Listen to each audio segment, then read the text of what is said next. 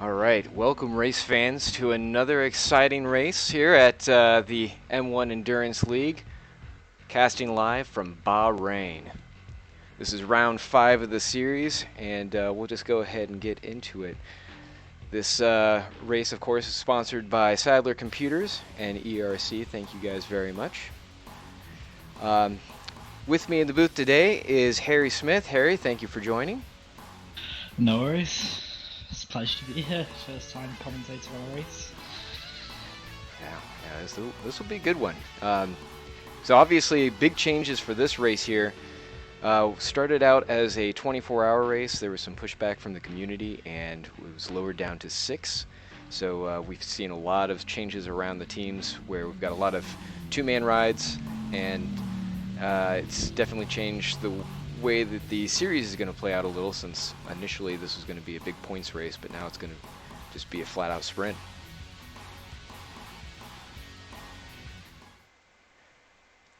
So speaking of some of the points, just looking at how that point spread is, we've got for the 6 hours 25 points up for grabs at the top of the charts, all the way down past 10th here. 10th gets 1 point, and all others 0 or a half. Looking at where the standings are right now, we've got a bit of a mix-up at the front of the field here. For the hypercars was the LMP1 series. Right now it's the Mouse 1 team with a dominant performance last time at Monza.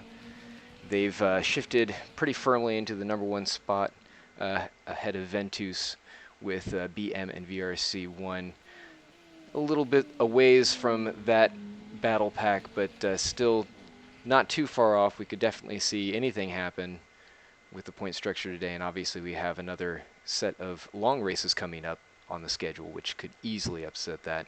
For the LMP2s, Seawolf has firmly planted themselves in the front of the field there after a very exciting last lap pass on Mouse 1 at Monza.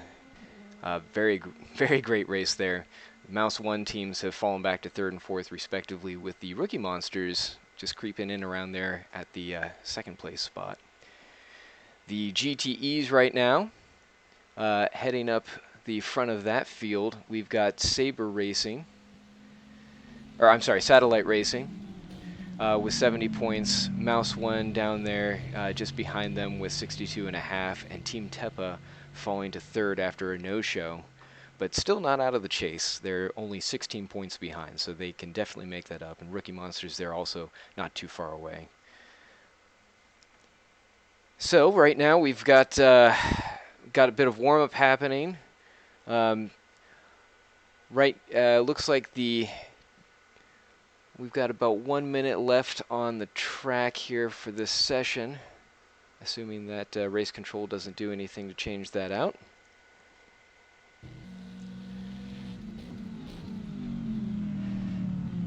So some teams right now just kind of getting some last-minute laps in here before they go to the grindstone. So Harry, what kind of strategies are we expecting to see today?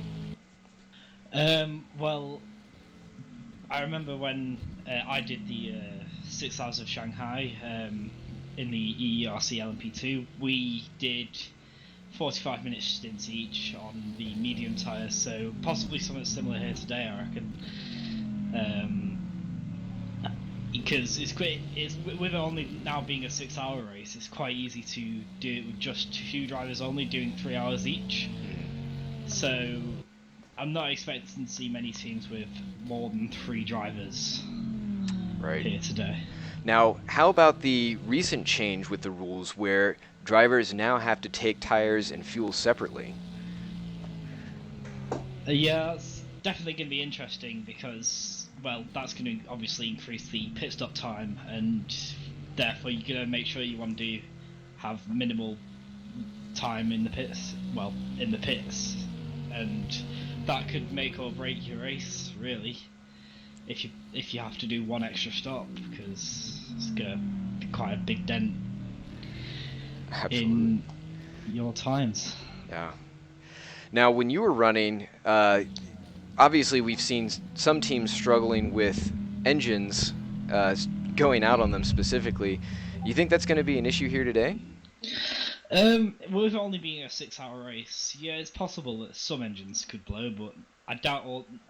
I doubt there'll be another Le Mans where uh, where a lot of cars end up blowing their engines. But having blown the engine in Monza myself, it is very easy to do, and I think there'll probably be one or two, maybe some front runners could mix up the standings a bit. Still everything to play for.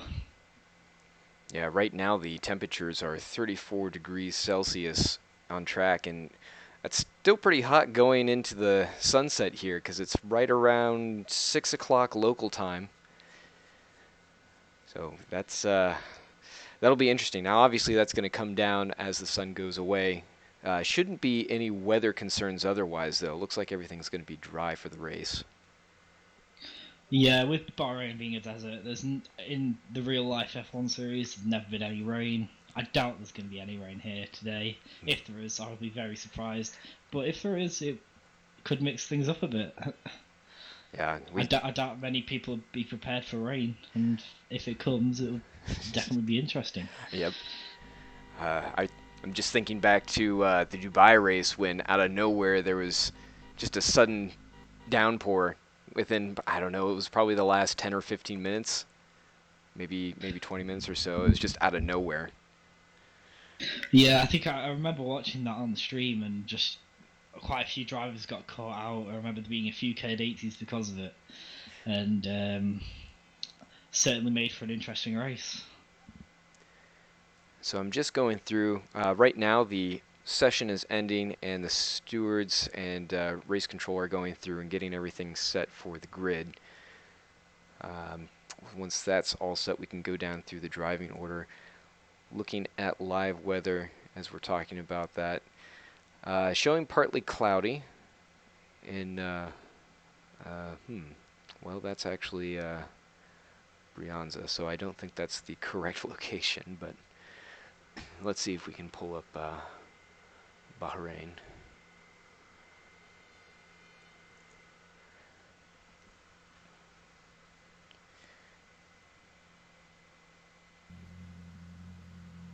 Yeah, cars are just sitting in the stalls right now, so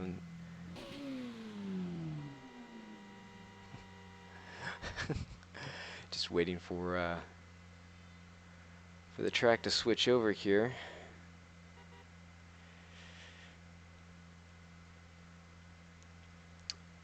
Fortunately, my live weather is not cooperating as much as I'd like, but yeah, right now, like you're saying, there's really nothing in terms of weather to be concerned with. So yeah, these guys just have to make sure they don't blow their engines out. Well, you said it was a bit cloud. Well, that was Monza, wasn't it? Being a bit cloudy. It was, yeah. Yeah, if there's a bit of cloud, it should help with engine temperatures definitely. Because obviously, being a desert, engine's going to get quite hot, cars going to get quite hot, tyres are going to get quite hot. And it's just going to be a bit of a race of management to the end, I reckon. And obviously, if your tyres overheat and you end up ruining the set, you're going to have to end up pitting, and that could compromise your strategy with the new pit stop regulations. So, be a race of management, I reckon. Now, with the big temperature swings that we're going to see most likely going into the night here, you think that's going to affect the way that teams roll their tire strategies? Oh yeah, definitely, because, well, there'll be a vast difference in the temperature of the track, and as we head into night, the track will have rubbed in a bit, and probably have a bit, well, as the track temperature will drop, you're not going to get as much grip, really, so it'd be interesting to see what tyres teams elect for, because obviously with 3 compounds, soft, medium, hards, it'd be interesting to see what the strategy is, and the strategy can make or break your race, really. And how about these new hypercars? Do you think the drivers are starting to get them a little bit more under control? Yeah, I mean, Monza being the first race since the hypercars were released, you know, the LMP2s have been released a long time, and people know that car inside out, really. Whereas the Senna is completely new, different. It's completely different to the LMP2. And the Uh, LMP1. yeah, and it's going to take quite a bit of getting used to, especially with it's got pretty much GTE brakes. Mm. So um, there could be it's just down to who's got more time to practice the car, really, because obviously everyone's going to be like having a clean slate with the car. Well, since it was released, and I think we are going to go to the grid now. Excellent.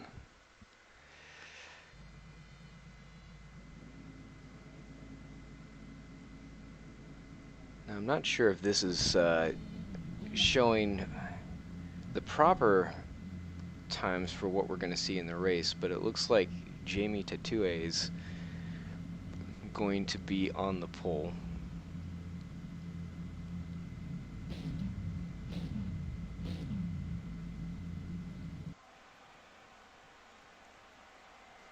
And that does appear to be the case. Yeah, I think we're just going out for the formation lap now. I can see an LMP2 in the pits. I don't know why that is. But yeah, the Mileswan number 23 taking pole, leading the championship.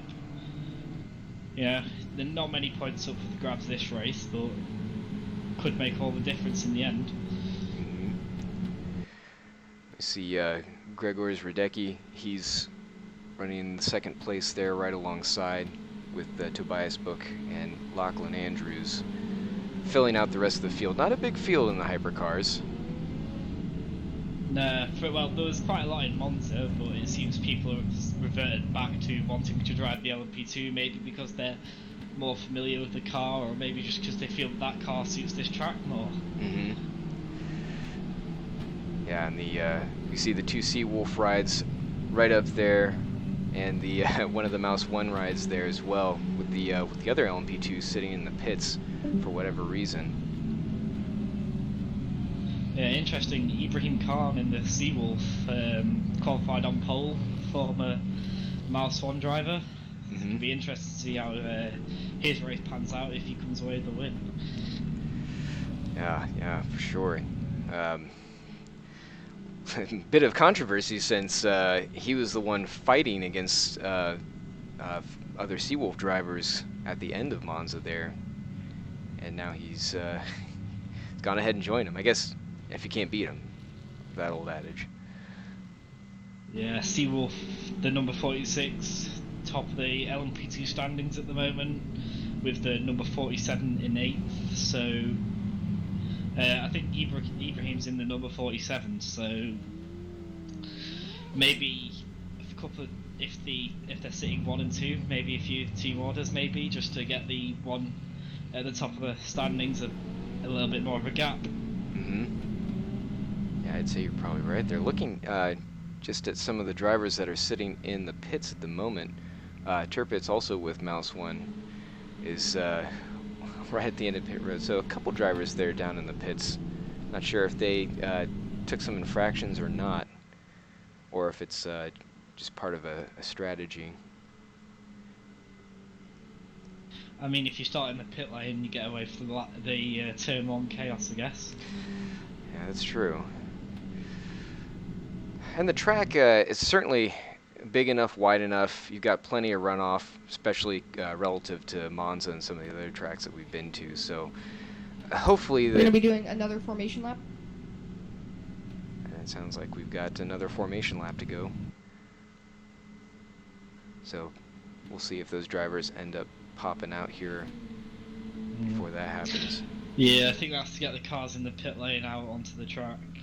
But, I mean, it'd be interesting to see whether the game counts that as a lap or not. I'm not sure here, but I'm assuming that the race control will go ahead and adjust that as necessary. We got Toko, so one of the Seawolves, one of the Mouse 1s, and one of the guest cars. I'll go ahead and track him down and see which team he's a part of.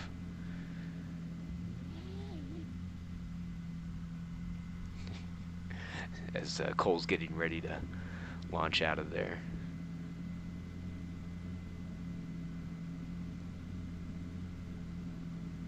That's Ollie Cole for G-Force Racing. I think they're new for this race, aren't they? I don't think they've competed in the past. But... That's right, yeah, I don't see them up here on... There's the trackside If they're not on officials. the standings, I don't think they won't have competed, or at least finished a race. So we see, it looks like the drivers now are leaving pit road.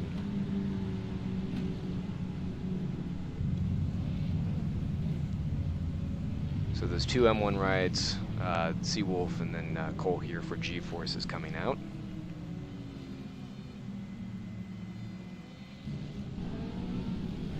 So all the drivers are getting set here, and it looks like, yeah, they're forming up on the grid. So that is Liam Rance, one of the coordinators actually.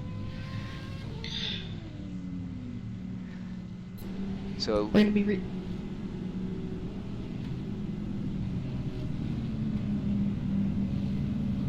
race control was about to have a message. So it looks like they're going to have those pit road They're gonna cars. be restarting the race. Please line up on the grid. All right, so we're going to be restarting. I'm guessing that has something to do with the drivers on pit road. Good field. Yeah, with the cars. Yeah, strong 25 car grid. A couple may fall to engine blow-ups and DNFs maybe, but we should have, I'd say, well, a large proportion of the cars finishing. It should make for an interesting race. I'm watching the, this might just be because of the session transfer, but it looks like a lot of the teams are switching tires out. Yeah, that is a session transfer. Looked like we had a few that were going to hards and mediums, but I don't know that that's going to actually be what everyone's doing.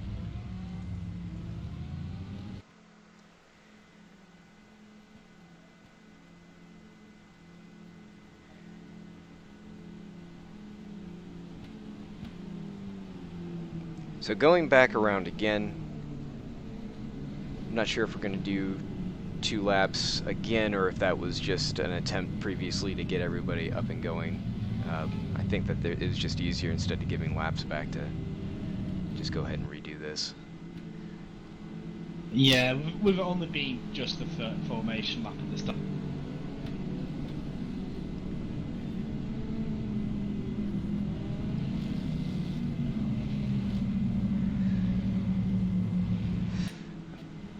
Checking out Pawn Robert there. He's, I think they might also be a new team that has not come in with a livery. And that's also the other G-Force for the LMP2s. Yeah, I'm not sure whether they submitted their livery in time and for it to be packed in the skin pack. So that might be why they're running the blank cars. It happens. It'll be interesting to see how they stack up against some of these vets here.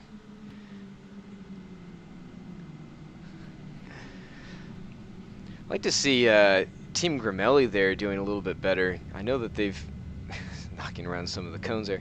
I know that they've had some sorrows early on in the season, but I know from last season they definitely were showing really good pace and they were finishing well. So to see them just kind of middling around the background here is a bit disappointing.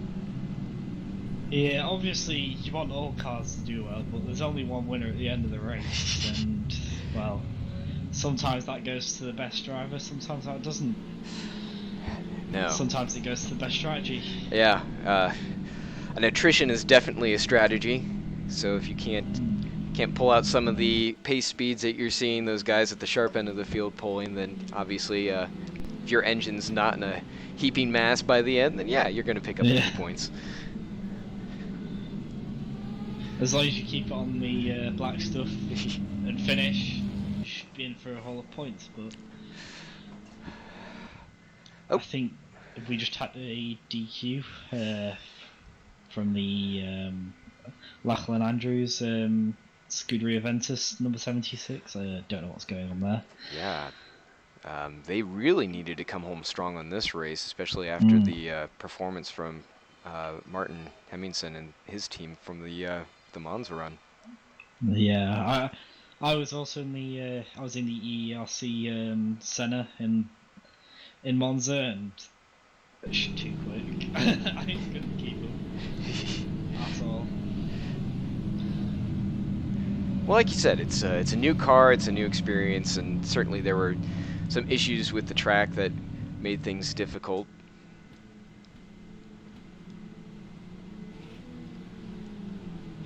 Hopefully he's able to at least start from pit road. That would be a shame to see that battle go away. Because Ventus... You never want to see a car go out of the 6-hour race before it's even started. So hopefully they can get back in. So I think we're about ready to go green. The pace car is off. Safety car. European friends.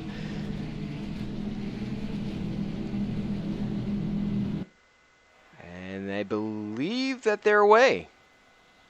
Mm-hmm. All right. Yeah, just seeing that Scuderia Ventus number 76 is able to start from pit lane, so they're coming out of the pit lane now, but they'll be behind all the GTEs, so that's going to be interesting to see if they can make their way through the field. So green flag here at Bahrain. Oh, and we've got some cars around there in the background. Looks like a big mess going on there. Let's see if we can... Yeah, I think one of them's Ollie Cole in the G-Force, is it? Yeah, G-Force. Number 4 went around in the white livery. There's a couple of other cars. I think one was an M1 car. So just jumping back here. Yeah, it looks like yeah, Sabre got turned around and it was just kind of a stack up from there. Have we got a code 80? Because I think we do, but because the LMP2s are all going. Ooh, yes. Oh no. Slowly. Yeah, I think we might be having some communication issues with the team. There's a I big don't think the stack up. Sennas have heard that there's the code 80 because they're still going at full pelt and the LMP2s are trudging along with the GTEs. Ooh.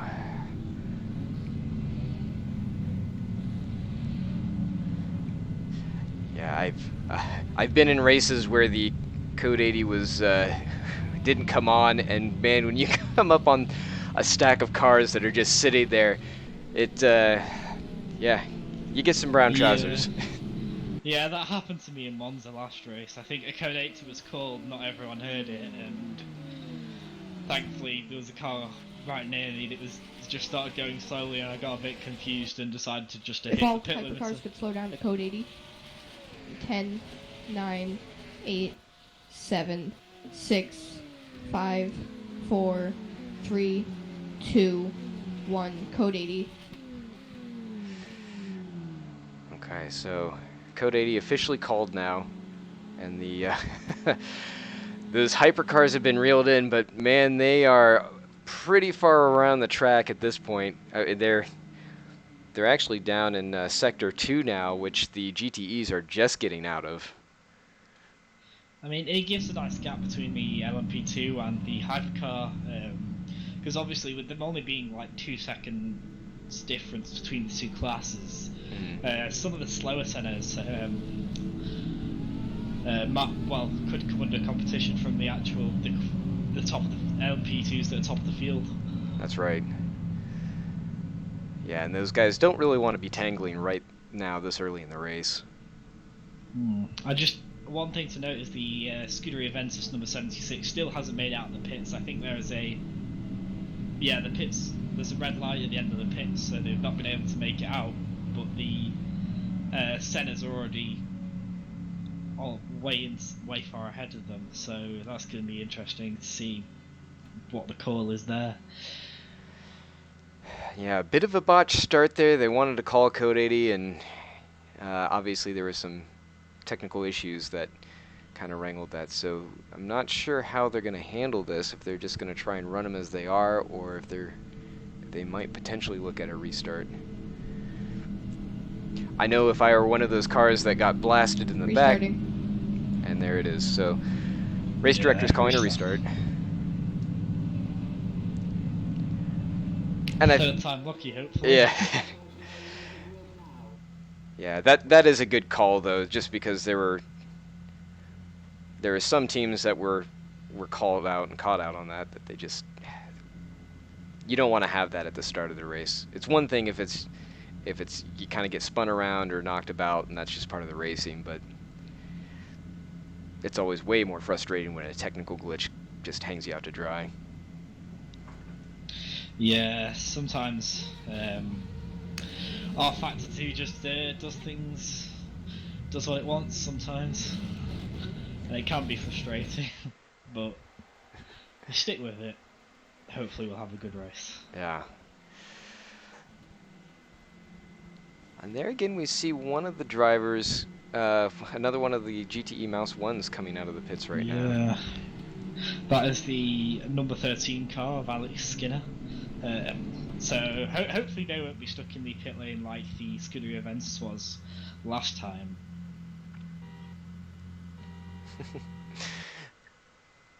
And not sure if they just want, okay, just a bit of a hang there.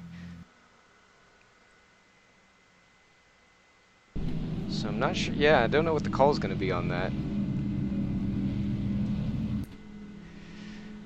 Hopefully they're able to get out there. I think they're just waiting at the end of pit road so they don't get it. I think they just left the session, so I don't know what's going to happen there.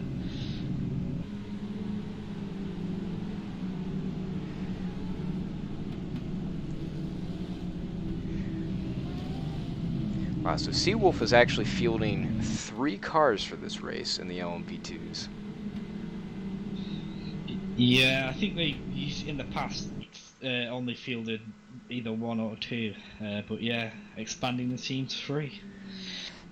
Man, we haven't. It's shaping up to be kind of like what the Mouse 1 and Tepa rivalry was.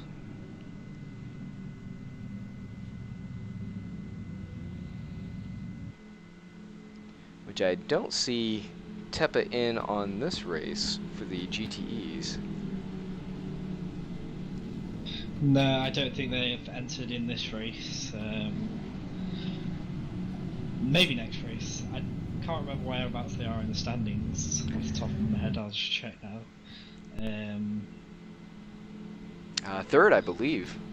Yeah, third on 54 points with the Mouse 1 number 12 on 62.5 points with Satellite 64 leading the way on 70. So still all to play for. Everyone go when green flag happens. When green flag, go. Hashtag blame Sandler. So a little call out to the sponsors there. So it will be green when it goes green. So as soon as the safety car pulls off and the field is heading down the front stretch here, then we will be all set to go. So they're up around sector 3, I believe, right now, and making just their way coming back. onto the penultimate straight and go heading towards the final corner.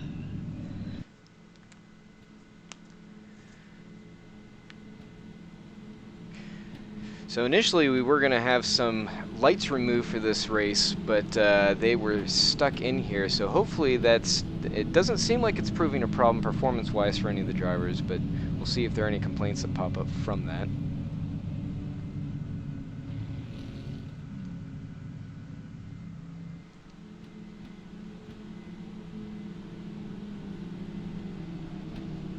Alright, so drivers pulling on to the front stretch now.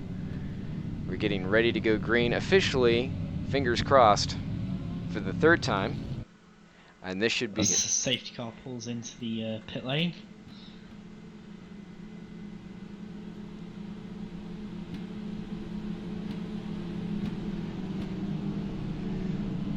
Drivers closing in on the start-finish line here on the front stretch.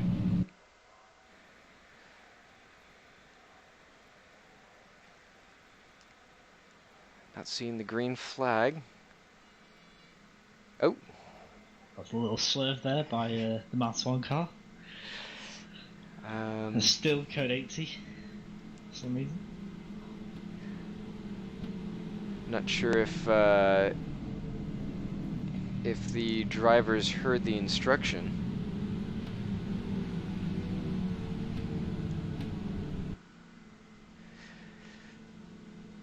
So it looks like we're going around for another lap. Hopefully the issues there get sorted out. I think one of the Mouse 1 GTE was able to come back, although I could be wrong on that.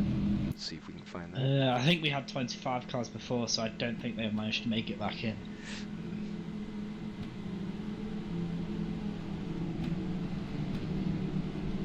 No, you're right.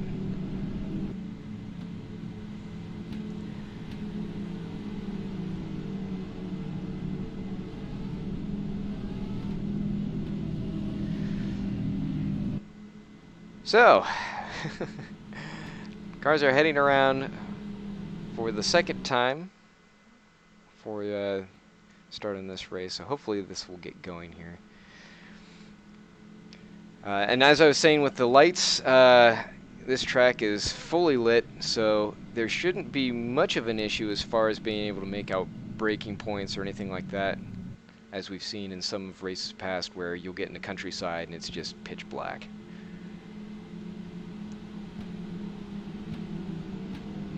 Yeah, thankfully it's quite a lot of floodlights, so as we head into the night, it shouldn't be too much of an issue with the Senna's having fairly small headlights. Right, we will be delaying the race another 20 minutes. Hashtag blame Sadler. So it sounds like the race is going to be delayed once more. Not sure what's going on there.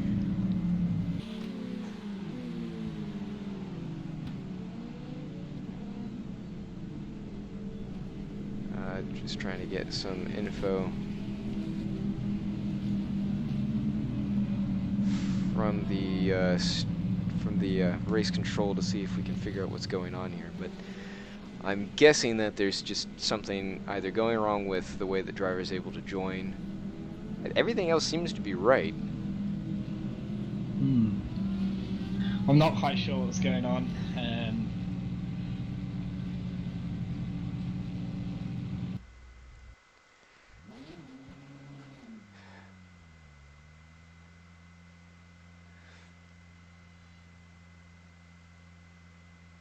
So just quickly looking here, it looks like we're back into warm-up for right now.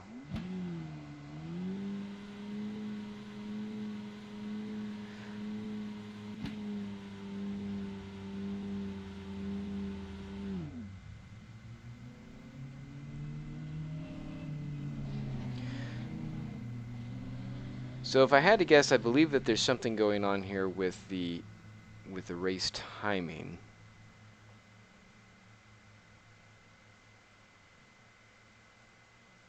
So race control is working that out.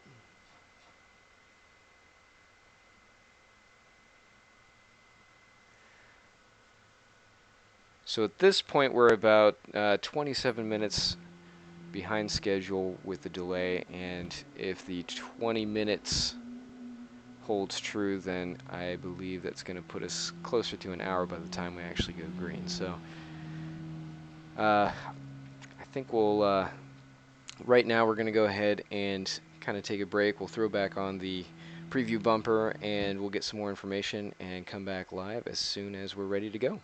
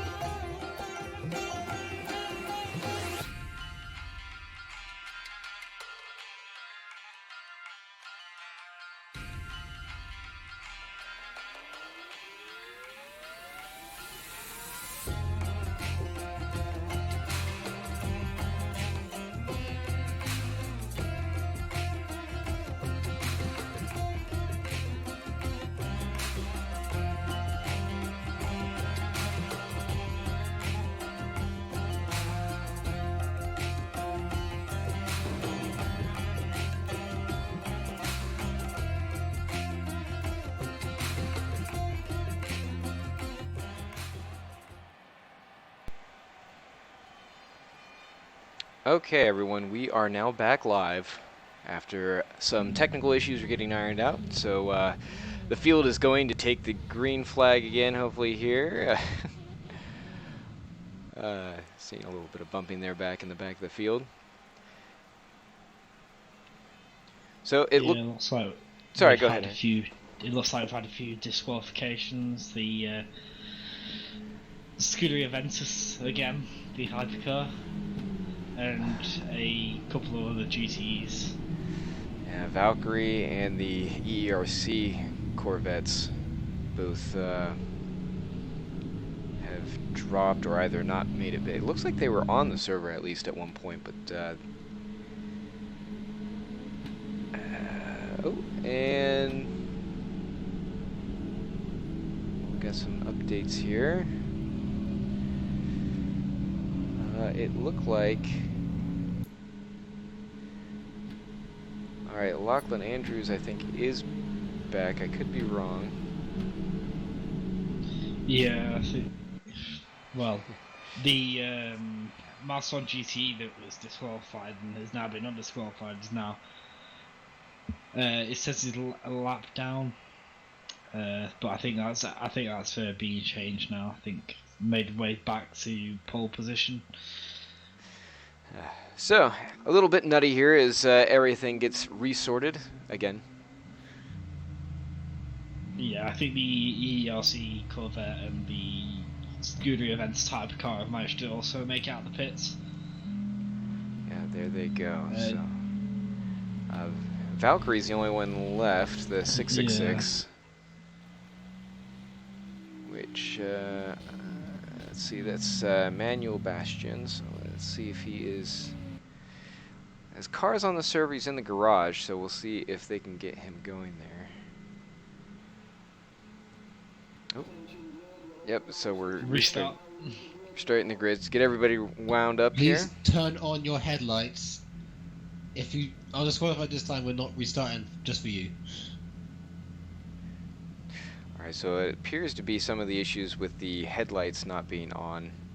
I do remember that being a bit of an issue in some of the other races when it goes to night and the simulator calls for that, and you have to be pretty quick on your lights in order to avoid that disqualification. So I think some of the drivers might be struggling with that right now. Yeah, I think one of the M1 cars, James Tirpitz, has been disqualified. Hopefully he'll be undisqualified and back in the race. Yeah, if nothing else, just to start at the back of the field. So I believe this is our... They qualified high up, from what I remember, so they should be able to make their way through if they're consistent. Yeah, that particular team, the way that they're hooked up, if I remember who was on that, like you were saying, they've got some pretty good pace in the car, and the two drivers are fairly quick and competent, so they shouldn't have any troubles if they're able to get back in.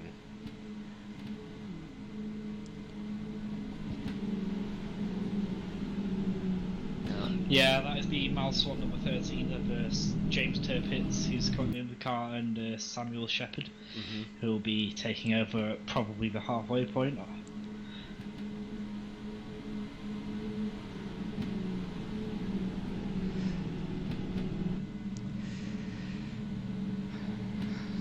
Now, I know that there's some consternation regarding the excessive number of lights on the track, but I kind of like it. It gives it a little bit of visual flair. Assuming you can actually. Yeah, you don't really need your headlights when there's that many floodlights. But right. if the server's going to disqualify you, then better turn them on. Yeah.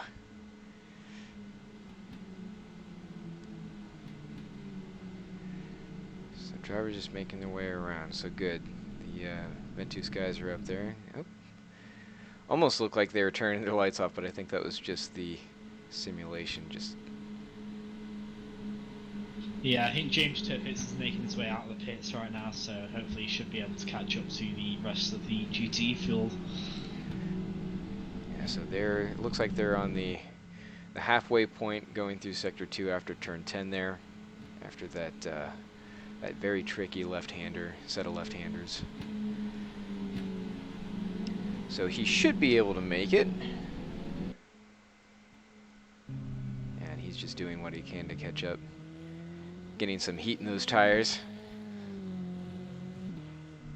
And obviously he's allowed to lift off this, well, turn the speed limit off to catch up. Yeah. I mean, it's not a proper code 80 where there's debris on track or a stationary car on track, so not a risk to any other cars.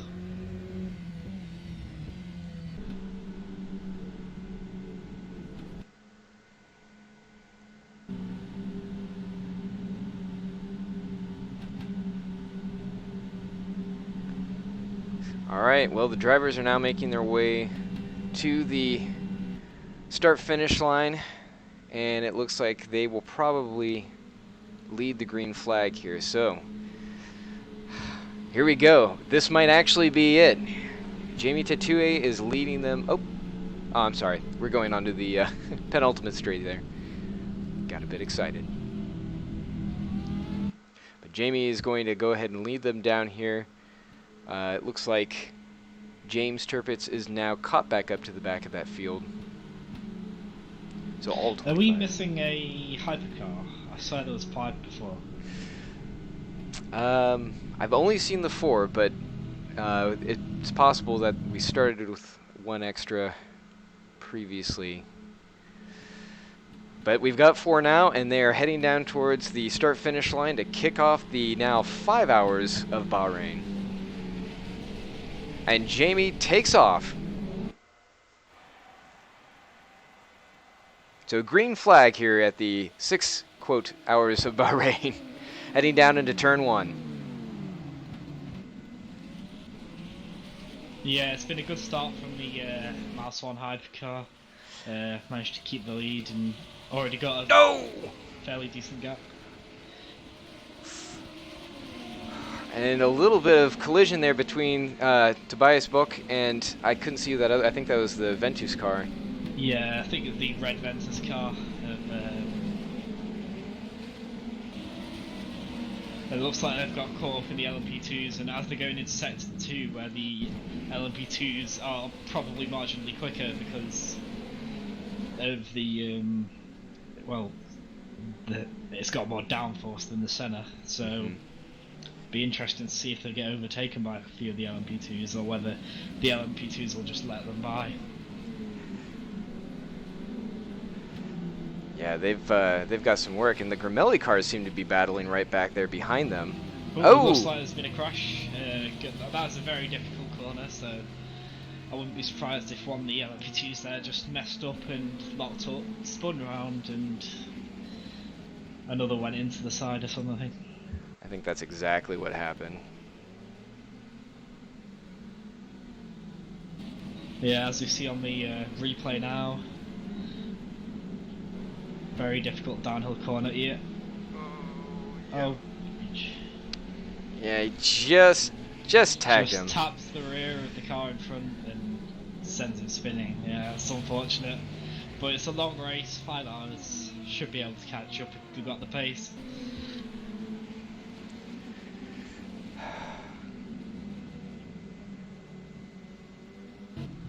Oh, and then Manuel Bastian seems to have gotten off there. It looks like he just got tagged going through that section.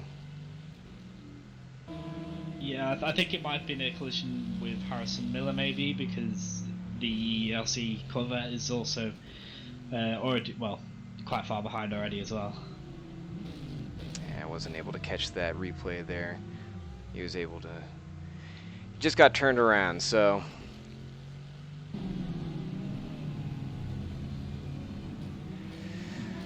He's sitting at the back of the field there, and it looks like Miller is into the pits. Yeah, I think I was watching him going down the back straight. I think he was possibly suffering from some suspension damage, so hopefully get that fixed and then try and work his way back towards the field.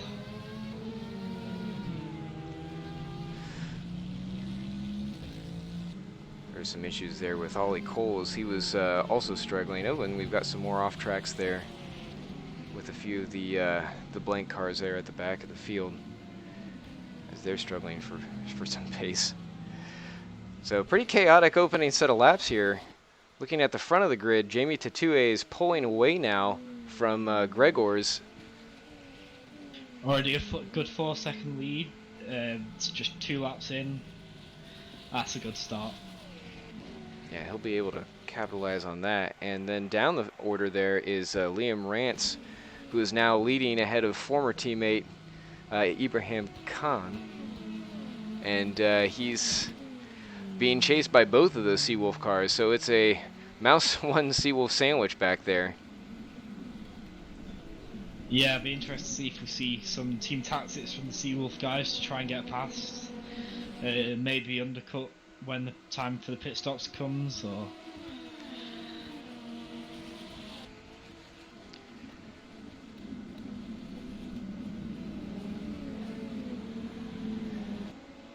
Now between these two, and actually Timpin has got pretty good pace with these guys as well, so I imagine that they're going to just stay pretty much as they are for quite a bit until we see some of that tire wear come into play and a few of them start going off.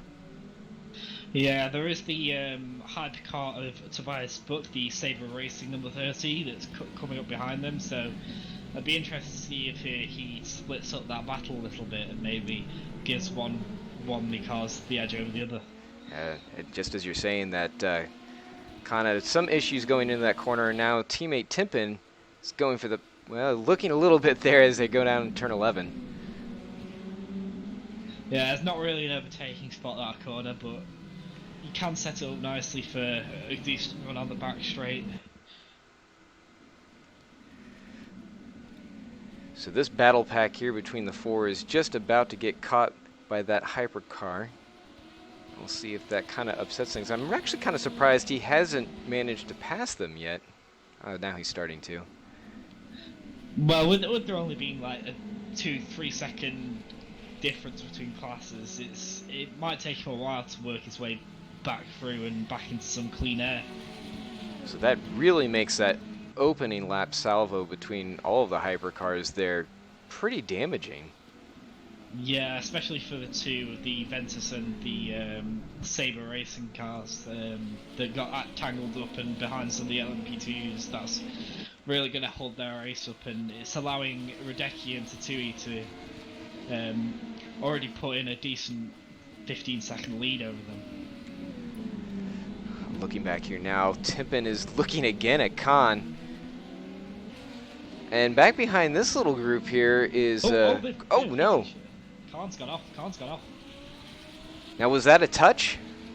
It was either a touch or it was very close to a touch that Khan just had to take evasive action and ended up spinning.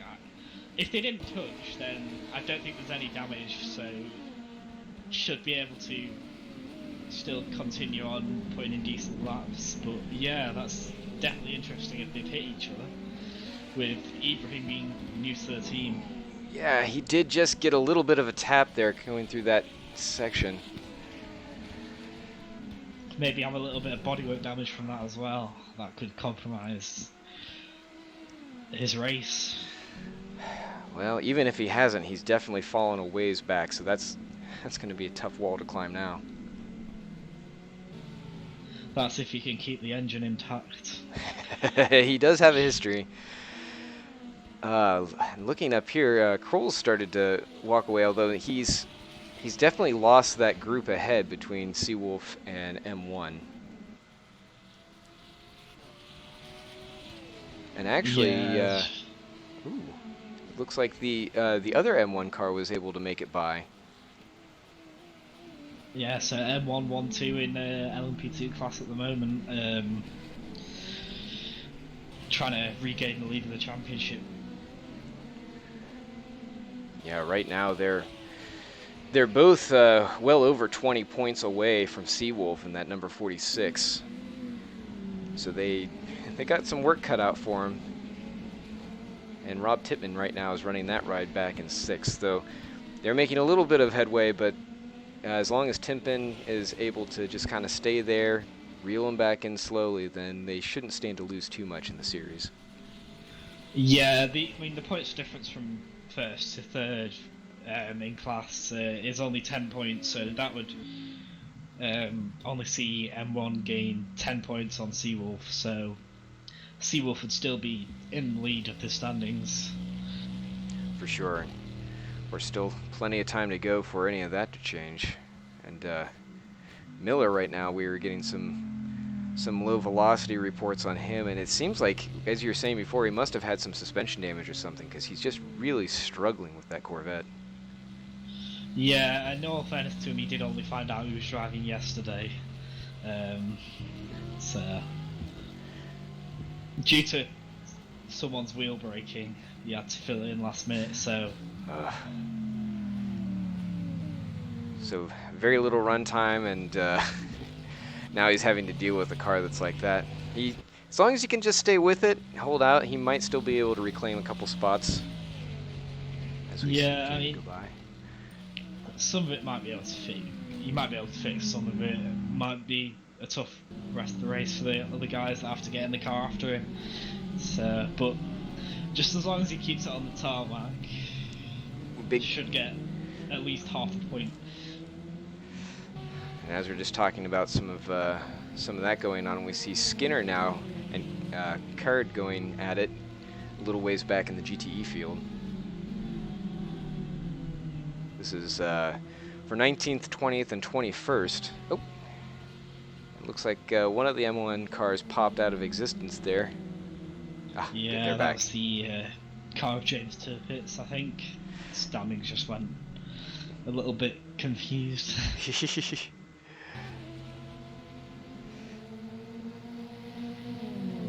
So these guys fighting it out. Now they were able to run some pretty good times right together, so to see them back in 6th and 7th in their classes, a bit surprising just for what they were able to show that they could do before. I'm wondering if some of that was the opening lap.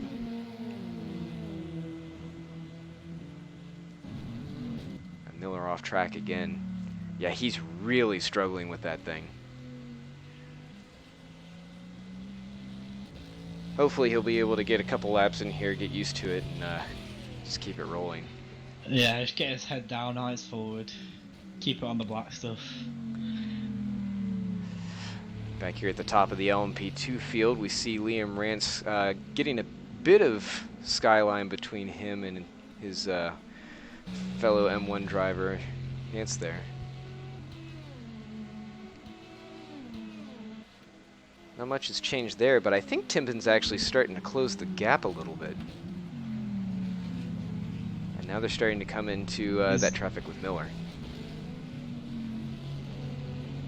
Yeah, traffic could have a big impact on this LMP2 battle, obviously with the passing GTEs who'll be battling. They're not going to want to, well, move over for them, but... No. So, it's going to be, it could definitely have an impact on this championship battle. So they're going to catch him right now as they're heading down into that hairpin section. Ooh, so Miller just pulls straight off. Gets out of the way as they're going through the S's. Now Kroll's back there with the Valkyrie ride. He's still hanging around the back of this pack, so... Well, I think he just had a bit of a oversteer going into that corner there before the series of left-handers. So maybe lost a few tenths there. And they're back in the background. We can see that Ventus hypercar still struggling to clear any of the LMP2 field. Yeah, I wonder whether he's got a bit of damage from the lap 1 tangle, because Tobias Buck managed to make his way through, and he's only 20 seconds behind Tatui already. I mean... Joseph Fage of one of the other M1 cars here getting passed by Mia Ott. He might be looking to try and get that position back if he can. Yeah, that's for the lead of the GTE category, so definitely going to be an interesting fight there with Mia Ott, Joseph Fag and Ryan Walker just closely following behind. So Mia's with the Chaos Engineering Group, another new team to the series.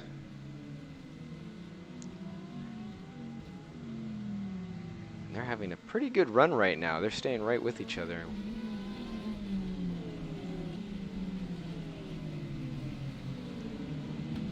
Not far behind, you can see the satellite car of Walker closing in on that group too.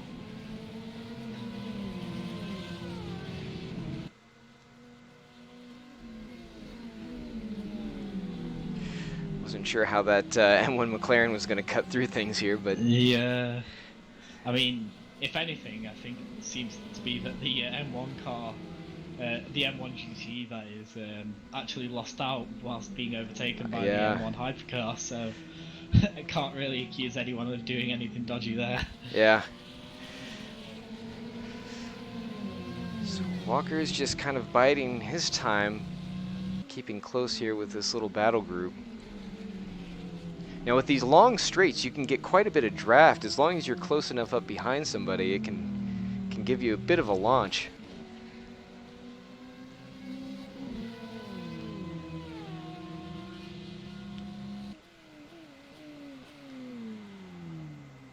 And we see Joseph peeking a little bit, having a look. Yeah, that long straight's gonna definitely, well, if you're close to someone, then you're definitely going to be having a look into turn 1, if not turn 2 and turn 3. Nick Brackey is now just leaving the pits. Oh, and we're seeing some, it looks like Miller still having a huge struggle here. Yeah, another off track. I mean, you may have a bit of damage. Not sure about that though. I think he was maybe involved in a tangle on the first lap. I'm not sure though.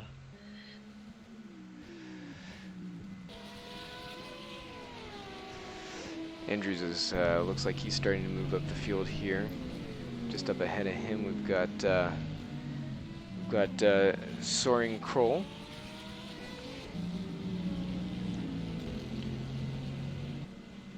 He still has managed to keep up with that group as he's coming up along his stablemate here in the GTE side.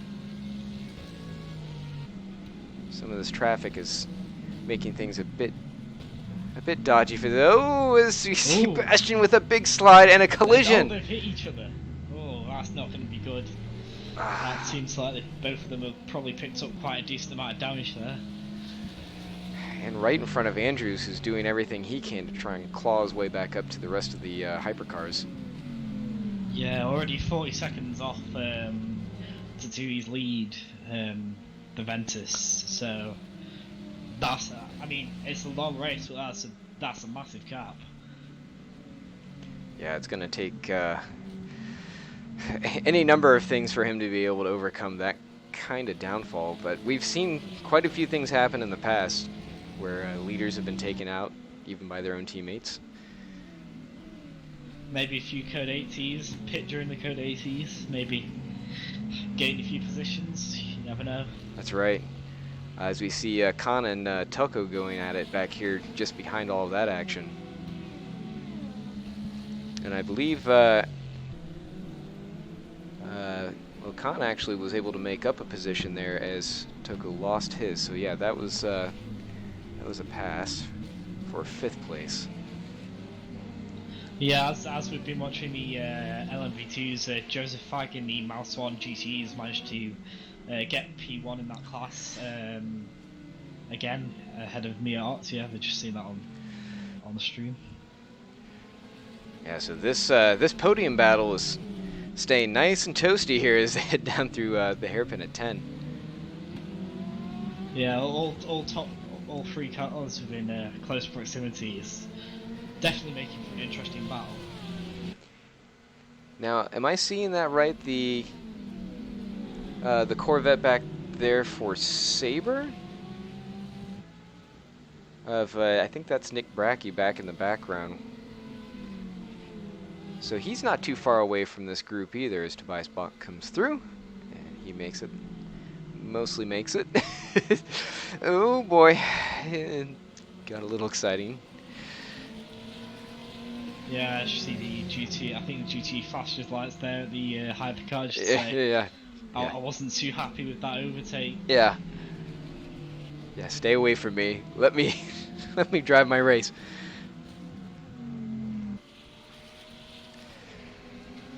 Yeah, so Brocky, he's a ways off. He was just getting onto the straight as these guys were heading past the line. So as these guys are heating it up.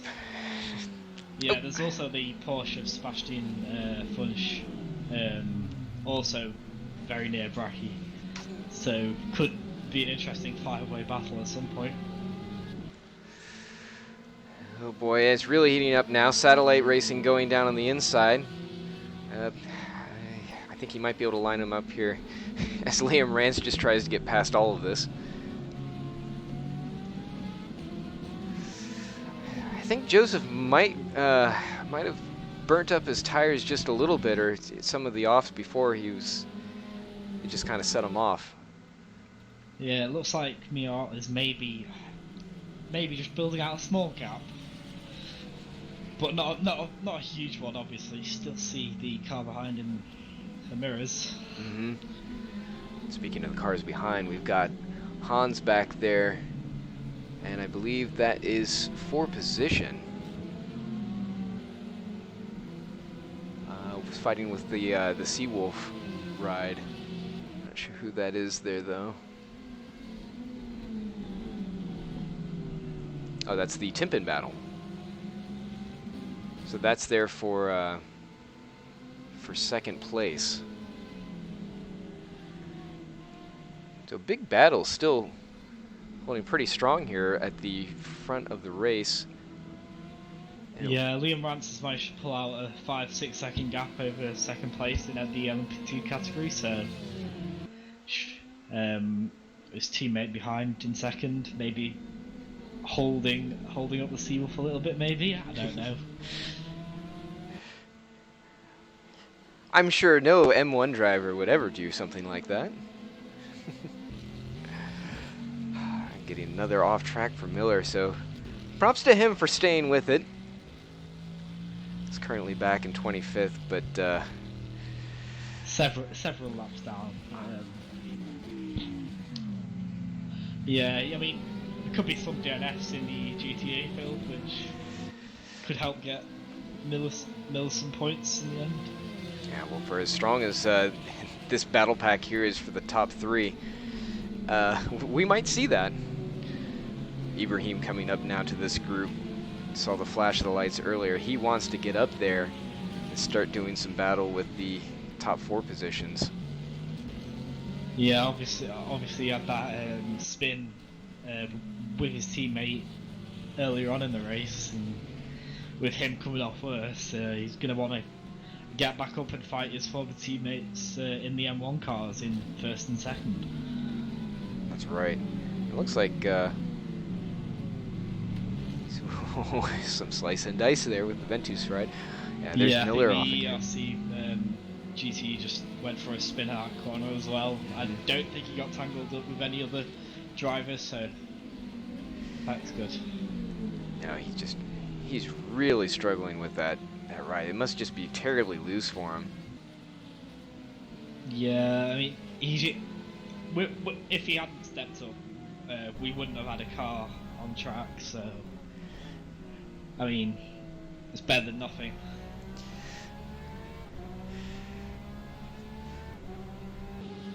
Terribly frustrating for him, though, just being able to see that race just lap after lap, wondering, man, when is this thing gonna end?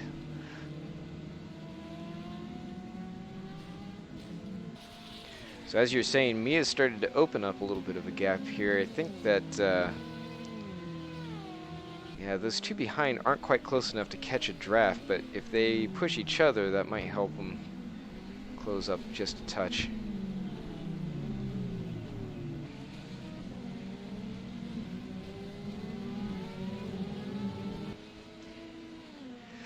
And all the while in the background there, you can see that Sabre ride. Just out of view. It's Nick Brocky back there.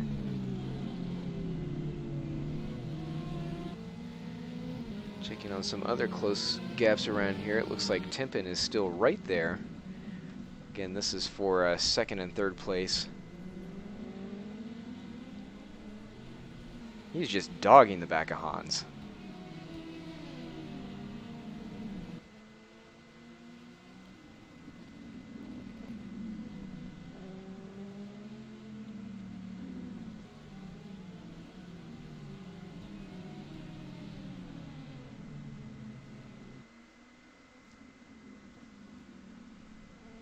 So we're a little over 30 minutes through this.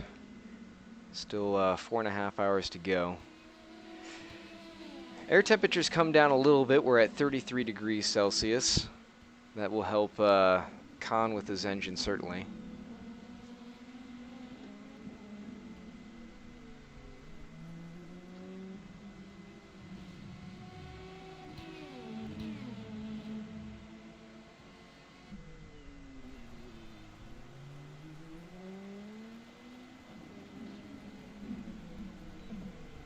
Just a little back here in the Miller is back in the pits here. Possibly had another encounter with some walls, maybe picked up a bit of damage, or maybe simply just wants new tyres. Yeah. Tons of struggles there with that ride. Toko looked like he was not too far away from Ibrahim, but that gap is quite a bit larger than what I was thinking it was. As you can see him well off in the distance. You've also got the Scuderia Ventus hypercar in between Toko and Khan, so before Toko catches up to Khan, then he's got to have a hypercar in his way. Yeah. Taking a look back here in the GTU field, this pack is still going at it. Skinner, Tirpitz, and Caird are still well within striking distance of each other, and they keep kind of according back and forth.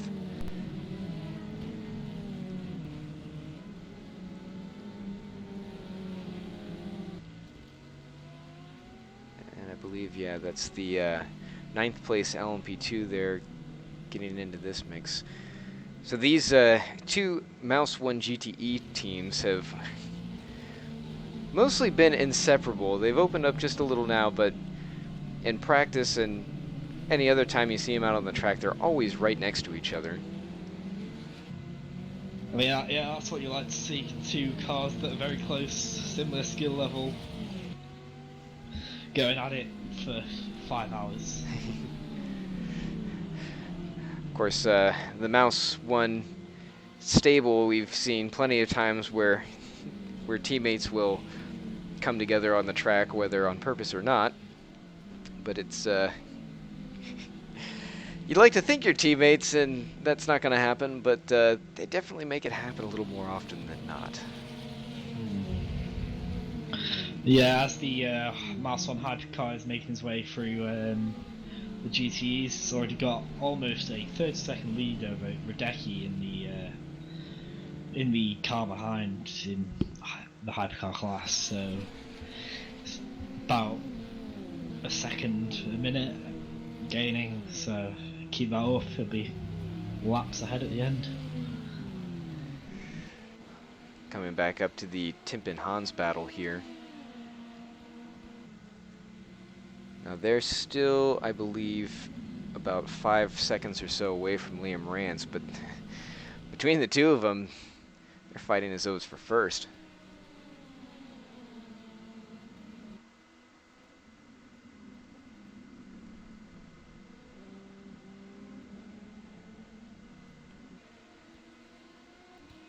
Watching the attitude of this car, it seems as though Timpin's LMP2 is a little more confident through some of the turns, but their pace is nearly identical.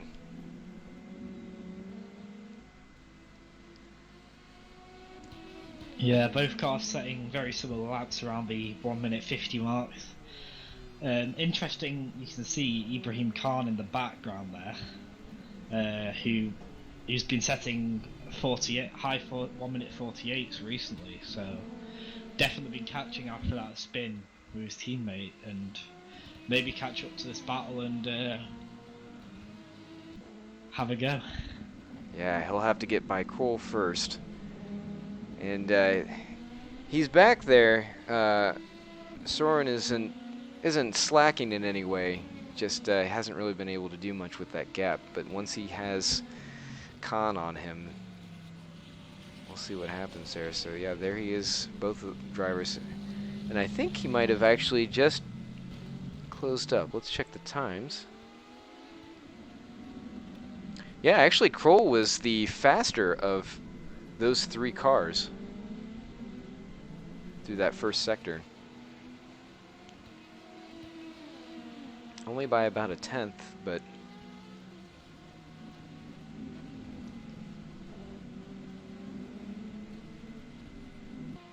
and Pon Robert is now in the pits.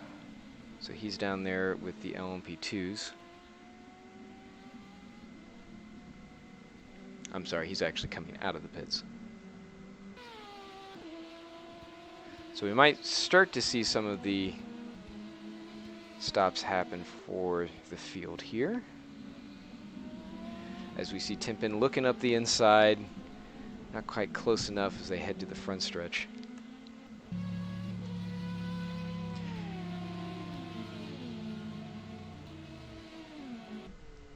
Heading down to turn 1, they've got Cole in the way. That's gonna make things a bit dodgy. Yeah, it'd be interesting to see if any traffic gets in the way of the battle and swings it one way or another. Checking out the times here, it looks like Kroll again has been consistently having slightly better lap times than these front guys, so he's very, very slowly reeling them in. Meanwhile, Khan is back there just crushing them all. Yeah, I don't. Maybe he's turned up his engine a bit, or taken too much out of the tyres. I mean, it's quite a big gap. Quite a big. He's gaining on them quite a lot. So you've got to think: is he taking too much out of his engine? Riding on board with Khan now, as we're talking about him going down through that middle straight. So they've definitely gotten large in his front windscreen,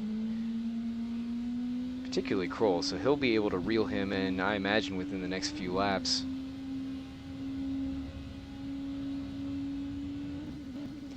Now once these two start hooking up on some of the longer straights and get some of that drafting help, if their times stay consistent, then they should both be able to get a bit of a boost going down to catch these two up in front of them.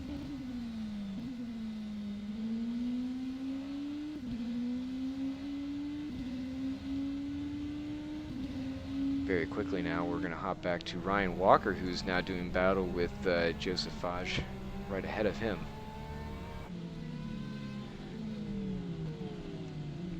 So this was part of our podium battle before. Mia has checked out and has pulled well away, but these two, the fight is still on between Walker and Joseph.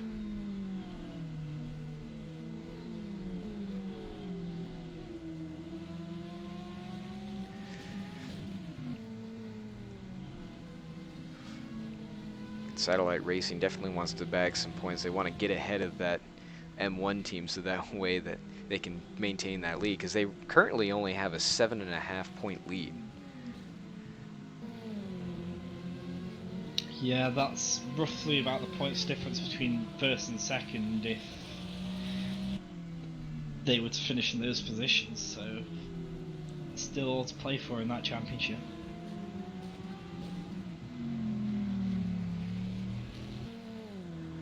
Of course, Mia up there will,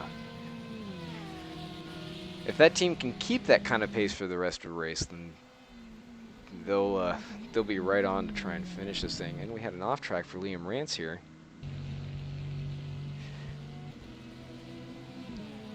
Didn't seem to really affect his times too terribly much. He was about a second slower in that second sector.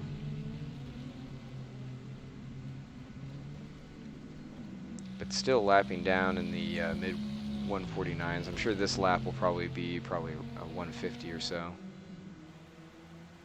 Yeah, 151.7. Well, yeah, so he's had a bit of a mishap somewhere along that lap. Looked like Chaffee ended up gaining a position there, as did Timpin, but I think that might have been from someone heading in.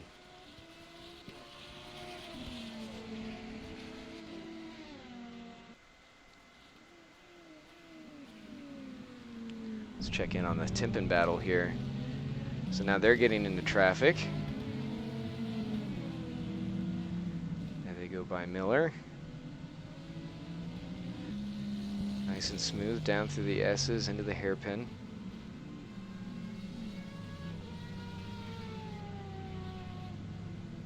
Yeah, so, Miller's got out of the car now. It's now Kevin Ridder in that EERC car. Oh, you're right. I think that's the first driver swap we've seen so far.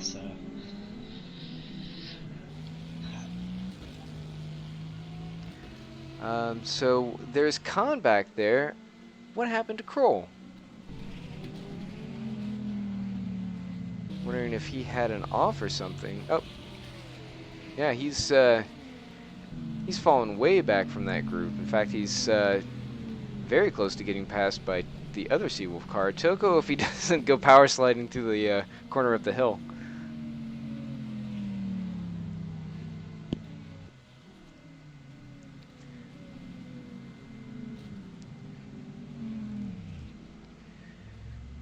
Wow, and that Ventus ride with Lachlan Andrews is still well back in LMP2 territory.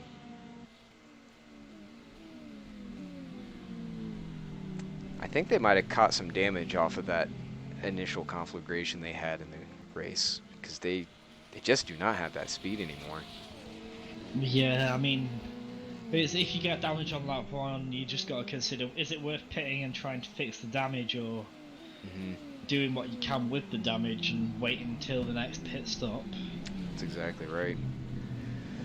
You just got to wonder if they do have damage, whether they've made the right call there and being stuck in the LMP2s, because I believe Ibrahim Khan's overtaken that hypercar and is now on the back of Hansen for P3 in the LMP2 class, so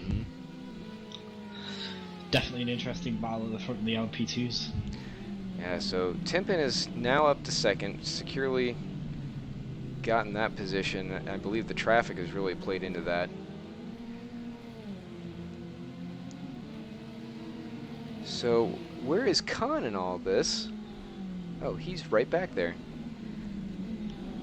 Yeah, he's managed to catch up after that spin earlier on in the race.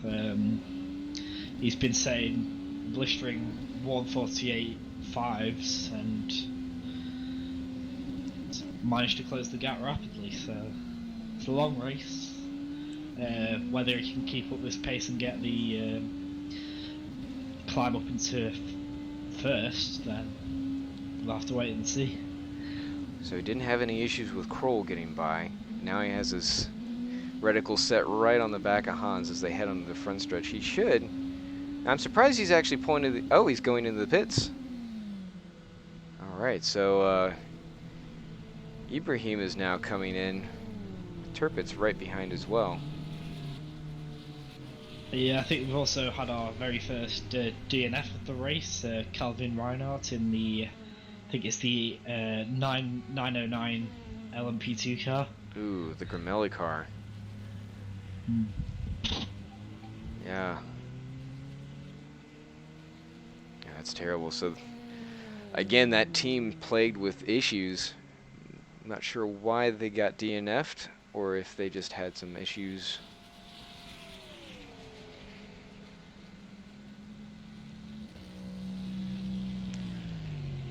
So Turpitz was in for about 18 seconds.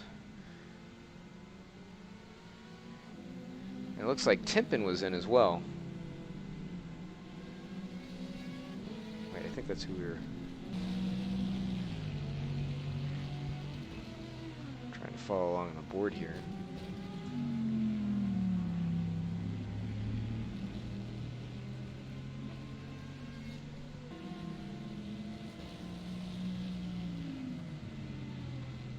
But yeah, Ibrahim Khan just coming out the pits now.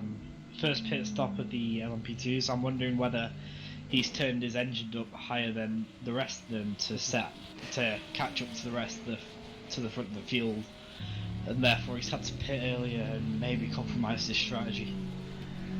Yeah, we'll have to see how that shakes out for him. Obviously, we're getting fairly close to the pit window now as we see a few others heading in. So he might try and go for a bit of an undercut going into the next section if he can get out there and ahead of everyone as they go in and make their stops. Right now he's tucked underneath the back of Gregor's Radecki as they head down here. Ritter just staying well out of the way. Their races. Oh, and now he's actually off. So I'm not sure what happened there. Might have just parked it. Looks like he's moving. And also, the LMP2 leader, Liam Rance, has also come in for his pit stop, so we should start seeing a few more pit stops coming in now. Maybe a few driver swaps. Now, is it me or was Turpitz already in once before? Turpitz was already in the car. I can't remember if he pitted or not.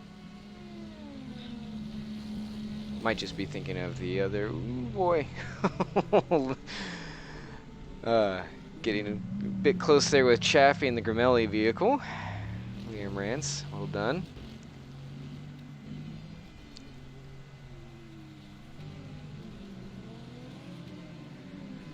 So Yeah, Liam Rance has managed to stay ahead. Well, there wasn't much threat of an undercut from Ibrahim Khan onto Liam Rance, but no. He's still got a decent gap back to Ibrahim Khan, the only other LMP2 car that has pitted. So Timpin, the current leader, but the effective leader will still be Rance once all of this goes through. Yes, Timpin comes in now for his stop, so once all the pit stops are complete, we'll start seeing whether people undercut people with the strategy or see if there's any changes in position. So Timpin and Hans, these two are battling for position, so they're basically on equal strategies as far as pitting. I think the Marcelo Taco is Bindit coming into the pits. So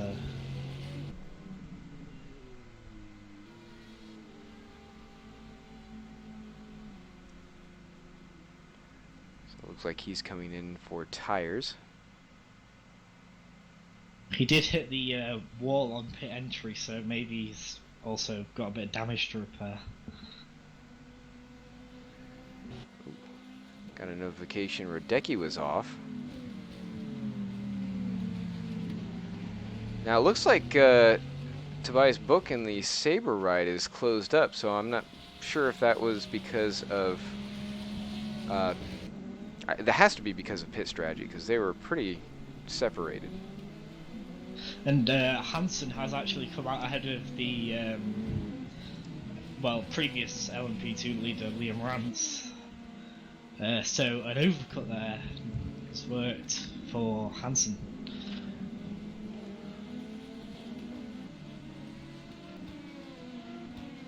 Now, did he get tires or fuel for that stop? I imagine fuel, but...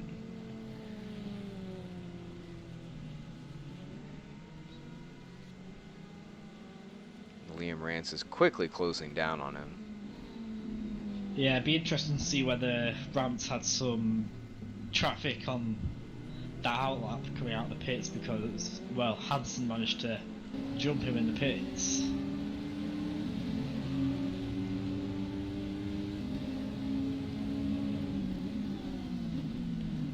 As they work their way through some of this GTE traffic. I think Liam's just taking his time right now, knowing that he's got a teammate in front of him and there's still almost 4 hours left to go, so a bit of a wiggle there as Hans comes over the hill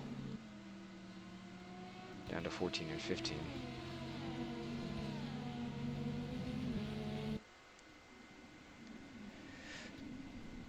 So Tirpitz is now out as well. Ooh, bit of an off there. Right in front of Rance. I'm sure he enjoyed that.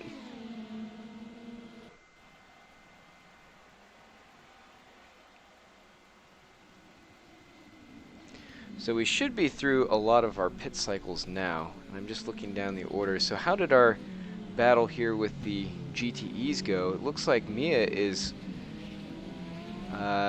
quite a bit closer to Walker at this point.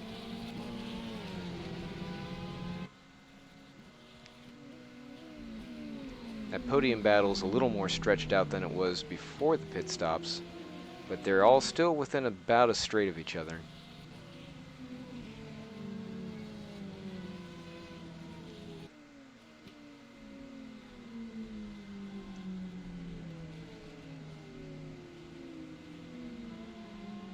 So it'll be fun to watch to see how some of these strategies play out as far as the new rules regarding tires and fuel on separate stops.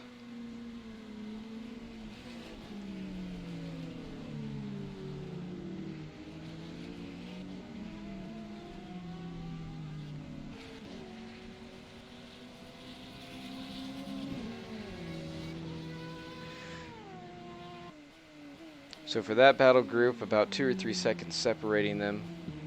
Looking down the GTE order, the stops haven't really affected the 2 M1 drives and the card ride. I'm not sure, can't remember which team that is that they're running there. One of the new ones, I believe.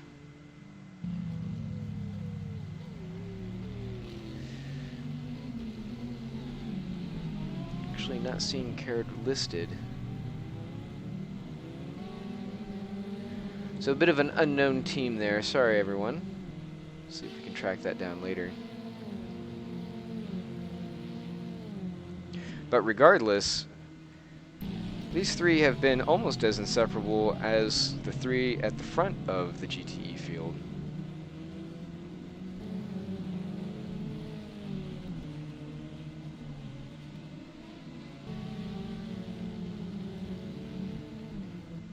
Still 5th, 6th, and 7th, but I saw Tirpitz in there, so I'm guessing, yeah, so that's actually not for position up ahead. Tirpitz is back behind, and he has been in the pits a few times now, so I'm not sure if that was just to pull on some new tires, because he hadn't done that yet, or maybe they got some damage. Chaffee just running a personal best, the 149.9.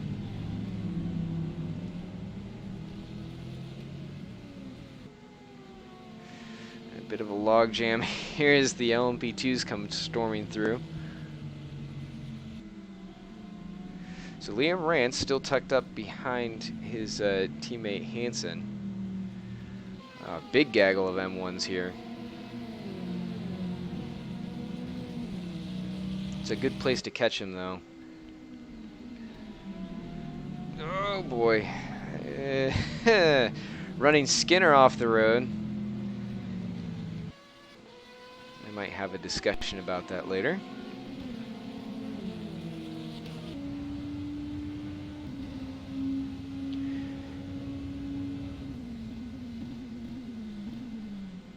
Yeah, Liam is either through purposeful strategy or because of the way he's just trying to preserve the car. He's not really closed up this gap at all to Hans. And he seems to be sliding the car quite a bit. Back in 3rd place, Timpin is currently sitting about 5 or 6 seconds back. Actually, not even that far. Well, with this traffic, it probably will be. Riding on board with Timpin right now. And now he's getting caught by teammate Khan. Whoa, big slide back there. Turpis was able to gather it up, but man, that was a close one right in front of a big multi-class gaggle.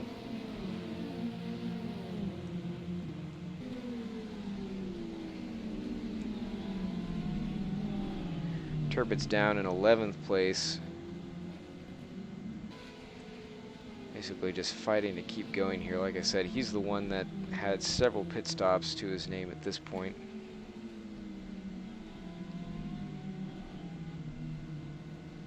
And it looks like Ritter's also continuing to struggle with that car.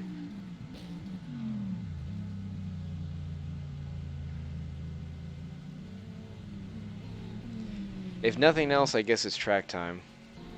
Toko's out of the pits now, the other Seawolf ride. Toko down to 7th, gearing it down for turn 1 entry as he splits the gap between Rance and Hansen, sorry.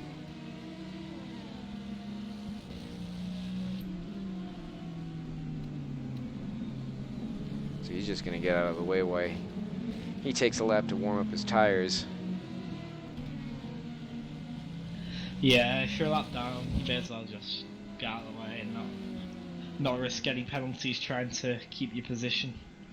Or damage, because driving around those M1 guys, they haven't been shy about throwing an elbow.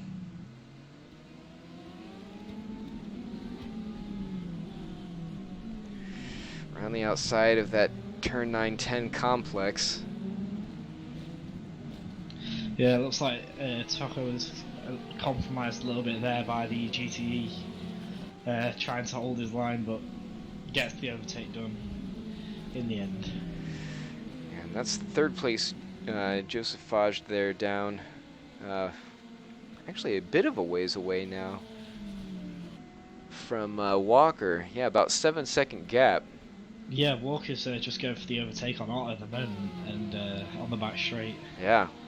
So Fags just dropped a little bit away from this battle. So it's just the satellite and Is that the G-Force ride? Is that right? yeah, the G-Force number 4, yeah. So just those two battling out at the front. Satellite currently leading the GTE standings, so they'll be wanting to keep hold of first place and extend their lead at the top. And not making it too easy with a little bit of slippery sliding there going through the turn 1-2 complex. You see Toko kind of getting up on the inside. That leaves it open for Mia to stick a nose, but gonna tuck back in. Trying to stay out of the way of that hypercar coming through.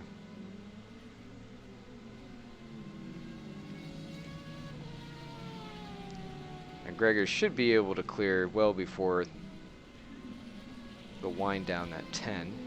Yes. So Walker puts the satellite ride firmly back in first place of the GTEs. And is very quickly opening up a gap. So I'm not sure if that was just because Mia was out of sorts with the traffic coming through, or if maybe that car is starting to fall off a little bit.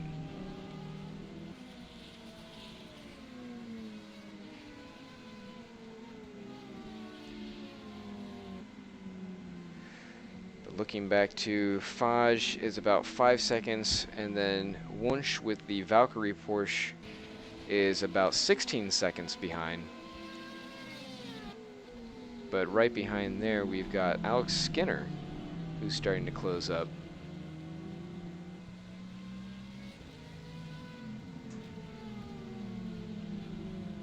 So if he can make gains on that Valkyrie Porsche, then he might be able to pick up another spot there. I believe that's for,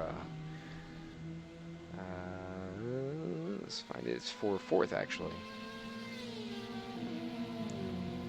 And right behind them is Card. So again, the GTE is actually putting a pretty good show on here as far as tracking and position.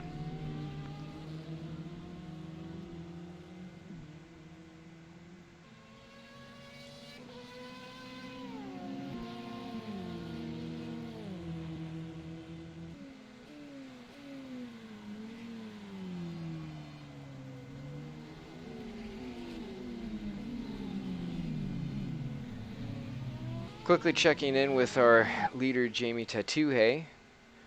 Current best lap with a dominating 145.6. Following behind him is Gregor Radecki, who's nearly a minute behind him, with his fastest being at 147.3. Tobias Book is about a minute 10 to 15 behind him, with a very similar best at a 147.1. And yeah, I think Tobias Book, even he's lapped down, but I think he's pitted and Tatui and Radecki haven't. So that would definitely make sense, and we should see Book, yeah, because Book was up there. We saw the Saber ride right there along with Radecki. Yeah, so Tatui and Radecki should be coming into pit stops relatively soon, as we're almost an hour in. The fuel tank in the centre isn't that large, so should be coming in relatively soon. Timpin just posted his best in the LMB2 category with a 148.76, currently sitting in 6th ahead of the 47 Seawolf of Ibrahim Khan. And that battle is starting to look a little interesting. We'll hop over there real quick. So right now they're sitting a little bit in traffic, but it looked like Khan was starting to gain on Timpin, although his lap was about the same in the last one. Obviously his pace has typically been quicker, but as we look, I'm just checking here on these Sector 1 times. Timpin had a 33.27, just waiting for Khan's to display. Oh, and Ollie Cole back there having some issues down at turn 10.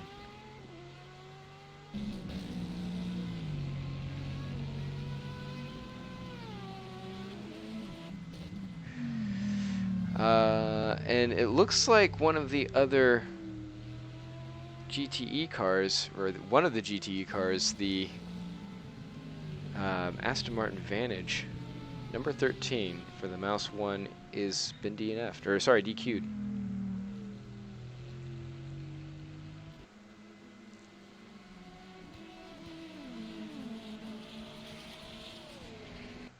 Not sure what that's about. We'll just check to see if there were any announcements there. Now, about 30 minutes ago, there were some warnings to drivers on the server.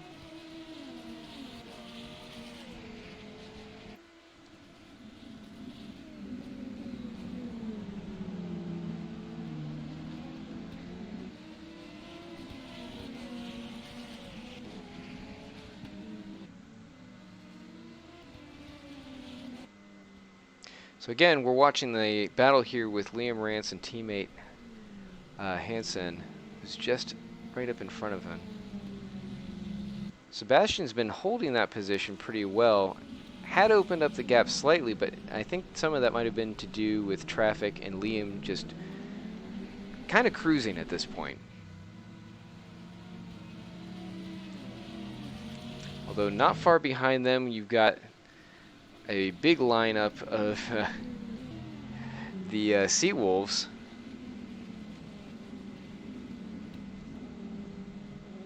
So Timpin and Khan are actually in here for position. Ahead of them, they've got Toko, who's down in 7th.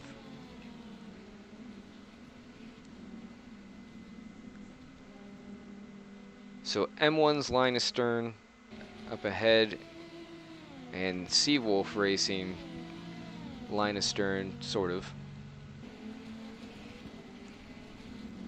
Although I don't see this group really putting too much pressure on the M1s ahead of them.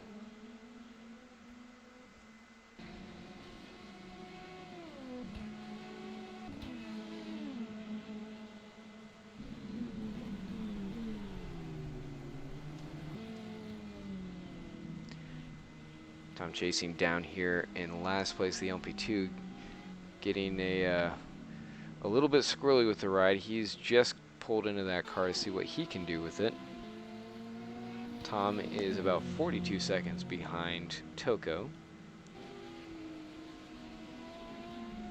Although that gap is coming down a little bit. Be interesting to see if he's able to do anything with that car and close up.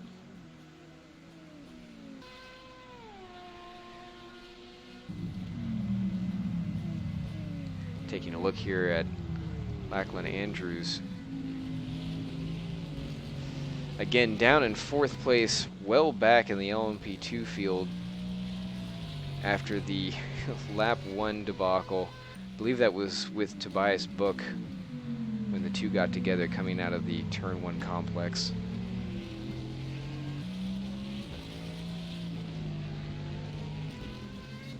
I think right now they're just cruising around hoping for opportunity to strike if anything happens with the drivers that are running at the front of the hypercar field.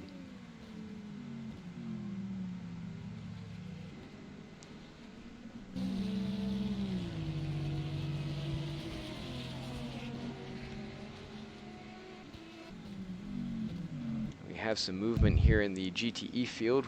Wunsch is in, as is Caird.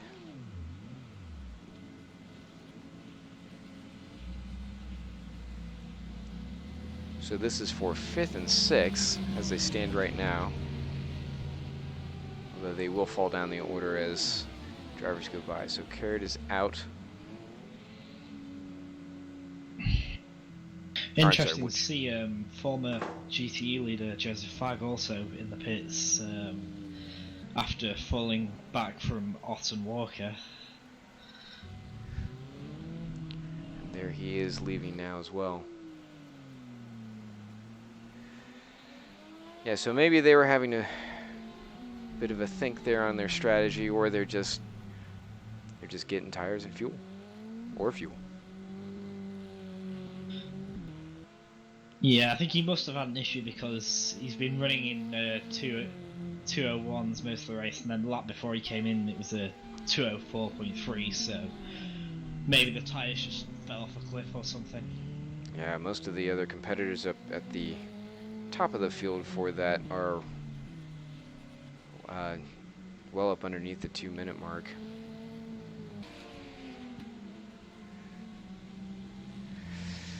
And it looks like Mia is in as well. And Walker, so 1 and 2 also in the pits. We see the other mouse, one of Skinner, who's I thought was well down the order. Oh no, coming in at 2nd and now inheriting 1st. We're briefly seeing some conflagrations going on here with Toko as we got some off-track indications. So Liam Rance is now back into 1st.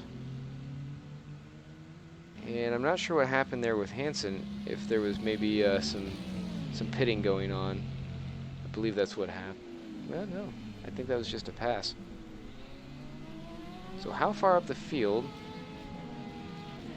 did Liam Rance get?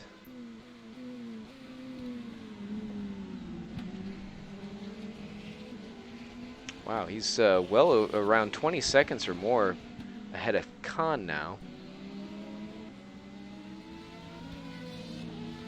So I'm not sure what happened there to Hansen. Hansen was leading the race,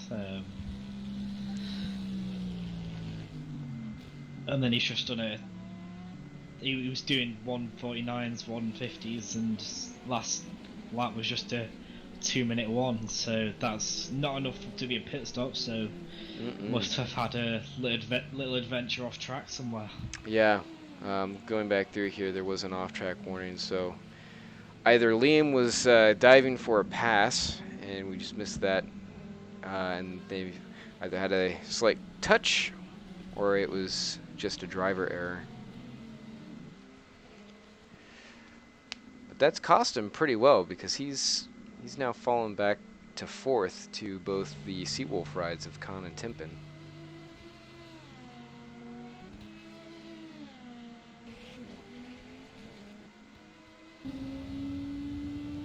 riding on board with Sebastian Hansen right now. You can just see off taking the corner there was one of those Seawolf rides. So he can see them on the straight, but they're well off in the distance.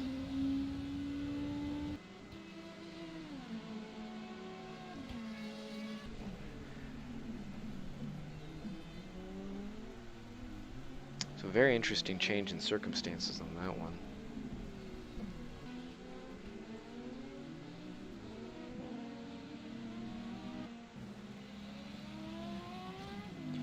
So Bastian came in and is now out for Team Valkyrie in that Corvette, and Kelso is taking it nice and easy through turn 1.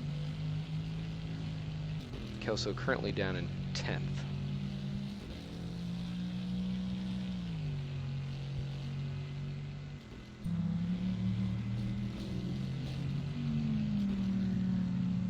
So again, down to 23 drivers still on track. We've lost James Turpitz in the Mouse 1 Vantage and Calvin Reiners in the 909 Grumelli ride. I think they might have had some issues, but they left. But we're still showing a DQ for that number 13 M1 car. No idea what happened there. Ooh, and Lalu in the satellite car had a bit of an off there, just on his own, going down into turn 10.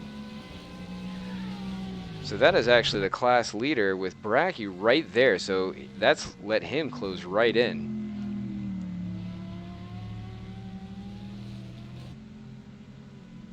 Yeah, Lalu's just got in the car, so first lap. Need a few to settle in and get into the race.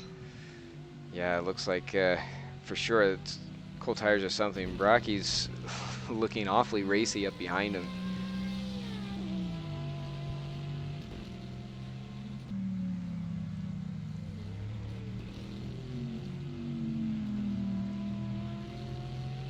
So this is a battle pack for the lead. Wunsch is down there in 14th overall, but he's at least 15 seconds back, so nowhere near to make any difference with these two.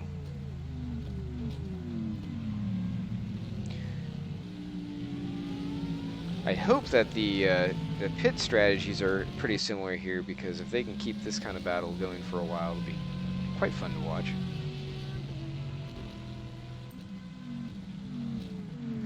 Coming up on Ritter, who has been struggling with that car, not quite as much since he's gotten in, but still well off pace. He just moves to the side, lets him by.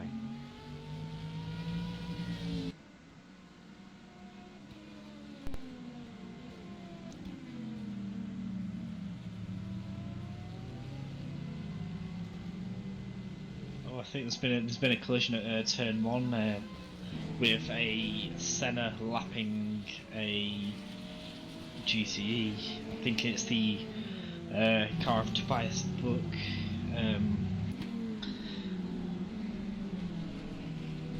You know where Tobias does. So maybe got a bit of damage, maybe, but seems to be driving okay. Kelso having an off in the same place as that satellite ride. Kelso's down in 9th right now.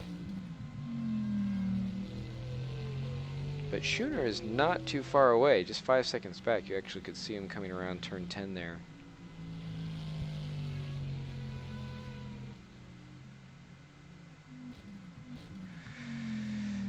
And one of the Valkyries is being listed as DNF. Soren Kroll, the LMP2 number 42, set as a DNF. So not sure if they lost a motor or if that was one of those technical glitches like what you see with the clutch, or maybe a driver swap went foul there. But I thought that they had been doing fairly well in the first part of the race. We see Andrews having a bit of an issue going through the turn 1 complex. Not sure if that was because he was coming up on these GTEs or not.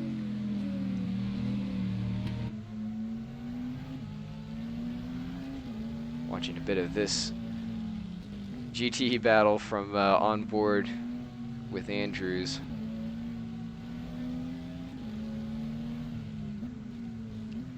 Now he doesn't have a lot to lose down in fourth, well back behind everyone, but he also has everything to gain by just staying on track and not getting damaged. Because if any of those other hypercars goes down, then he's immediately on the podium.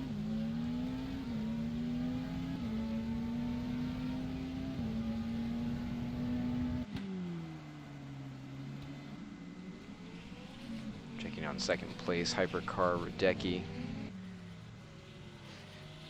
Last lap time was a 148.7. Not too far off from Jamie Tatuhe, who is having a much slower lap than normal, but his sector times have come up, so he should be in a pretty good position to return back to his previous pretty low times. Like I said, his best is a 145.6, just trouncing the rest of the hyperclass.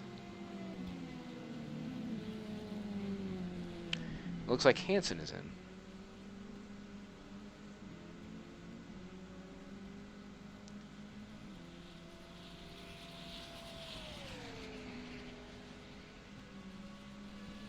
So the other M1 car for LMP2 is now in, which puts Rance, Kahn, Timpin, your top three.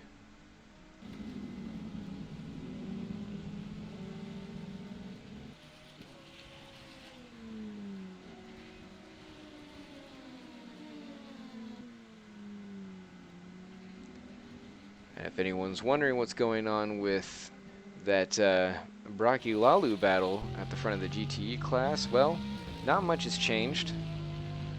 The Corvette might have fallen back a little bit as Lalu has gotten his tires under him.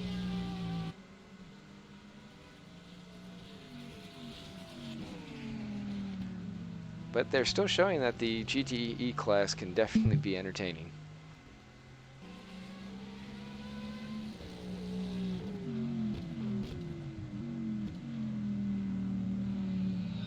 Yeah, it doesn't really matter how fast the cars go. If there's two people on equal skill level, similar cars, it's going to be interesting.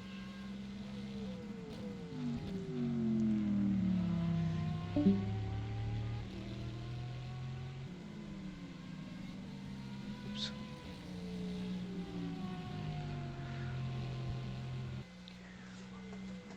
Well, we've gone through quite a few stops here. Oh, we seem to have something going on here with Khan, Ring Khan. Yeah, he's closed right back on to the back of Rance. So this is for first place. Yeah, former teammate. It's definitely going to be interesting to see how much space they give one another. And they're coming into traffic right now. Radecki's up ahead in the hypercar. I don't think they're going to do much catching him, but they definitely still have these GTEs to deal with. So nice and smooth up the hill.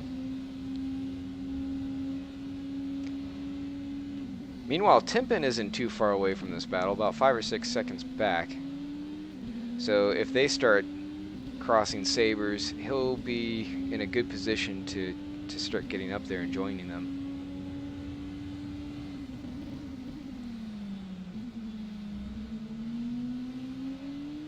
Rance a little squirrely off of turn 14, going through 15, but it seems okay. Radecki's now in.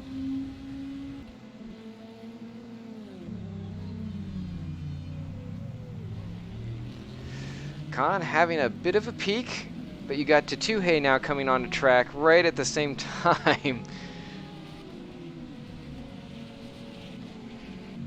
Oh, and an off with Ollie there. I think that was just a spin on his own.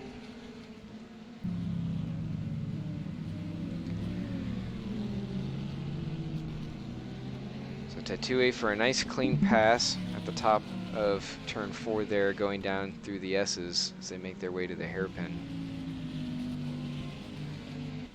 Yeah, it looks like Ibrahim's definitely missed out trying getting past a GT and getting passed by a hypercar.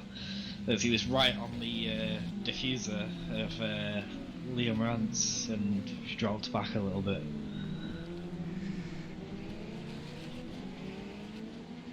And Jamie not playing any games like we saw Martin Hemmingson playing at Monza, slowing up competition.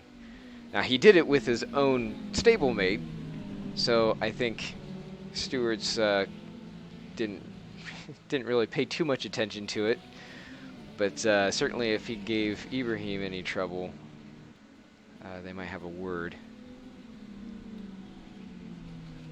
But that doesn't seem to be the case, so they're going to keep going. And actually, he might have been able to catch just a little bit of draft, but I think he's going to lose Liam here, so I'm not sure what happened to that really good pace he had before. His first sector on this lap is about 2 seconds off. Closer to 1 second off.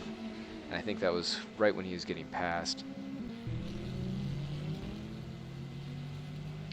So yeah, about half a second slower than Liam. Now that they've gotten out of the way of Jamie, we'll see how the two match up. In the background there you can see Timpin still not too far away. That gap not really modulating too much, but it's... I want to say that it's coming down a tiny, tiny bit. Of course, that could all just be traffic playing into it. Hopping back real quick to the battle with the GTEs. Again, they're still holding about a 1 second distance between the two of them. Nothing really going on here. It's the two drivers pushing the cars as much as they dare.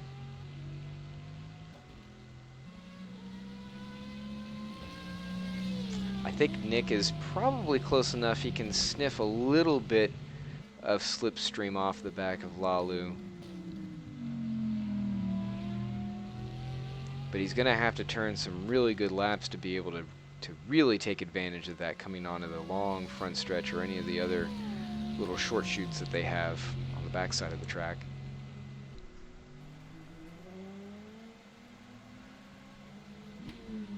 Caleb Chaffee getting a bit of an off track here. Now he is down in 5th place in class. Oh, and then he's coming into the pits, followed closely by Khan. So 2nd place pulls in. Yeah, so it looks like we're not going to get to see that proper battle between Khan and Rance that would have definitely been interesting, obviously being former teammates. Maybe Khan going for the undercut here, maybe driver swap. Chaffee having a bit of an issue there getting on the markers.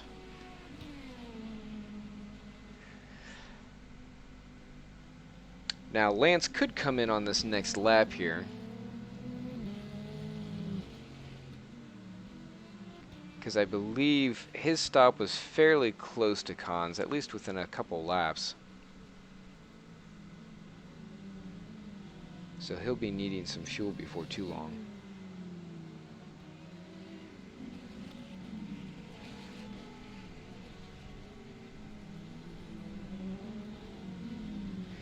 Now Tobias Book is actually pulled up into 2nd place. So we're starting to see a little bit of action at the front of the field with the hypercars. I think some of that was because of the pit stops that they're having.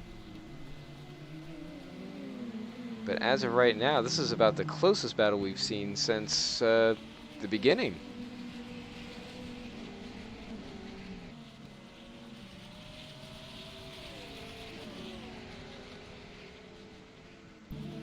Just taking a look, and their lap times are identical.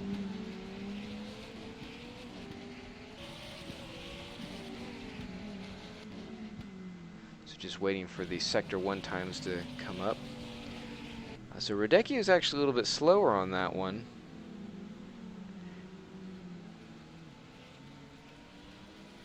And Rance is in. So we'll keep an eye on the numbers there for that hypercar battle. Rance is in. We're just keeping an eye on the background there. There goes Toko. He's in 5th. Comes Skinner. The long wait.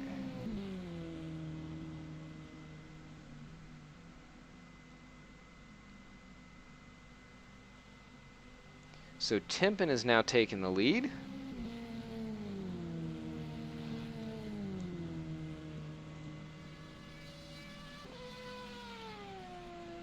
And where is Khan? About 5 seconds away now, I believe. Oh, nope, never mind. That's to Lachlan Andrews, who he's fighting with. So Rance is now coming out.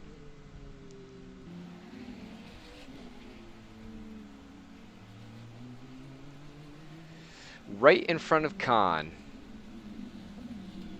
So Khan is going to want to get in there quickly if he can and make a pass while Liam is warming up his tires.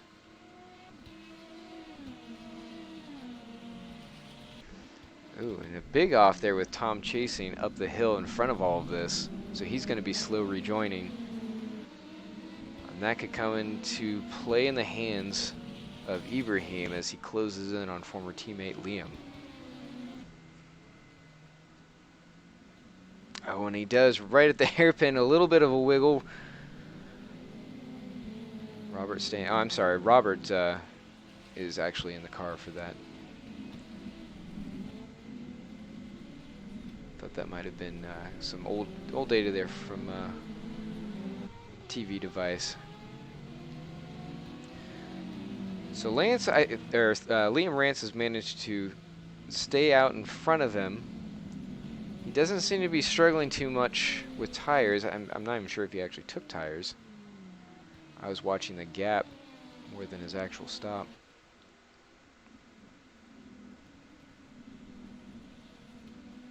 But Ibrahim is still pushing very hard to try and close that gap in.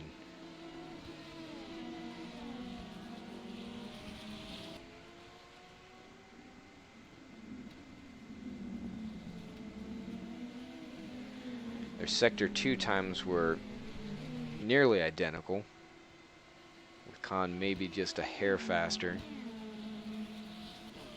Sector 3, I think we're going to see... Actually, Khan was still faster on that one, about 0.2. So now that Liam's been able to get the tires warm again, I imagine he's going to maintain that gap.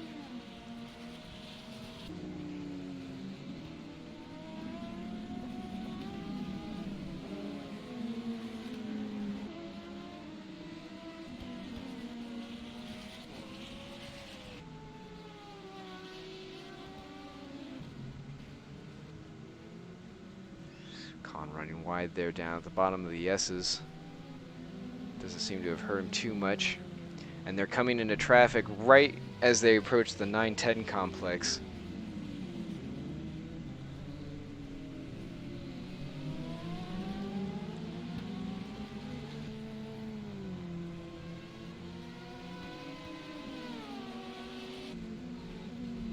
So this is getting interesting. On board now with Khan.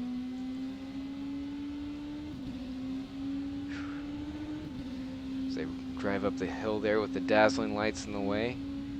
Oh, and he's looking on the inside, going for the pass. Go for it. Not really an overtaking spot. Oh, and a little, maybe just a whiff of a touch there. Oh, and Liam Rance is back in the front. I think Khan's gonna have the run on him on the straight though. Yeah, a bit of blocking there. She's gonna try and get a little bit of a pull as they go down into turn 1. He's alongside. Can he hold it? Could barely fit a sheet of paper between the two of them.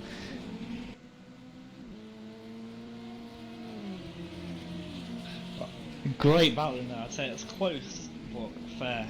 Yeah, complete respect. Right on the edge. Just what you want to see. So Hyde not coming into play, but Tobias Book is closing in on these two, as you see him looming in the background there. Oh, kind of a little bit wide on the curb. That'll open the gap up. Maybe not. Didn't do it too much. Still fairly close with Khan. Oh, and Liam runs Ooh, wide. Rance has gone wide. Rance has gone wide. That's a very difficult corner, so that's easy to do, but it looks like he's managed to sort of stay with Khan. Khan will have him here though on the inside. See if he can get the crossover. Not much of an attempt there. Just didn't have the speed. So the new leader at LMP2, Ibrahim Khan, moves to front. He's managed to recover well after that spin with his teammate. So well. He's actually, well, he's now leading the class. So an excellent recovery, and see if he can keep hold of it now, or whether Rance is going to come back at him. Liam's definitely going to try and put some moves on there. Catches a bit of a draft from stablemate Skinner. The thing is, the two of them are so close in speed and pace that, yep, like I said. Rance goes for it. Looks like Khan's going to try and get the cutback. Right there, a bit of a touch. A little bit of a touch there. As the hypercar gets involved as well. 3 wide going to the set. Oh, and that's going to make things interesting, and he runs it a slight bit out wide. It's definitely going to be interesting, as the hypercar's going to hold them up here, as the LMP2s have more downforce and therefore quicker through this section.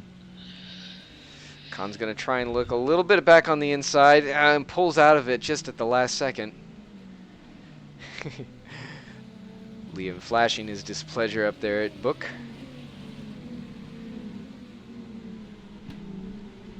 Khan's going to try and gather it up. Oh, he runs a bit wide. I think the hypercar ran a bit wide as well. Yeah. So Khan doing what Rance did the lap before and running wide at turn 10, I believe. Stewards seem to be letting this play continue on. Not too worried about the track extensions there. No real advantage taken.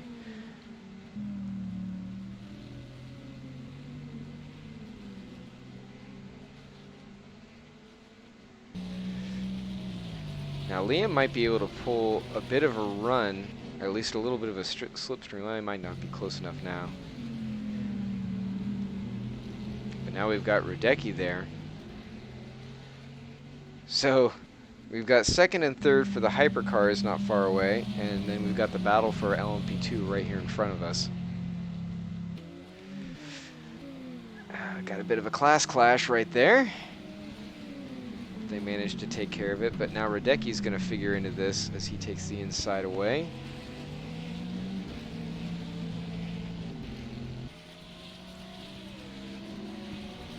So that's kind of gifted a bit of a gap here to Liam as he starts to open up, but Radecki will close in just a little bit more here over the next several turns.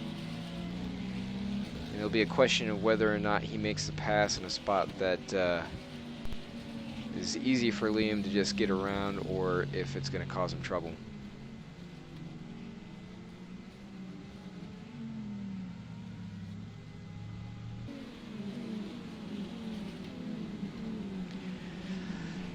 Quick tabs on the GTE battle as this starts to cool off a touch here. Nick Brackey has fallen back about 2 seconds behind the leader Lalu. Satellite Racing Porsche. We are seeing a bit of a battle here further down the order for 5th, 6th, and 7th. They are all on top of each other.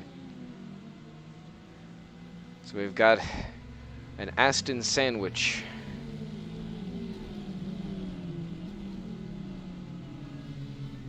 Yeah, both using the default Aston livery there.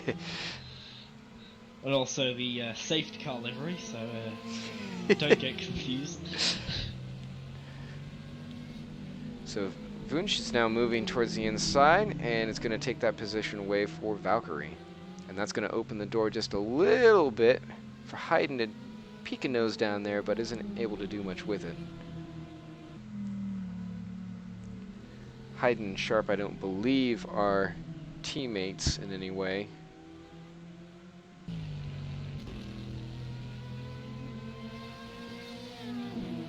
Yeah, so Sharp actually is for Chaos Engineering. The other new one in Hayden is... if I can find him in this mess. I've got nothing. So I think that might have been the late entry that we saw before. Yeah, as we're watching the GTEs, Khan is right back on the tail of Liam Rance, and there was a fairly slow hypercar getting involved and holding the two up, and ooh, and they make... Rance is flashing his lights at the hypercar, saying not happy, he needs to go quicker, as Khan goes round the outside. Well, Liam Rance is not going to be happy with the hypercar there, holding him up going into that corner. No. But we thought that might happen. Rance one's right.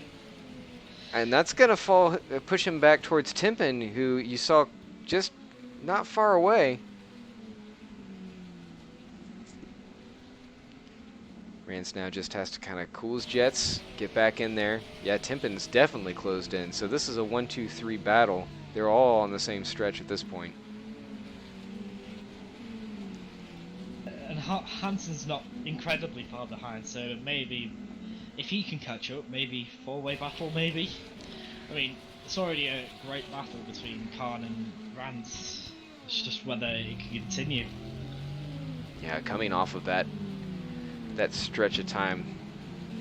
Yeah, Lance, I keep saying Lance, Liam Rance was really held up through most of that lap, so it just shows you how quickly that traffic can turn things around. And the gap actually between Timpin and Rance at this point is smaller than the one Rance to Khan.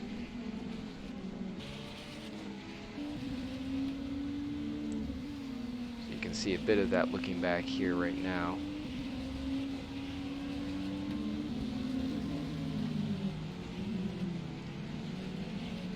And then back to Rance.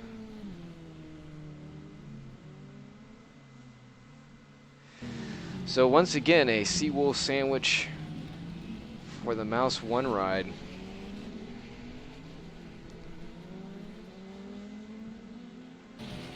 Now if Liam is able to kind of clear his head and start putting together sectors like he was before, then he should be able to, if nothing else, maintain the gap to Timpin and close back down on Khan.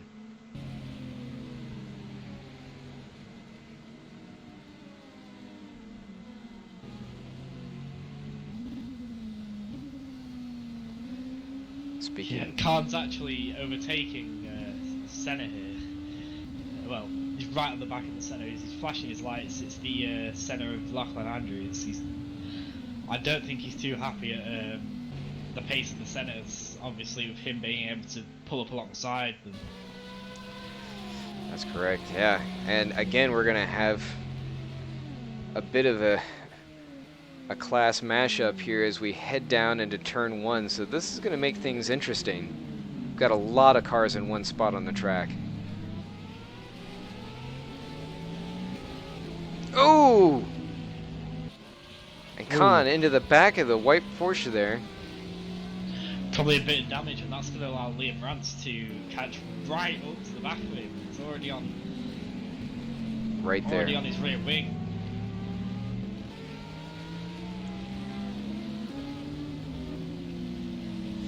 Yeah, so Timpin's also caught right up to the back. He's gonna get involved in this fight as Khan runs a bit wide there. yeah, I think he's trying to avoid some of the issues there with the satellite racing car. Yeah, the lead GTE also getting in the way here, wanting to get out of the way and win his own race. Yeah, Jukapeka and Nick back there, they were just kind of maintaining their own race, and all of a sudden this swarm just dives in around them. I know I certainly wouldn't want to be in the middle of it. Now Timpin's starting to put pressure on Lance. Rance. I'll get it right. One day.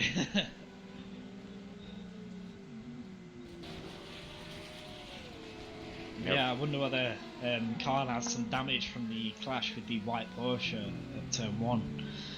So that could definitely play an interesting part in this battle. Rob Timpin now right there on the back of Liam. He should be able to get a bit of slipstream here. Not sure if it'll be enough to get him in position going down to 1, but certainly helping. Gonna have a look.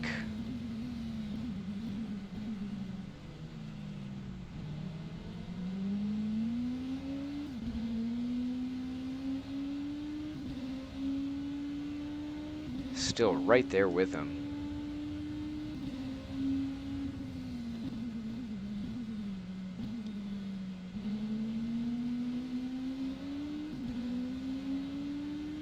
So coming up on the GTE of Jeannot.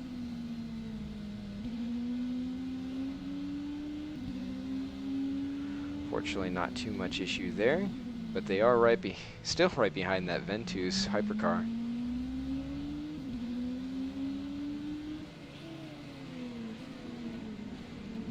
Yeah, that was the Ventus that was struggling to get through the LMP2s at the start of the race, so I'm wondering whether they've still got maybe a little bit of damage left over from the clash on the first lap. We saw a big slide there from Liam going through turn 10. Didn't cost him too much, but didn't help the tires at all. Yeah, I'm surprised Timpin didn't pounce on him there because it was very close. And then he just goes for a little look into this corner as the centre of Lachlan Andrews, the Ventus, goes off and falls behind the LP2s. So as that all's going on, Farkas and Toko are going at it. This is at the opposite end of the LMP2 field, but they have been back and forth this entire lap.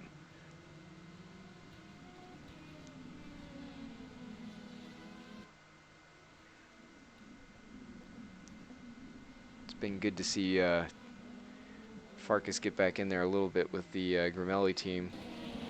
And there's a battle for the front now. Liam Rance was looking, Khan must have fallen back just slightly as we were looking back at the other fight. And he's got a little bit of an overlap, he runs it wide. Phew.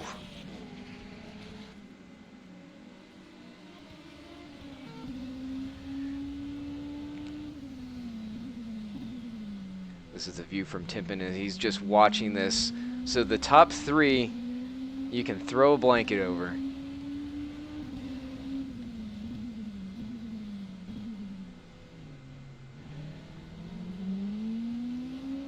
Liam a bit tidier out of the corner this lap.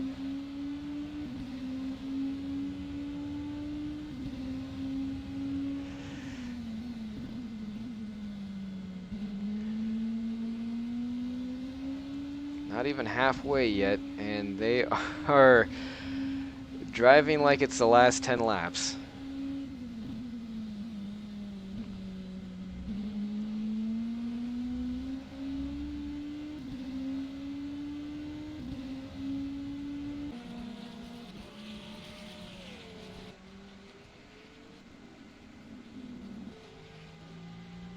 Oh, sorry about that. No need to look at Jamie Tatuhe. He's well off in front, although he has not lapped Book and Radecki yet. Khan with a bit of an advantage heading down into turn 1. No one making any moves just yet. Looks like they're pretty good on traffic. Timpin a little slippery coming through the corner. Now Tatuhe is starting to close in on this battle group. So I imagine that he's going to be up on top of them close to the end of this lap.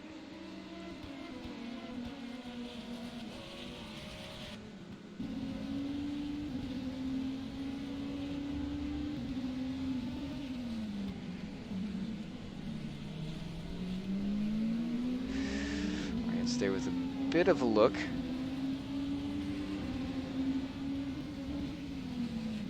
This is where we saw him really pushing the car previously. Yeah, he's starting to tuck it in just a little bit more so that way he doesn't go off. So, Jamie Tatuhe now in the hypercar has cleared the Ventus ride, and he will be coming up on these guys here in real short order.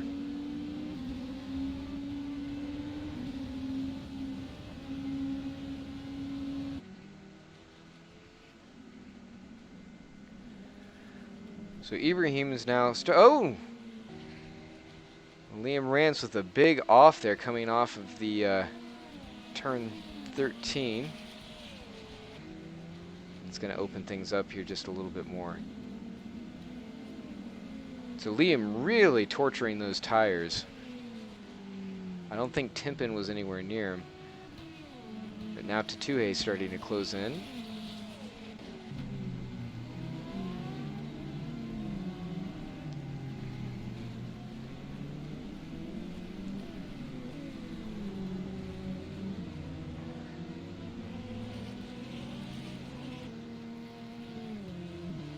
So Tatuhe around the back of that group there. Makes it by Timpin. We've got a little bit of GTE traffic now to contend with going into the hairpin, but it doesn't look like Rand's getting a little dicey on the curbs. Sharp is mostly out of the way here, so no drama.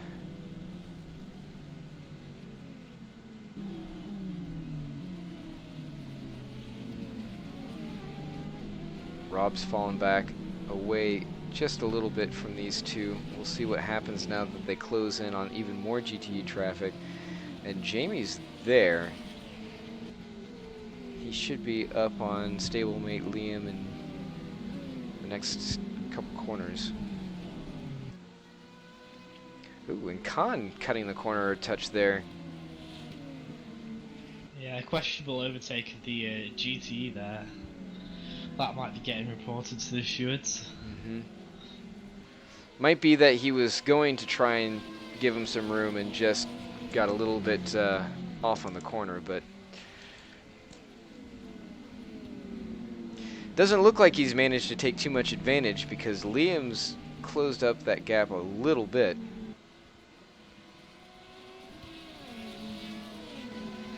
And now Jamie is by.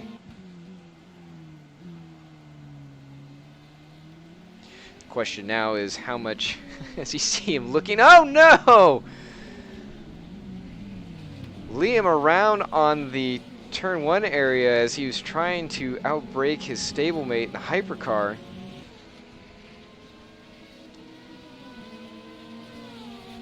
And if you thought he was mad before, he's got to be steaming in that cockpit.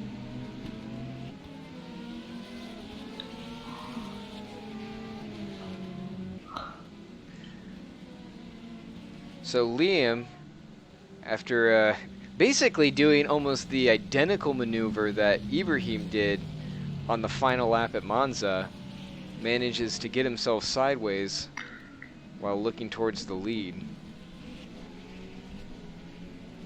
Unfortunately, he still has half a race left to go, so there's still plenty of time to catch up. Oh!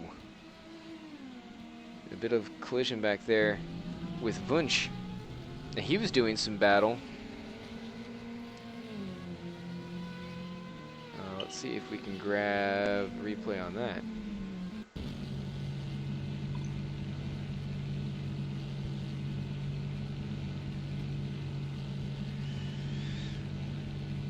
Looks like he might have just had some contact with the hypercar here. No, he just lost it on his own. Yeah, it's a very easy corner to lose it in turn 10. Tricky downhill braking zone there. So back up here, let's see if how Liam is doing. He's starting to cut in on the gap that Timpin had opened up on him.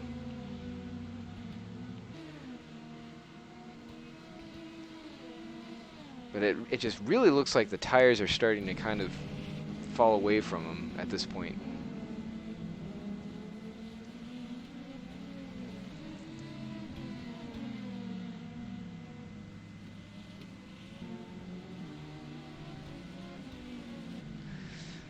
Vunshu, we just saw kind of sliding around, is now within about 2 seconds of Haydn. That's down there in 5th and 6th spot.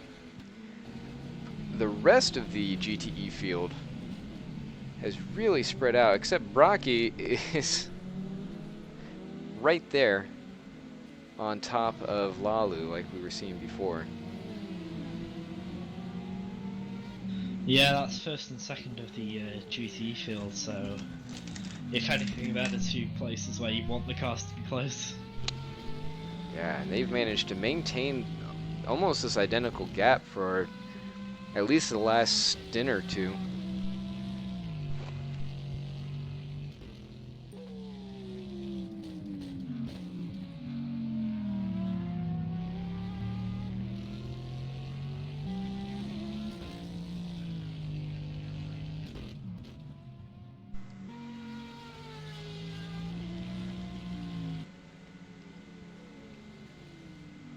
Taking a look down here. The LMP2 leader Ibrahim Khan's just come into the pits, so possible driver swap coming up because we're now around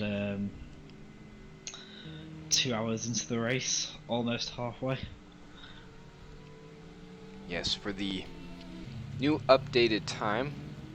I think that was a drive-through, actually. Let's take a look down here. So yes, that apparently he did make contact with the number 4 of the G-Force Racing Team GTE. So that was that's huge. Yeah, that's put him right down into P4 and gives Timpin the lead. Yeah, so Hansen was actually in the other Mouse 1 ride was able to take advantage of that. Now I don't believe he'll be able to stay ahead of Khan. His pace doesn't seem to be quite as strong, but wow. That's huge.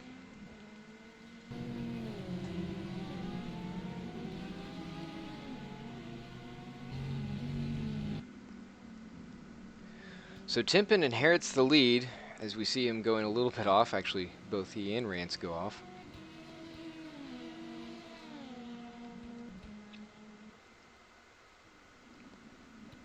And now both of those cars have been fairly racy. I want to say that Timpin has probably, on the whole, been a little more settled in the car attitude, but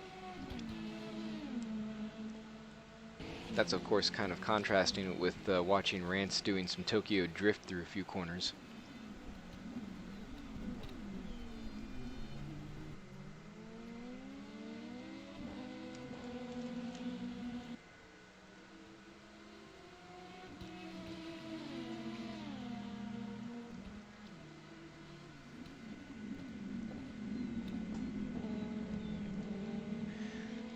It does look as though Khan, whoa, just as we switch, now that he's kind of fallen back, getting into contact there with that white Porsche Schünemann is, hopefully he didn't get too much damage. So that's the second time he's had a pretty strong collision with one of the GTE cars.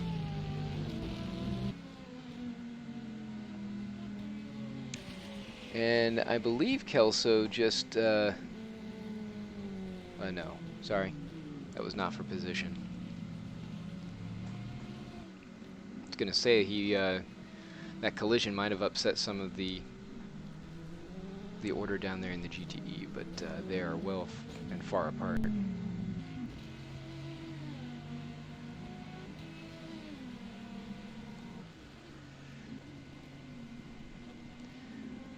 So that is going to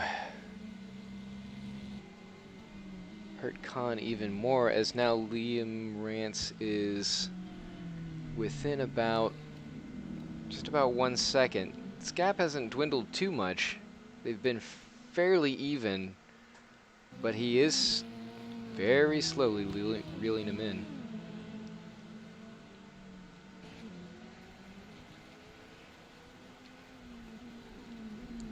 Closing in on the Mouse 1 GTE of Joseph Faj going into turn 1.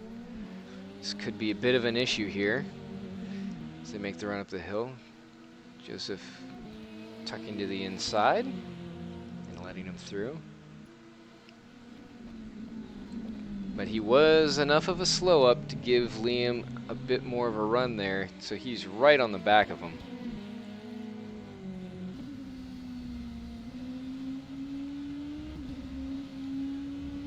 Oh, runs way off. We're seeing Liam really push the car right to the edge and beyond a lot of these corners here.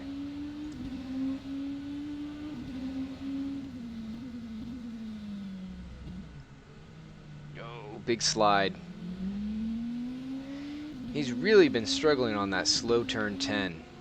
Very difficult corner to get right, but he's absolutely cranking this thing now that he's seen himself lose the lead because of an error that he somewhat forced on himself, but now he's right back there.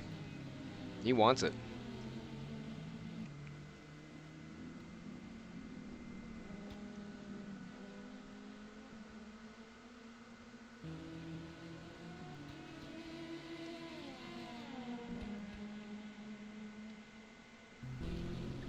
And another spin for Schoenemann. Ooh, tripping up chasing there as he comes through turn 10. I think that might have just been a little bit of car getting unbalanced and out from underneath him.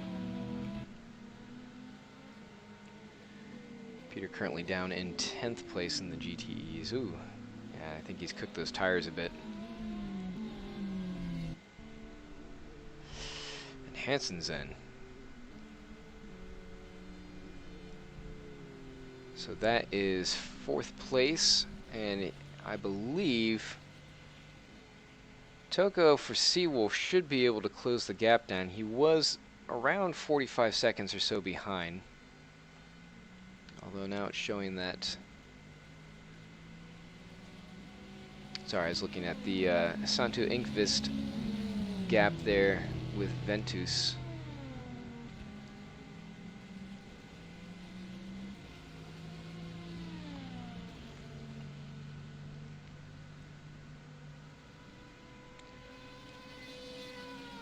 We had an off track for Radecki here. Radecki currently sitting in 3rd. He's still maintaining a pretty good gap between Tobias Book, but it has opened up. He's a bit of a ways behind. Hansen now out.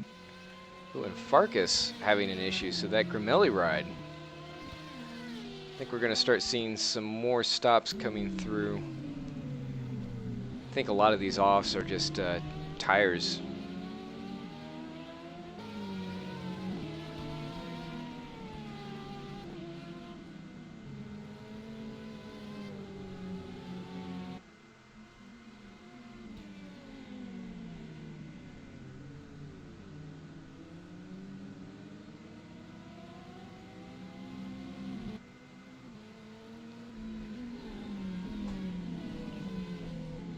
Alex Skinner out of the stop for that GTE ride. He's currently sitting 4th.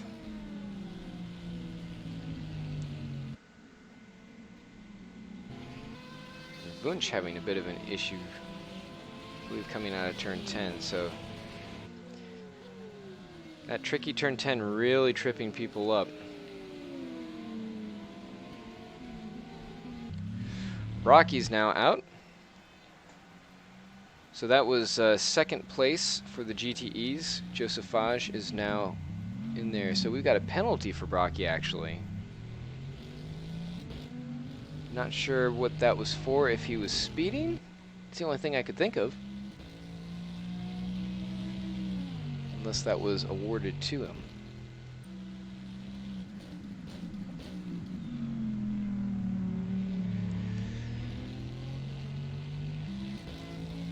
So apparently there was another incident between the number 4 and the number 47. So the G-Force GTE and the Seawolf LMP2. Not sure where that happened, but yeah, it's being declared a racing incident by stewards.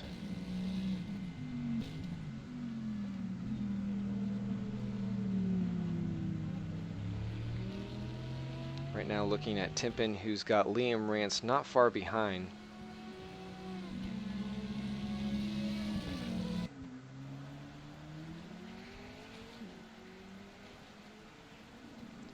Imagine these two will probably be taking some stops here before too long as Timpin runs way wide and gets it very loose. That's going to let Liam close right up. So he had been pulling away. I'm not sure if Liam has much to give him at this point, but that gap has shrunk considerably now.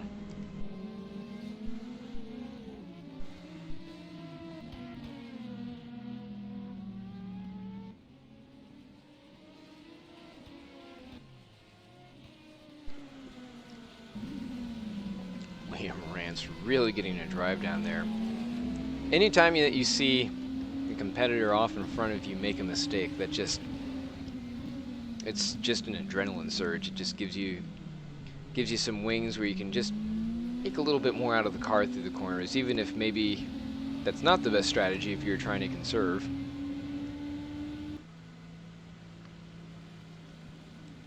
And we see the GTE leader Lalu in the background there.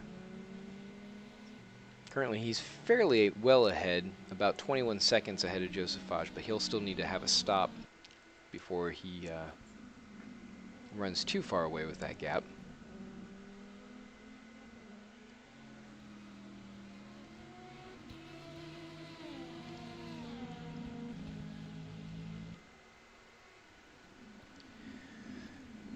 Current local time is about 8 o'clock.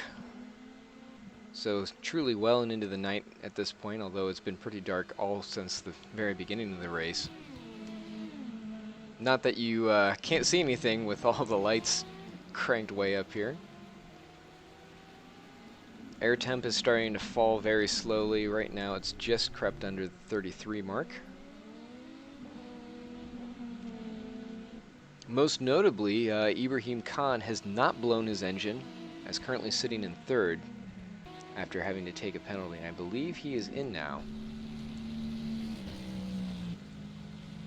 So taking an actual stop.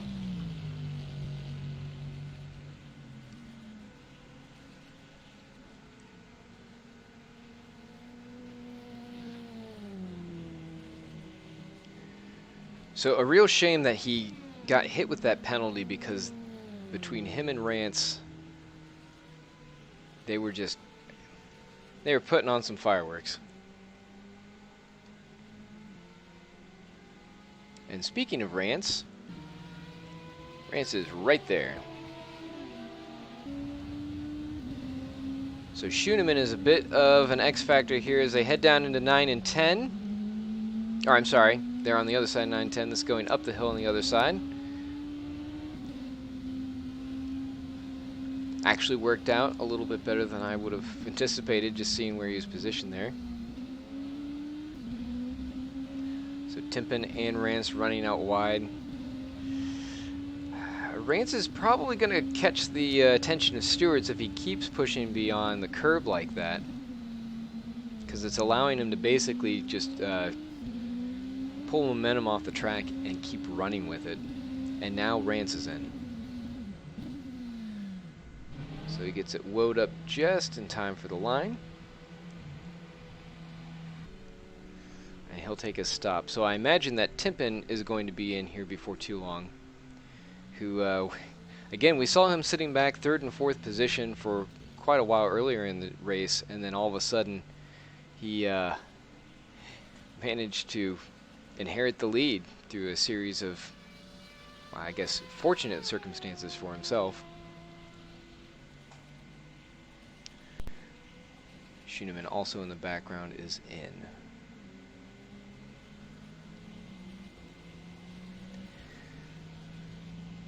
So heading now through the next round of pit stops, checking to see where battles are playing out on the field. Not too many. Checking in on Kevin Sharp here, or sorry, Kieran Sharp.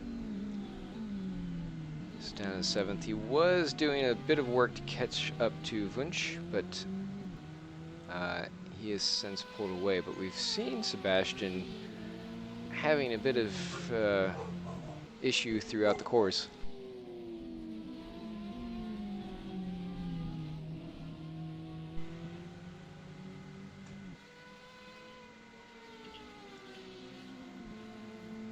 And noting here, Martin Farkas is now in. We also have Linus Lundvall in for the LMP2s. He's back in 4th. Taking over, I believe, for Ibrahim Khan.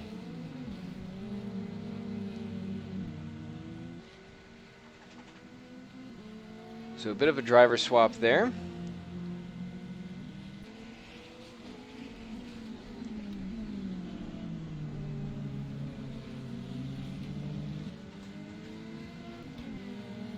However, Lundvall is still actually not too far back. He's currently around 8 seconds behind Hansen, who is well away back from Liam Rance, around 20 seconds or so. But we'll see a lot of this cycle through as they all wrap up their stops.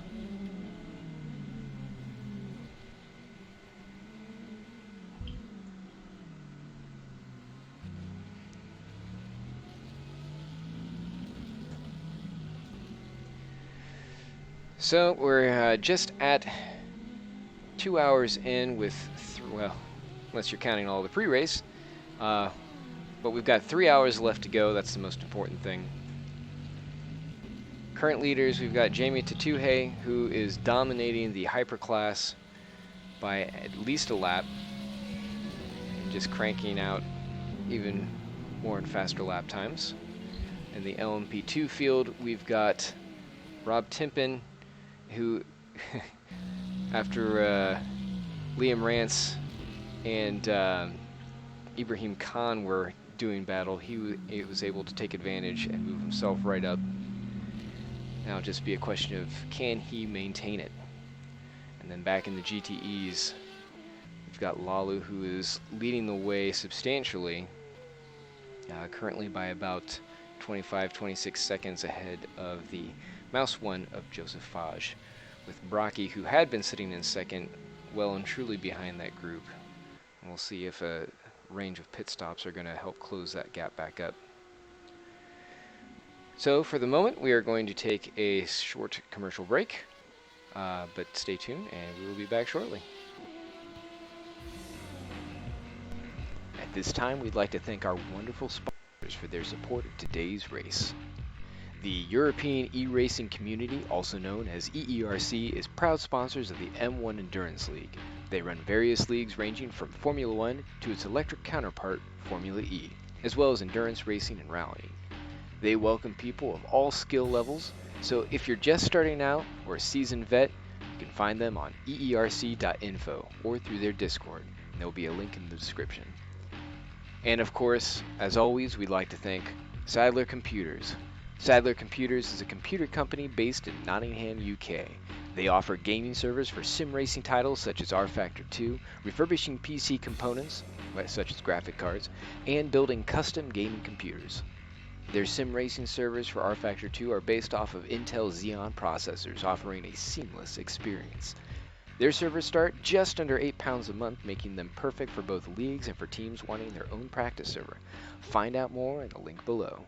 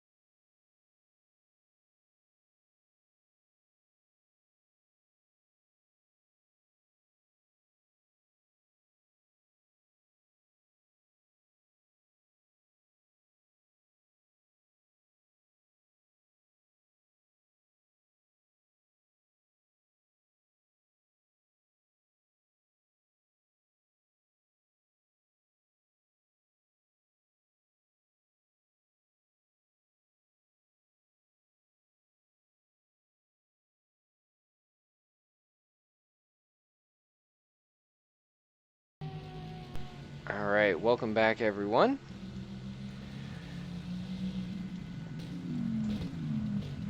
Right now we're riding along with Nick Brackey, who is sitting in second trying to put down Kelso there, Robert Kelso, in the Valkyrie Corvette.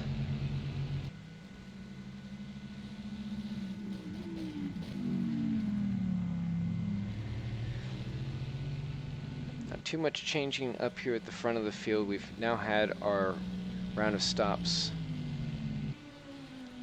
Just checking Santu Inkvist now, who's taking over. He's getting ready to finally clear Liam Rance and get away from the LMP2 field after that that first lap debacle. So since we've been away, Liam Rance is now back into the lead. Timpin has gone into the pits and fallen back into fourth. And from there we have Hansen, Lundvall, Timpin, Toko, Farkas, and Chasing rounds out the LMP2 field, with Kroll and Reinert dropping out earlier on in the race.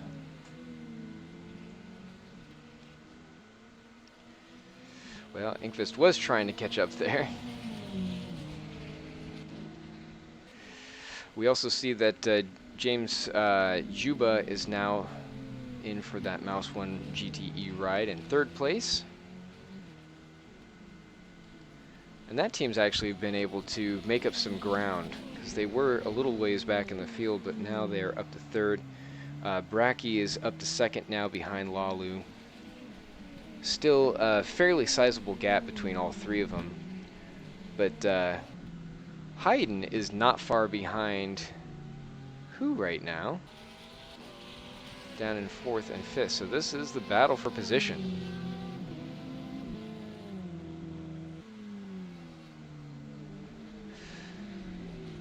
Hayden pulling out just a little bit there to see if he can get a better run here on the front stretch.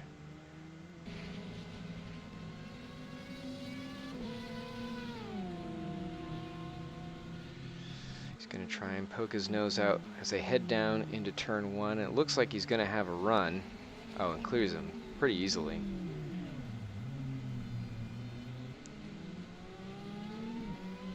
Fairly nip and tuck going through there without too much nipping. And who's not letting him get away too quickly, as he has a little peek himself. Just judging on pace, I believe Hayden should be able to pull away at this point, assuming he doesn't craft any mistakes of his own, as they head down now into the hairpin. Yeah, the LMP2 battle's just had a major shake-up, because I think Linus Lundvall and Rob Titman have just both either DNF'd or disconnected, because they're both sat in the garages. Ooh. So that gives the M1 LMP2s a 1-2 and scope to gain a massive gap. Yeah, that's a huge change right there. Because if those two Seawolf cars get back in the race, that's a massive swing in the championship in favour of M1. Yeah, currently it looks like Rob Moore just updated there. So Rob Moore sitting in 7th place, third on the podium for LMP2, is the only other Seawolf car that I'm sorry, not the only other one, but he's taking up now. Alright, so it looks like they have been un-DNF'd. So Lundvall and Timpin now back out. Yeah, Lundvall's coming back out. Titman's, I think he's still to rejoin the session. But yeah, hopefully they can rejoin the race. I mean, they're several laps down now, so it's going to be unlikely that they're going to be able to challenge for the win, but you never know. Same thing could happen to the M1 cars out front. Yeah, that's a really unfortunate shakeup, just because those guys were so close and they were still within striking distance of each other, where if they just, because I mean you have almost 3 more hours left there's still plenty of time to be able to work strategy and crawl back in. Yeah, I'm not sure that you can really say that. So yeah, Rob Moore is currently the leading Seawolf. But he is down in 3rd place for the LMP2s. And well a ways off too. I think he's actually down a lap to Liam Rance and Sebastian Hansen.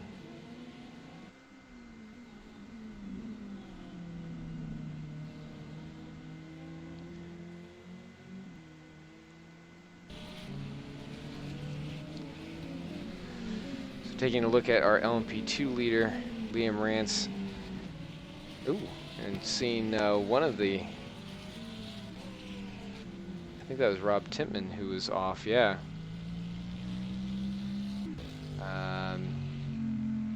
Not sure what's going on there. He's cutting down the track. I don't know if he lost his engine or what has happened, but that car is definitely having severe issues. He's just limping his way around.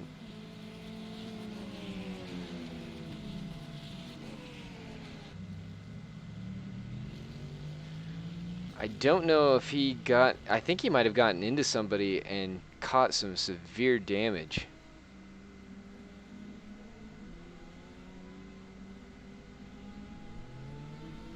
Right now he's just staying off track and working his way the long way back to the pits. So Rob has now fallen to last of the running LMP2s. That's a huge disappointment.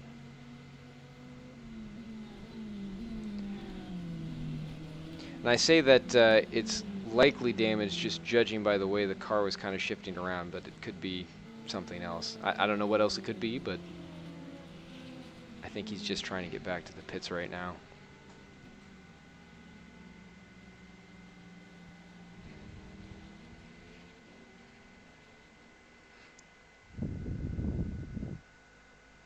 So Lundvall, Timpen, and I believe the other, well, I think Rob Moore is doing okay right now. He's still, like I said, about a lap behind, but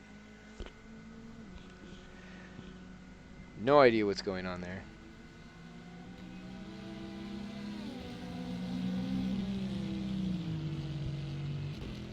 Just a massive shame for those guys. So Timpen's still off track, working his way back. It looks like Radecki and Chasing are having a little bit of a scuff up here. Obviously, they're not fighting for position amongst each other, but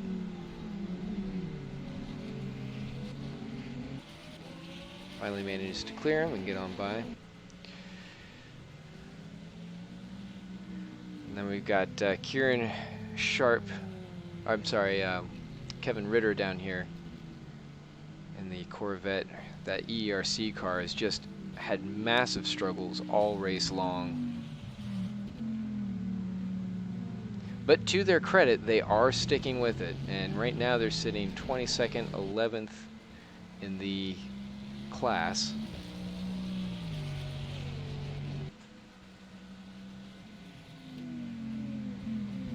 So Timpen is in,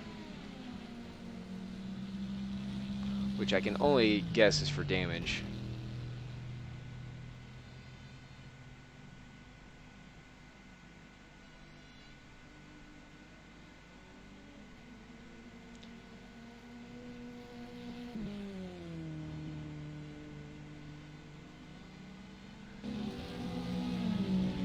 Looking around the field here, it looks like Souza and Bastian are actually heating up for a battle between 8th and 9th. And with that LMP2 there of Moore getting in the way, that's brought these two even closer together.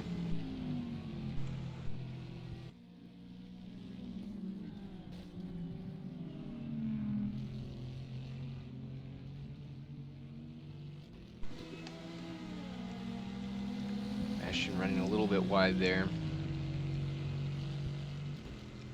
Now at this point in the race, I would assume that you're starting to look at, okay, well, I want to try and conserve the car, but we also don't have a lot of time left.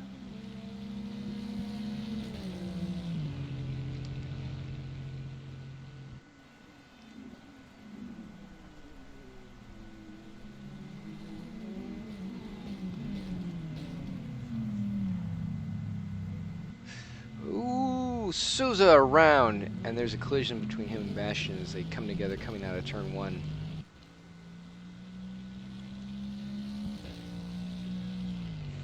So he picks up the spot. And that was a...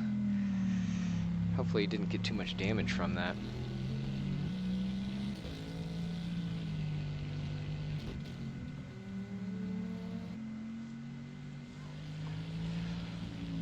So right now we're coming into about that half race lull where a lot of the cars are a bit spread out. We'll keep an eye on some of what's going on there with Timpin and that Seawolf team.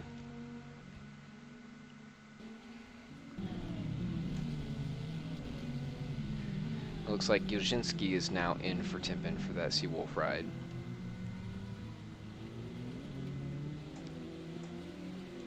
So Timpin is kind of thrown in the towel for his stint, and he's surrendered the cockpit and he's moved out. Now the race officials have updated, so drivers have to have, I believe, I think the maximum set at 3.25 hours. So you at least have to get in the car, but you can't drive any more than that.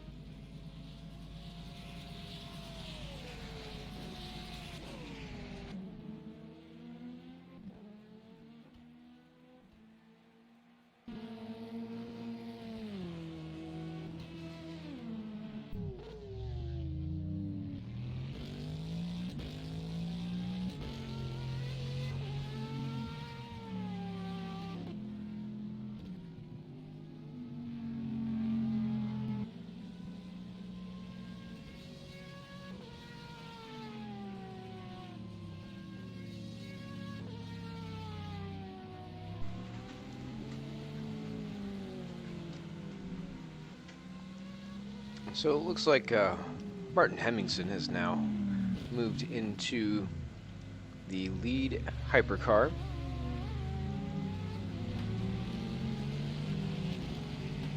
And is continuing to rule the top of the field, although he's still... he seems to have had a bit of a moment there. Might have gotten into it with Lunafall. Right now it looks like he's about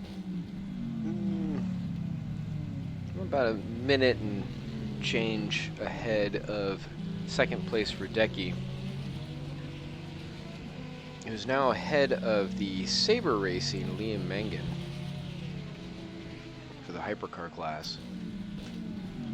Santu Ingves has now managed to clear the LMP2 field and is up in front. Still back at fourth, 2 laps down relative to the leader. And nearly another lap behind Liam Mangan, who's taken over on the Sabre wheel. Looking back down the order, Liam Rance is still running the field for the LMP2s and is leading by about 24-25 seconds. In second, you've got Hansen now seen well back behind him. So the Mouse 1 cars punching 1 and 2 after I guess it was a disconnect for the 2 Seawolf rides, which is just a huge loss because both of them were performing very well. Right now the leading Seawolf ride is Robert Moore in 3rd place for the class. Back behind him is Martin Farkas, who's up to 4th now.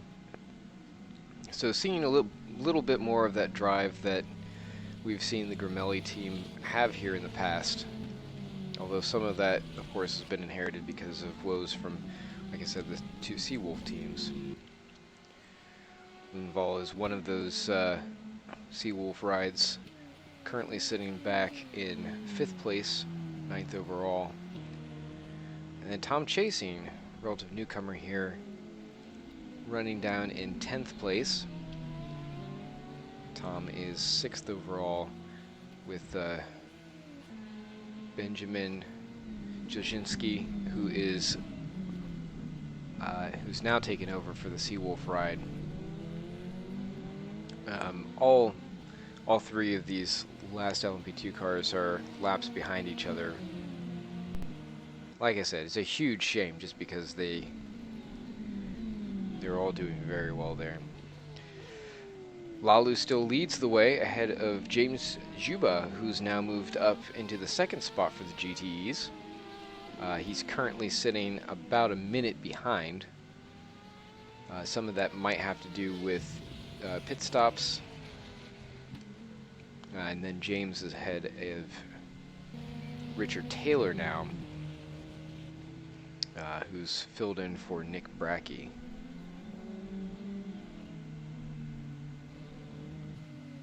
You can see that for that Team Sabre racing car. As Martin, the overall and class leader for the hypercar, swings by. So Taylor is up to 3rd, still a little ways back from James. Just keeping an eye on some of the lap times. That last lap was actually his worst. I think he had a bit of an off, but his best is pacing just a little bit faster than James. So if he's able to put together some good clean laps, he might be able to start closing that gap down. It's only about 13 seconds right at the moment. Back behind him in 4th, 15th overall, Joey Hayden, who have been having a fairly good race and continues to. He's moved up to 4th position at this point. He's pretty far back. He's around 17 seconds away from Richard Taylor.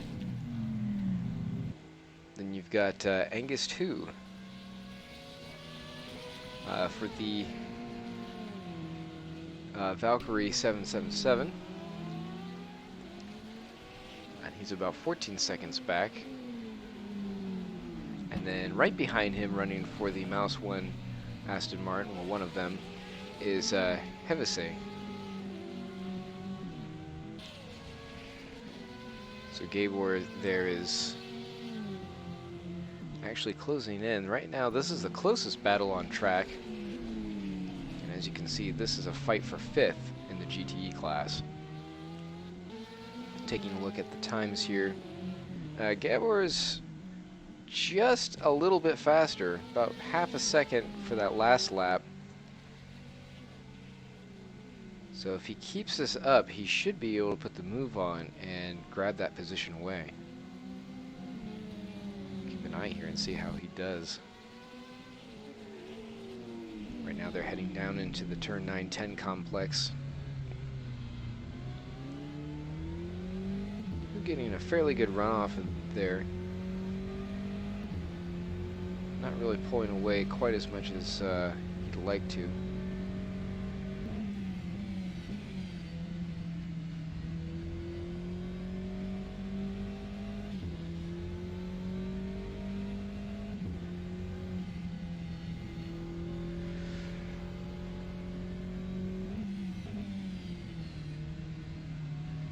So again, on board with Gabor Hevesy. Mouse 1.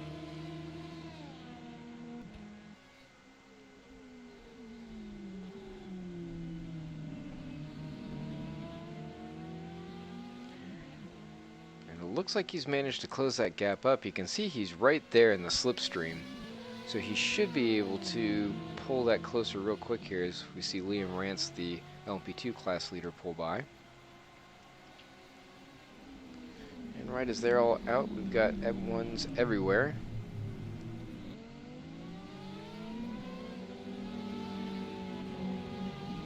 I'm not sure who that was that just came out. Couldn't quite see. Oh, it's Isaac Morris.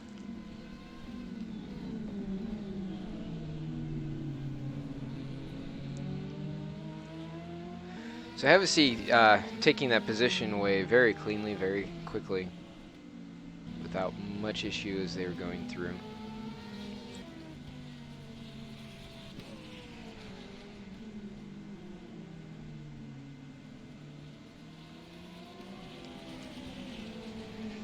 So he's not pulling too quickly away from Hu, but assuming he doesn't make any major mistakes, that gap should start to open up a little. Back behind them, got Kieran Sharp, who's about 40 seconds behind that group we were just tracking. Is back 18th overall, and about 7th for the group. Behind him, Manuel Bastian.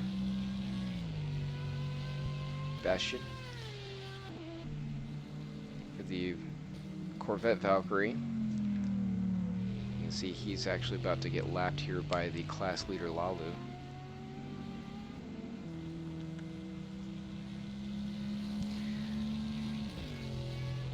The race has been okay, but they've just been kind of struggling with getting any real good pace in the car, and they've had some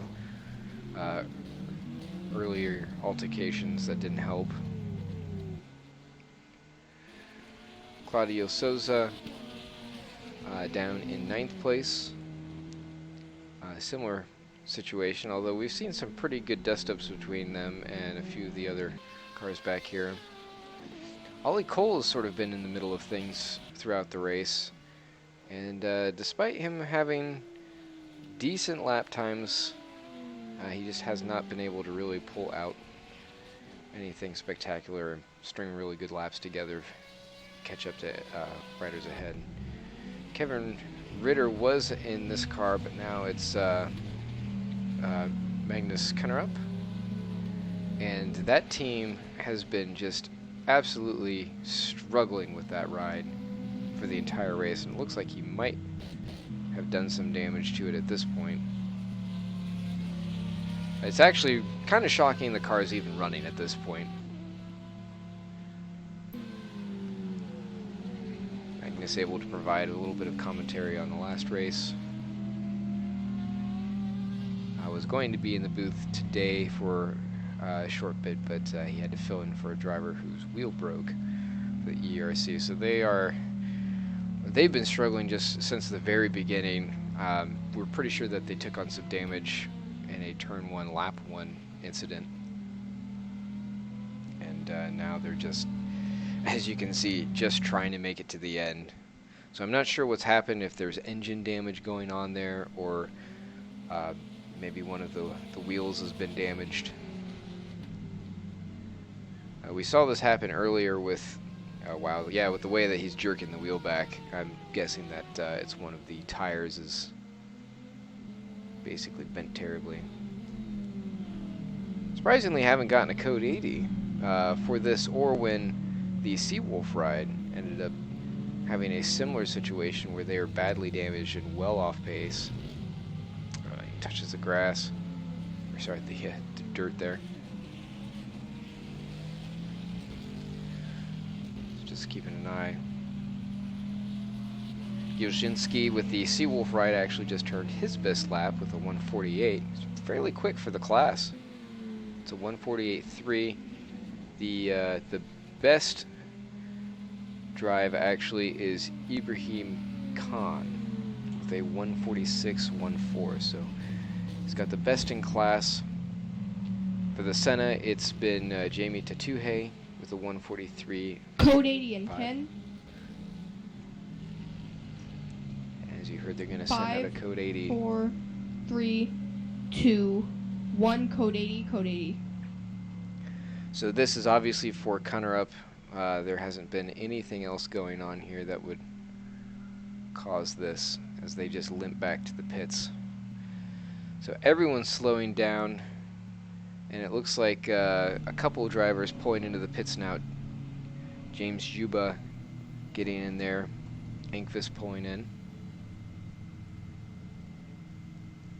Now, considering where Magnus is on the track, I honestly thought more would have pulled into the pits. Anytime that you can grab a stop under code 80, you just want to take advantage of that.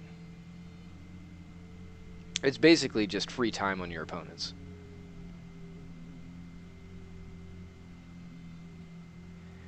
But I'm not seeing any of these guys coming in. Really surprising. Liam Mangan is now pulling up. He has a best time of a, just saw it there, 146.631. Not too far off, a second off from Martin Hemmingson's best time of a 145.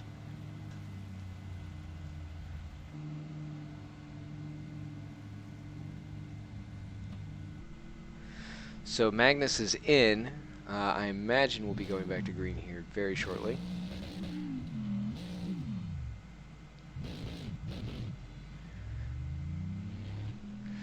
So that car must have taken a serious whack, because they did get it repaired. I think it's actually been fixed a few times now, so I'm not sure if they've gotten additional damage on top of it, or just minor damage that's exacerbated that initial knock. But they've really been struggling throughout this thing. Farkas is in, taking advantage of the time. As is Joey Hayden in that 05 Vantage, which is actually not the 05 Vantage.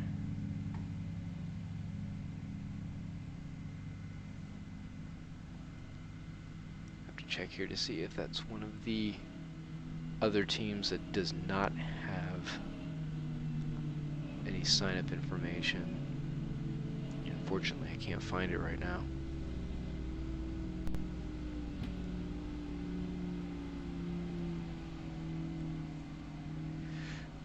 Hayden is out of the pits.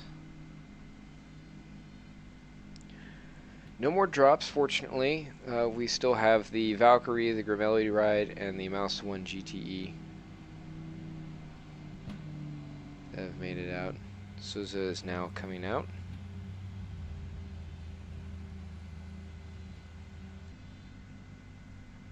Or sorry, I guess he's just coming in.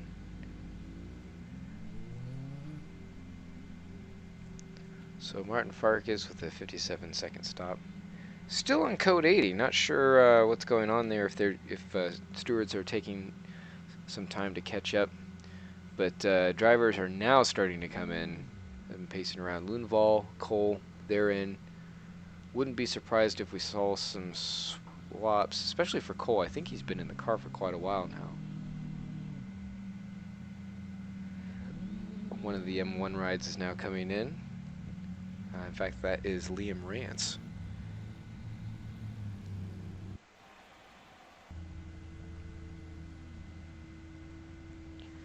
So Rance also taking advantage. I mean, at this rate, if they don't go back to green, we're going to see pretty much everyone able to cycle through and take advantage of the slow time.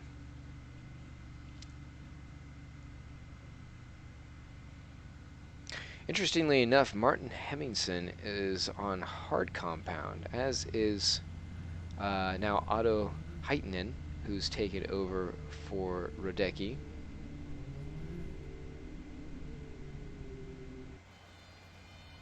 Haven't really seen hards come into play much, mostly been softs. A few teams running medium, although certainly more here than before.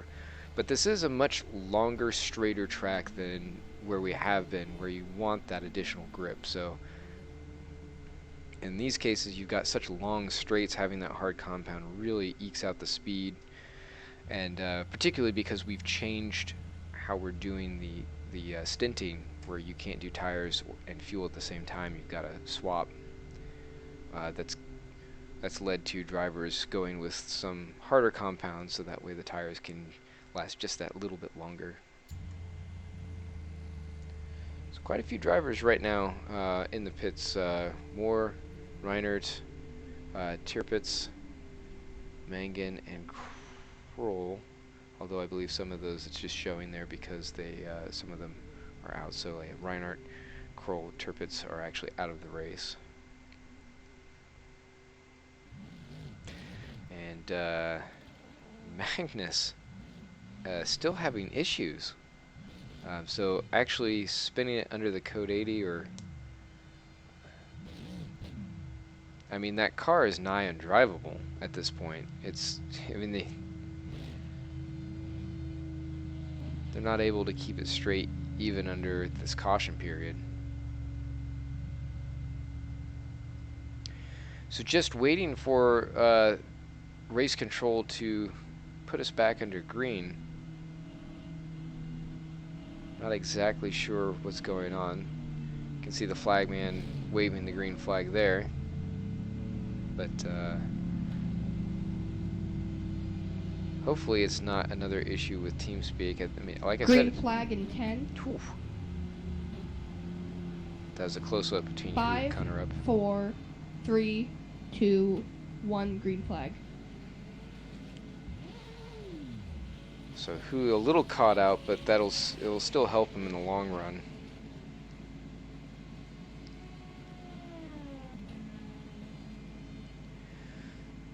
So what has this done for positions? Well,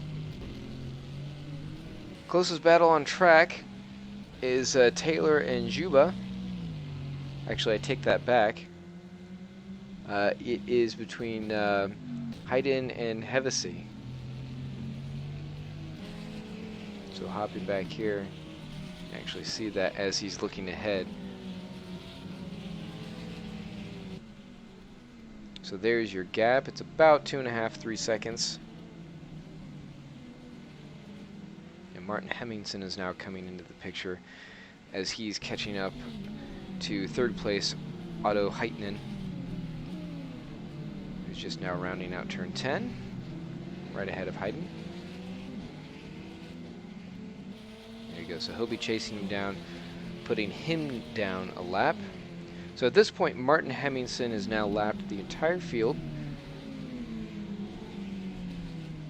Although because of the way that the pit stop cycles went through there, it's been pretty interesting.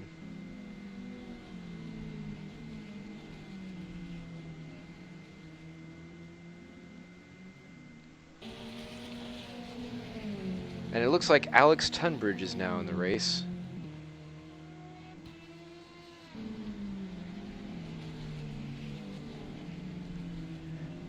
In for Liam Rance. So we'll see if we can actually get Liam Rance in here. Hello. How's it going, Liam? Good drive today. Thank you. Yeah, it's going well, actually. Didn't really expect this pace or really position. So, obviously, you've been having a lot of back and forth with the Seawolf guys and your own teammate at points, but talk us through some of the first half of the race there. How was that for you? It was, well, very close, to be fair. Well, before they disconnected, there was not a point where there was 10 seconds between the leader and second place. So yeah, it was tense. It was all about consistency, and in the end, I feel like we came off better. It was definitely fun to watch you and Ibrahim going at it. There were a couple times when you guys were, well, closer than not touching. It was firm but fair. It was I'd say. definitely It was fair. brilliant racing. So yeah, respect to him for that. Yeah, it's we were actually commenting how it was a real shame that they did have those disconnects, because just the way that between pacing and how they were heading their pit strategy, it looked like it could come down to another last lap sprint like it was at Monza. Oh yeah, but we know how that ended up for Ibrahim Khan. Yeah, and there was it looked like you had a similar case to him where you'd come up on a hypercar. And I mean, fortunately, it wasn't the last lap for you. Yeah, it was also my own teammate. Yeah. Yeah. Well, Jamie told him he was going up the inside of Ibra. Mhm. So I broke normally and didn't bother braking early. Obviously to come inside because the hypercar brakes a little bit earlier than the LMP2. Mm-hmm. So I thought he was going up Ibra's inside. He then backed out of that, and yeah, I couldn't get on the brakes in time.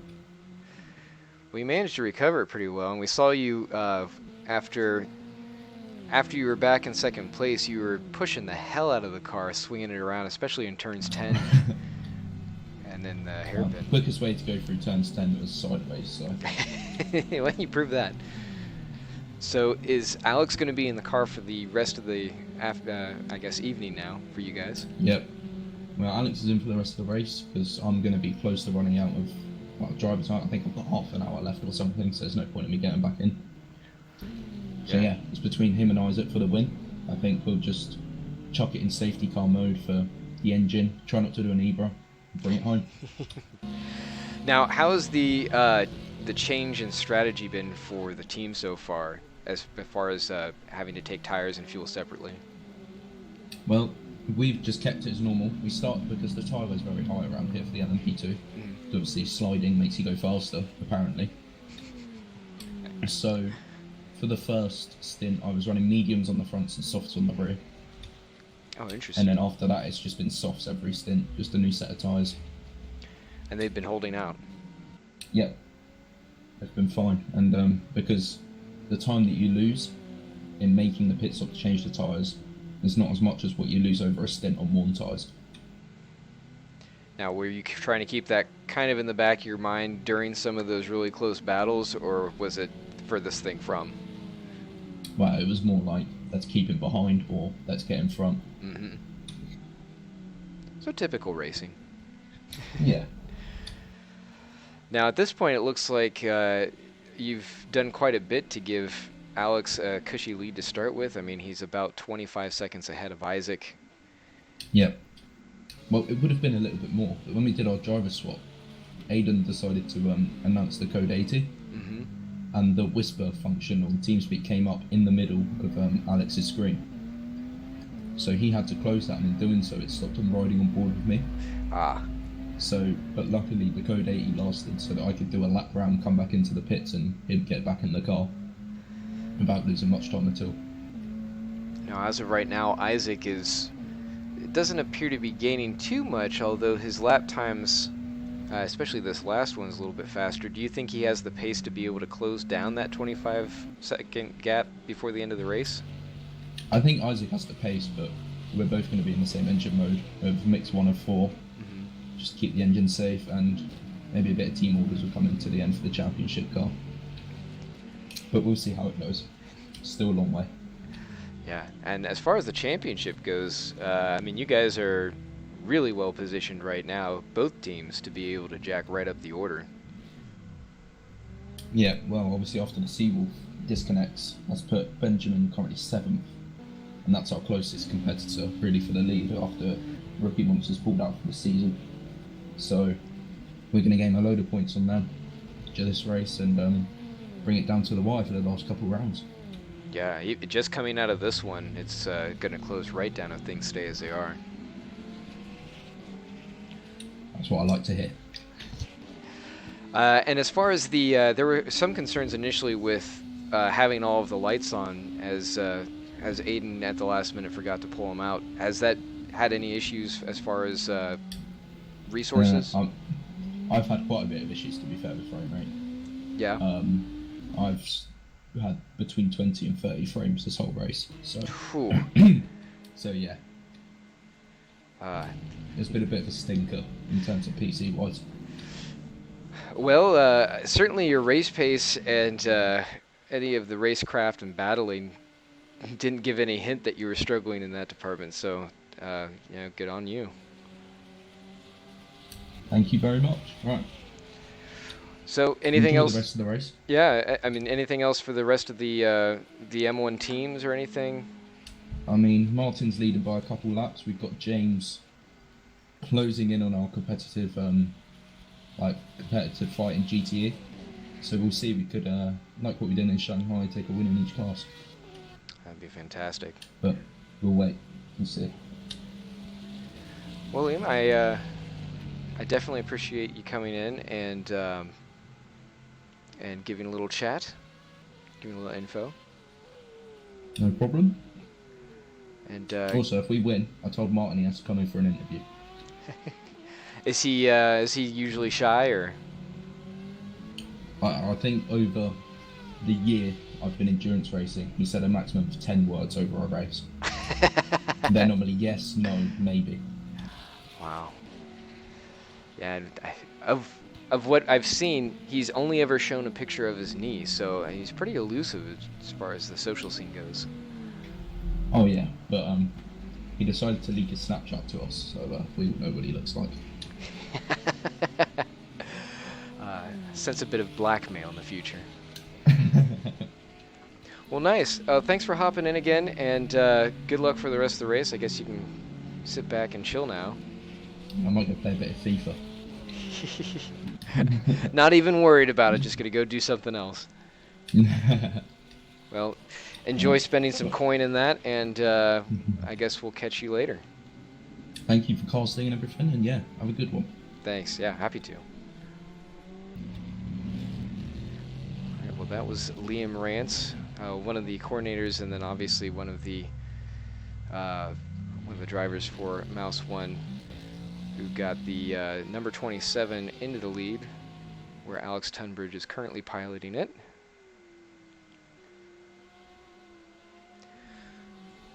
So as we were talking, not too much was changing, although we've got Joey Hayden now,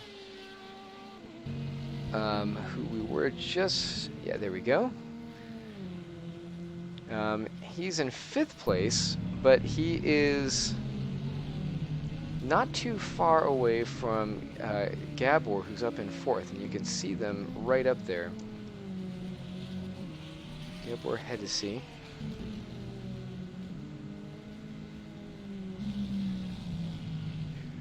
Right in view there. So as we were talking to a Mouse 1 driver, the Mouse 1 team is right on the screen.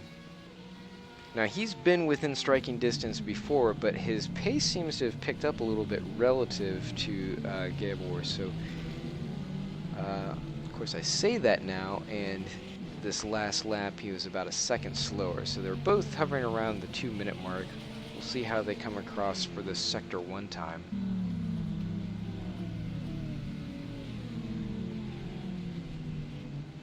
Just waiting for your times to come up here.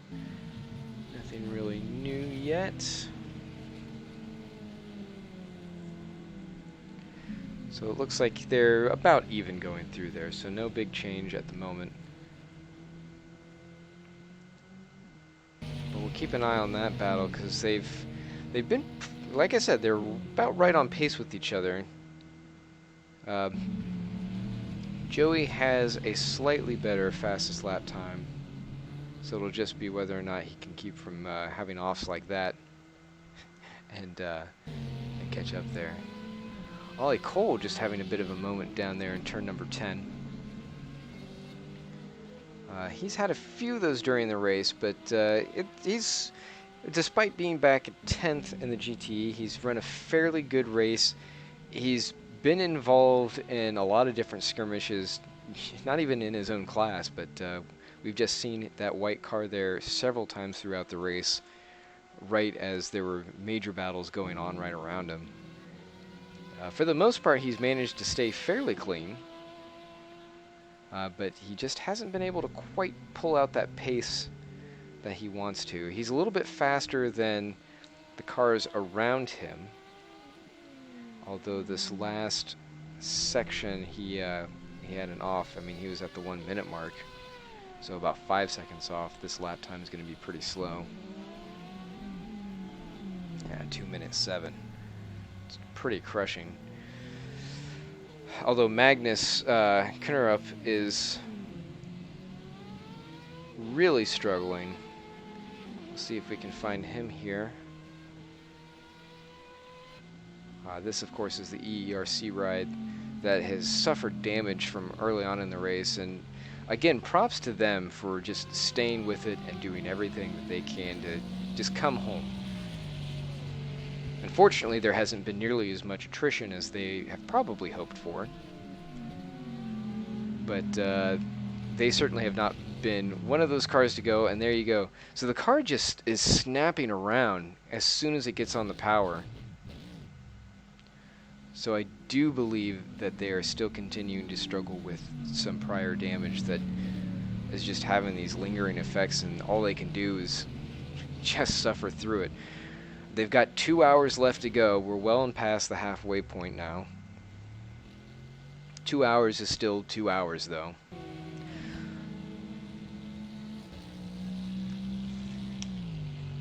So local time coming in, I believe it's around 9 o'clock there in Bahrain.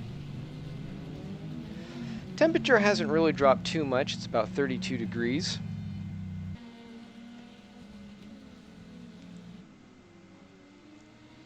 So still quite warm.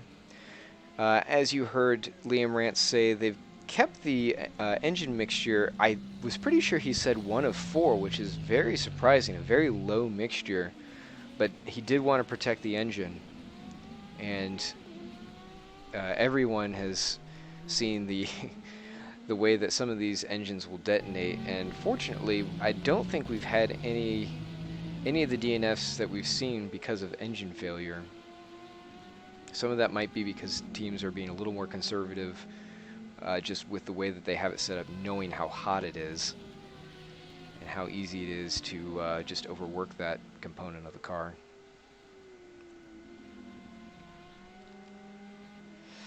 So as we were talking about Hayden previously, he has actually fallen back a little bit. That gap is now about 4 seconds.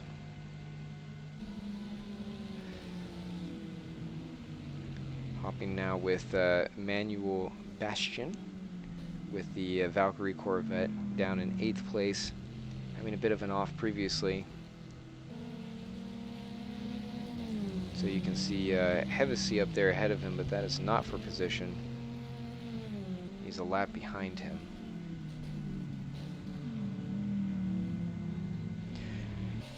Now, as we were talking with Liam, he mentioned that he feels like James has the race pace to get up there. Looking at where he is sitting relative to Jukapeka Lalu, he is about 1:18 behind. I believe he's gone in for a stop since we were looking at him last. And yeah, just looking at the number of stops, he's 2 to Lalu's 1.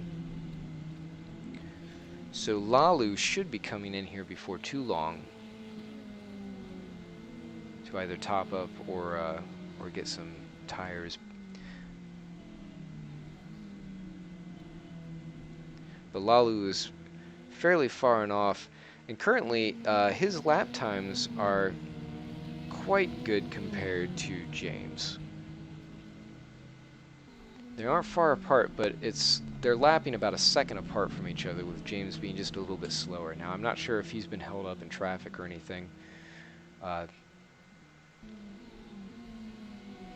Just looking at splits right now, James had a 53.8 through that last sector. Yeah, Lalu is easily half a second ahead of him through each of these sectors, so especially if he's on worn tires, he's doing a pretty good job. I'm guessing he's probably going to hold that position for quite a while now, unless James is really able to find a rhythm and stay up there.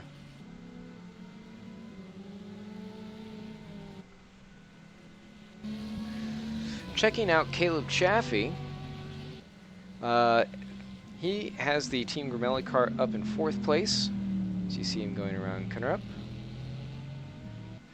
So it's been a pretty good day for these guys. They've managed to keep their noses clean, stay out of trouble, and while they've inherited quite a few spots, it's not to say that they haven't been working hard to get them.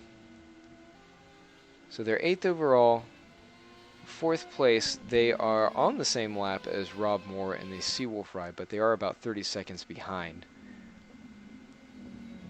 Mia Ott is now in the pits. That team has had some major struggles. They actually were leading the GTE class earlier on, about a third of the way into the race, and since then they've just fallen off the face of the earth here. So Mia, I believe, is in that G-Force entry. I'll double check that. Sorry, the Chaos Engineering entry. But I believe it was just a series of unfortunate happenings for the team, where they had, I think they had an off. They'd been caught up in some other skirmishes, and then they were caught out with some of the pit strategy as well. So currently sitting 8th. They're 19th overall. And they're about 20 seconds behind Manuel Bastion and the Valkyrie Corvette. Now Mia was just in for a stop.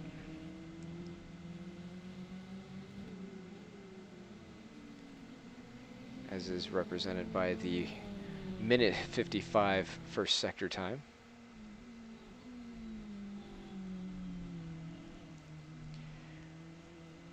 Now Mia does have one of the fastest lap times for the GTEs, 1:59.7. It's not the fastest.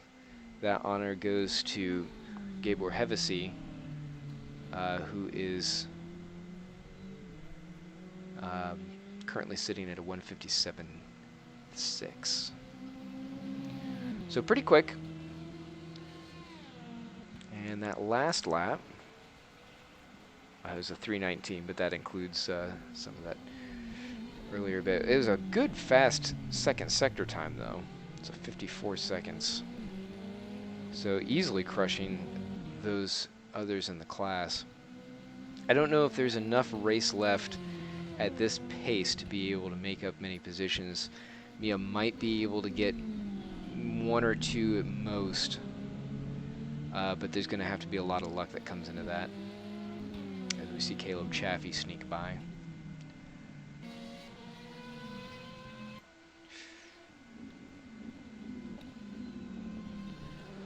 Right now we're going with Linus Lundvall, the Seawolf ride. One of the cars that ended up DNFing because of a disconnect, as we heard Liam say.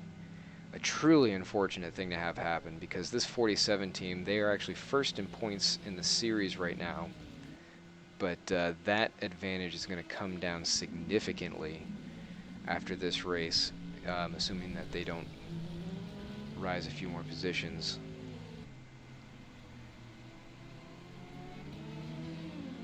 So just taking a quick peek here.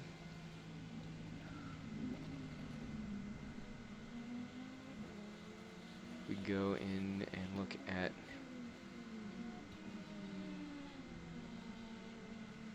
our point system. Sorry about that. For the 6-hour race, it's 25 for the win. Then it's 18 and 15. So if they get 10 points, they will lose 15 out to the lead. So right now, that would mean that they would fall back pretty much right into the clutches of Mouse 1. They would still hold the lead, but only by about a point or two.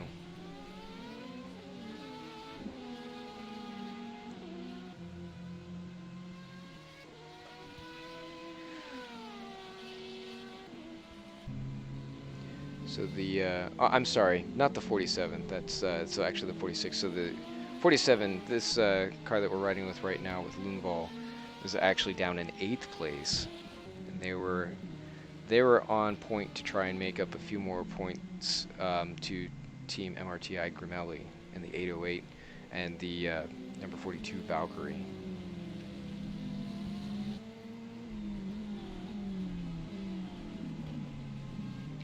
Just getting a poke from Toko, who did mention that, yes. Yes, so it's actually the, it is the 46 who's currently in the lead in points. So that actually is Rob Moore, if I have that right.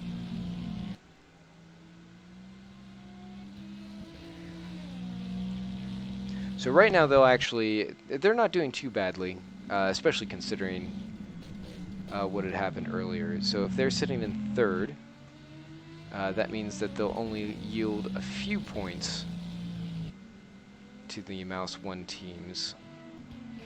Again, assuming things stay as they are right now. And actually, I got that wrong again. That's the number 48. There are just too many of these Seawolf cars on track.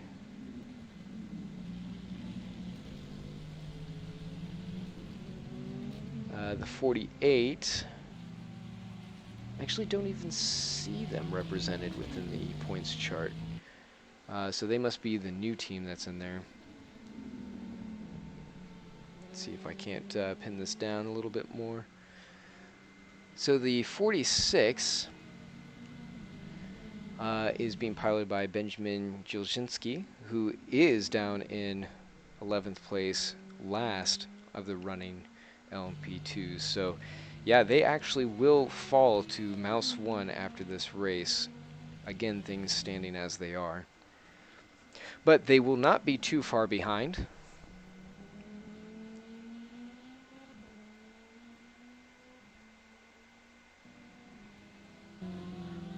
So there you go on screen, that's the number 46.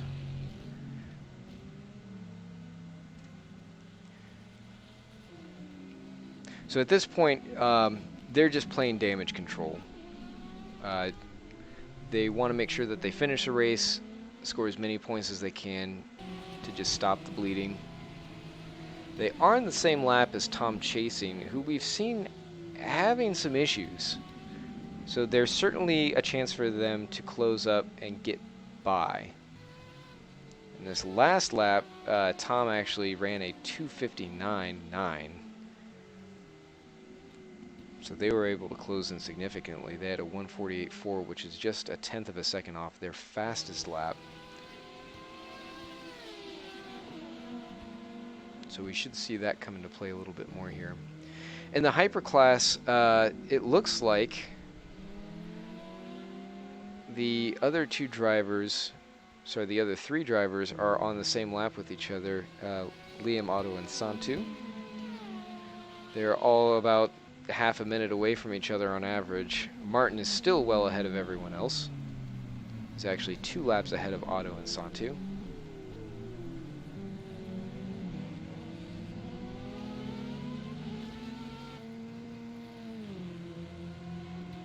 Let's keep that around for later. As you see, Gielczynski going around Alex Tunbridge, who is our effective leader right now, still holding it out, an actual leader. Although Isaac Morris is now within about 17 seconds, I believe that gap has come down just a smidge.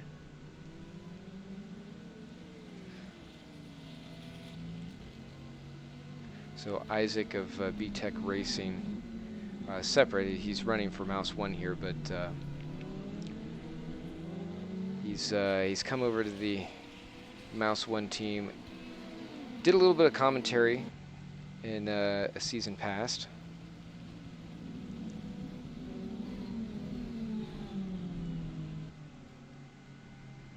So let's hop back there, see how Isaac is doing. Actually, he's well off course there, coming around turn 10, so I'm not sure what happened there. Must have just gotten loose off the corner. I think maybe he's starting to see that Alex is running slightly more conservative times. His best is just a little bit faster than Alex's, about, I mean, they're pretty much matched. But these last few sectors, he's been the quicker. So right now that gap holding at about 16 seconds.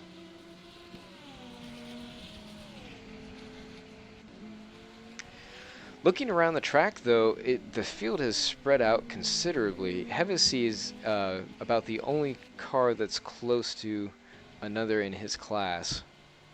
He's 5 to 6 seconds behind Angus Hu of the 777 Valkyrie.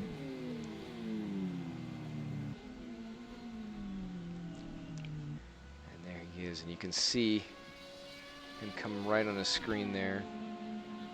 So he can see him off in the distance. He knows he's up there, riding on board with him now. So that little pale dot up the road as Ollie Cole comes out.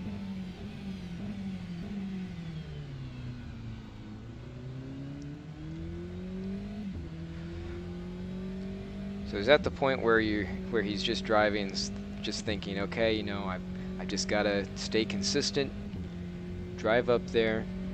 Looking at the times, he's just a little bit faster, about half a second, maybe just a little bit less per lap. So if he can keep maintaining those types of lap speeds, he should be able to catch him over the course of the next entire fuel stint. By the time he's in for tires or fuel, then he should be able to jump him, assuming that we don't have a driver swap.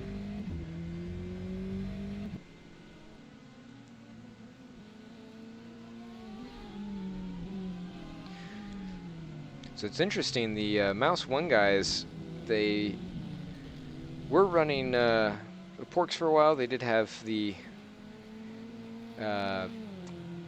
Corvette in there briefly, but since the Aston Martins have come around, they've pretty much consolidated just down to running that car. And it's worked out fairly well for them. In fact, several teams have switched over to the Vantage and have performed more or less better. One exception, of course, being Lalu, and now Ryan Walker is taken over. So we've had a swap out there. Let's see what that's done for times. Ryan is about 30 seconds ahead, so did not hurt them. James will obviously still have a lot of work to do. We're under 2 hours. We're at 1:43 for the session. Temperature still holding at 32 degrees Celsius. Track temperature, oddly enough, is 29, but hey, that's live weather and Rfactor for you, so go figure.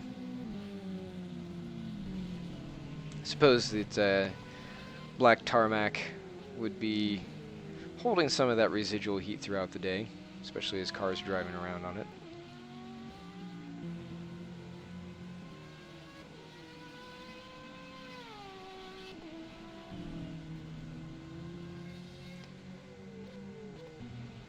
Checking in on Martin Hemmingsen. Completed 109 laps so far. He's now lapped the entire field twice. And there in the background you can see Isaac Morris, who is still sitting around 18.5 seconds behind leader Alex Tunbridge for the LMP2 class.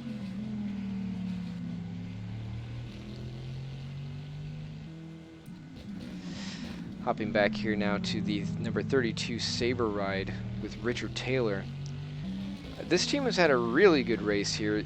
They really struggled back in Sebring and, or maybe it was Monza I'm thinking of, where they had really good pace and just completely fell flat on their face with it. They just could not catch a break. But obviously not the case here. They've been up at the front competing, and I say that as he just overdrives a little bit. Richard. That is not going to help the tires, but he did gather it up and get going.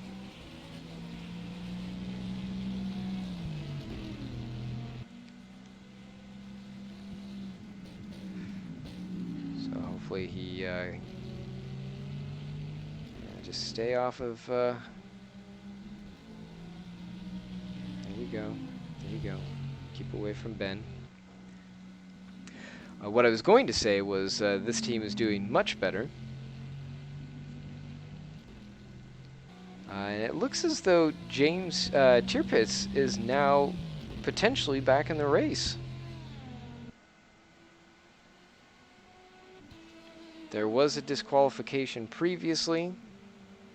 I'm not sure if that has been overturned.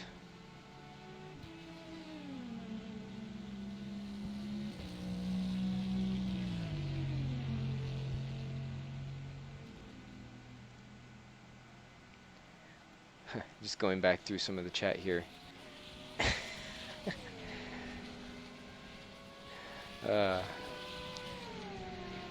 Yes, Martin, I am here. Sorry about the long black screen. I had to get back into Rfactor. So I'm not sure what's going on here with Tierpitz for the other GTE ride, but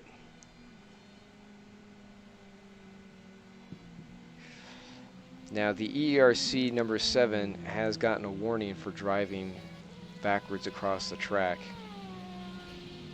That, of course, is car on screen right now. Magnus Kunnerup. He's doing his best with the car that he has.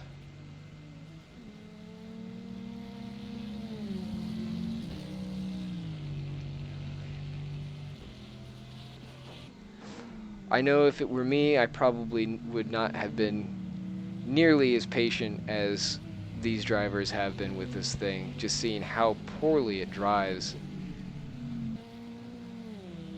I don't even know if you could call that decent track time, just because of how badly it's going. But with that said, they are sitting in 11th. I think they're just holding on, saying, okay, well, it's 2 hours to go. If at least one other car drops out, it's a point. We'll take a point. A point can make a difference.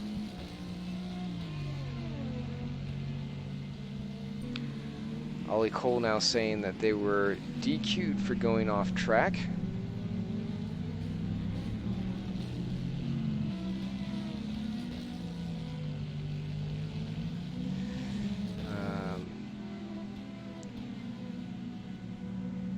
So looking at this, trying to make sense of some of what's happened here.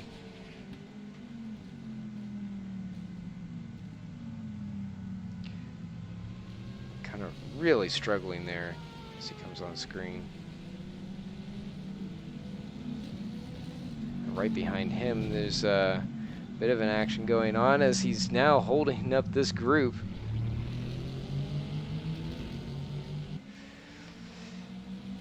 And And Lunafall just saying, I need to get the hell away from you guys while you figure that out. Oh, Mia Ott having an off down there. Ooh, and chasing also getting a little bit wiggly. And looking at here, I think actually that battle we were watching with Bastion, yeah, that is for position. So 8th and 9th fighting now. Souza is right there as Bastion gets a little bit of a touch on him.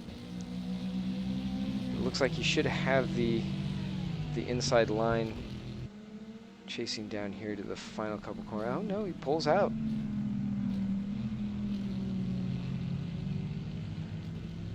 Gushinsky is right there and saying he must have gone wide down at one of the corners there because he was ahead of them. Totally missed that. Little gamesmanship there from Bastion trying to catch some slipstream off of the LMP2. Let's see if he could get a run down and Souza going into the corner. It was for naught. And he is right on his tail. This is some good driving from the Valkyrie team. So he's going to see if he can squeeze him, maybe get the cutback or at least a little bit of a run as they head down towards the S's. It looks like he just has some overlap.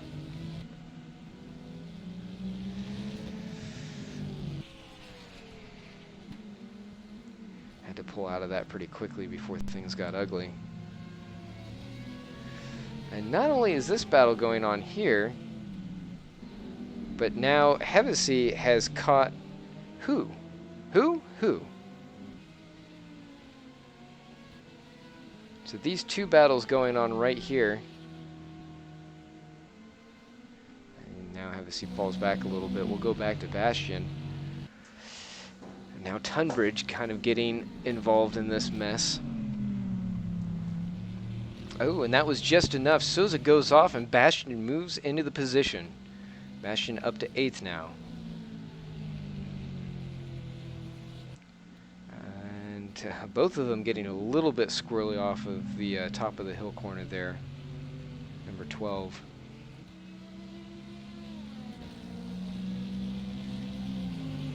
So Valkyrie moves up a spot. Oh, and Cunner up again. Yeah, backing up just to get out of the way. Not far from where we just were.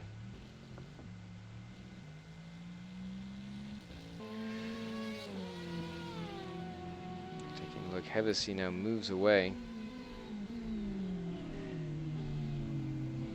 Leaving who behind?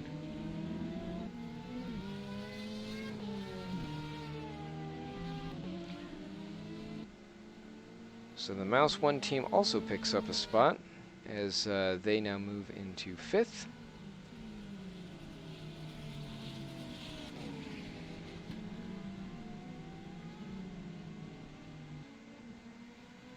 Although I say that, and he was still not too far away.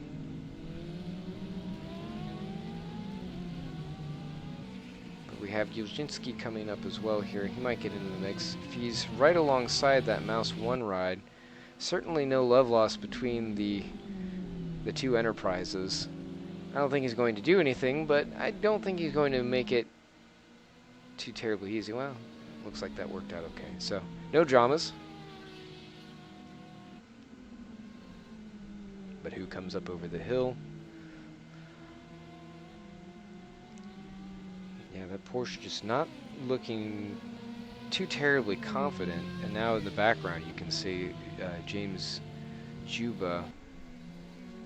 We're keeping an eye on him. James is now 33 seconds back behind first place Ryan Walker for Satellite Racing. So I think Satellite is probably going to maintain that position, and if they do, if things stay as they are, Satellite will open up their lead, which is currently sitting at 11.5 points. So that will push them. The difference is 7 points, first to second.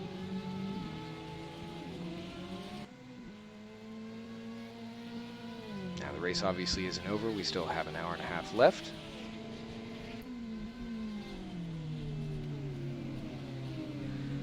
Just taking a moment here and checking on some of the chats to see if there's anything that's come up that's been missed.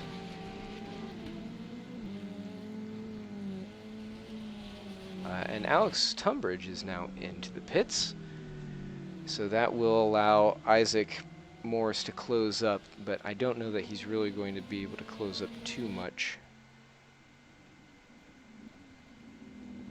I do believe that they are fairly far apart from one another. And Caleb Chaffee is now swapped out for Che Hatch in the MRTI Gramelli ride. So that team currently sitting in 4th just off the podium. But this will be a good race for them, even if they manage to make midfield. So Rob Moore in that Seawolf ride, sitting in 3rd place, they are also in.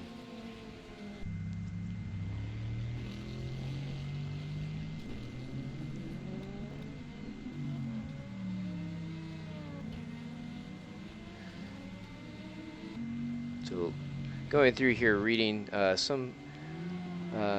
someone was having some water cooling problems with their PC, and about 20 minutes before the driver swap they had to retire. Oh, and we see the Gramelli ride going off there, chasing it around. Tunbridge still holding his lead, but now Isaac Morris is closed up to about 12 or 13 seconds. Probably won't be able to do much with that because I think they'll have to go in here and pit before too long also. And you can't even see them in the backdrop there.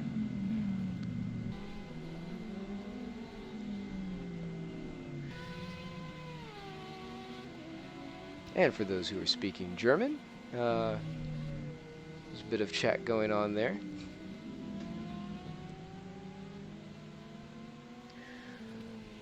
Looking over in Stewart's announcements, nothing new going on there.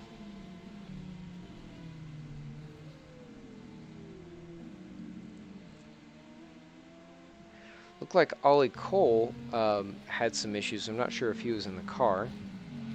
I don't believe so, but they were having. He did mention an issue with a disqualification.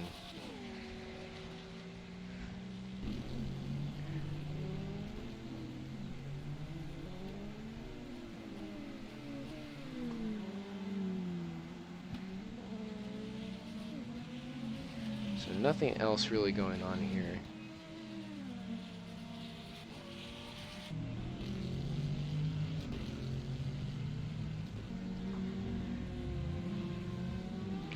Connor up off again.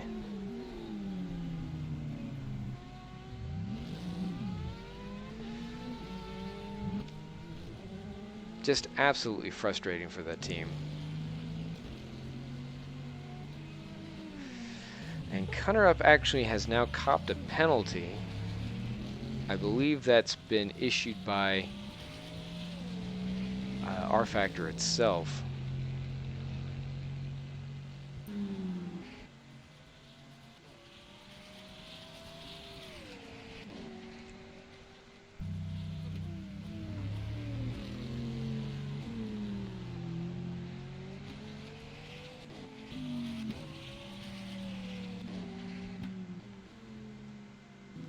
Sorry, just going through here and seeing if there's anything I could glean from that penalty. Hopefully they're able to, if their strategy is to just finish the race, then for them to just be able to go ahead and do that. But for as unstable as that car is, you almost just not even want to be there.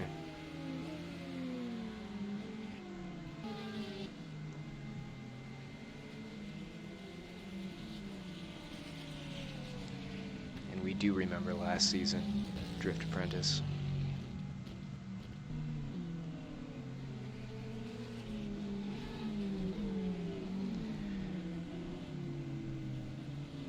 So there we see James Juba riding past Angus Hu, who is not for position. Richard Taylor is in. Looks like he might be getting some fresh rubber on that car.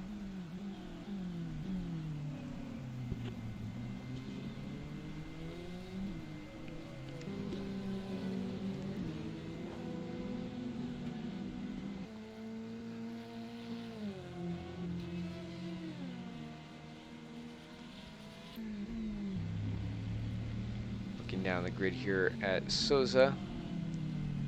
Currently about 5 or 6 seconds, or about 5 seconds behind Bastian. We saw that battle going off before, and it looked like he might have been able to start pushing back, but right now he's starting to fade just a little bit.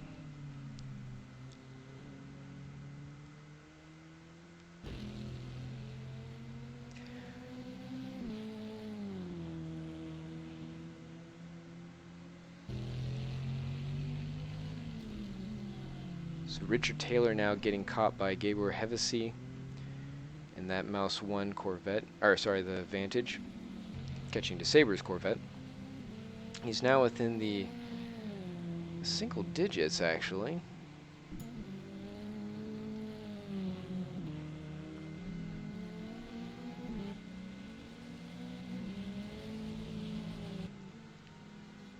But I don't know that he's going to have much for him. Who is now starting to close back on Hevesi, who we are currently with. But they've got Juba between the two of them. He won't want to do much if he does manage to catch them. Hopefully team orders will be to just let him by if he gets up there. He certainly would not want to jeopardize how things have been going with that race, because the second place would be phenomenal for the team. Right now James is still a ways back, and being the same class, he's not really closing in on him too quickly. Now what is interesting that's been kind of developing over time, we did mention that Isaac Morris was closing in on Alex Tunbridge, and I honestly thought that he was going to have to go in and pit, but especially since he's showing one less than Alex. But as of right now, he's floating around that 10-second gap mark.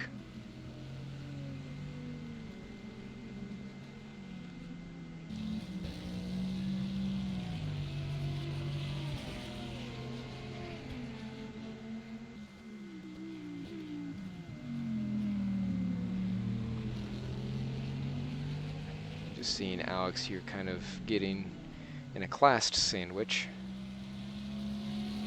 Guess you could say it was a classy sandwich. As Enqvist goes on by. Enqvist actually now has moved up into the third spot. So so that Ventus Racing is now on the podium. I'm sure a lot of that was a result of the way that pitting strategy worked out with the Code 80 that happened, as well as just completing strong laps.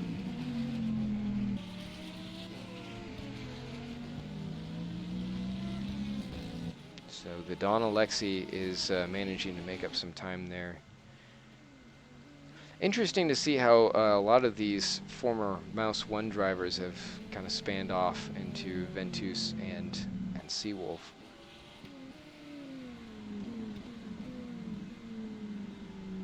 Of course, these guys have raced around each other in practice and obviously on the track here during the events themselves. So they know their way around each other. It's just interesting to see the evolution of these teams as Cunnerup is out of the pits again. Bit of an issue with Richard Taylor, who's now back to third, as Joey Hayden comes into play for third place. Richard Taylor's in fourth. So I missed what happened there, but it looks like Richard Taylor, his last lap was a 2:07, and he just had an abominable third sector. So I'm guessing he had some kind of off there after coming up the hill.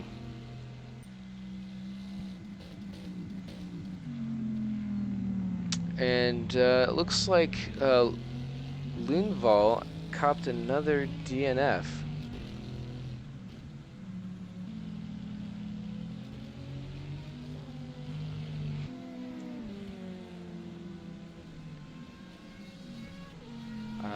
Although I say that, he's right there, so I think that was just a glitch.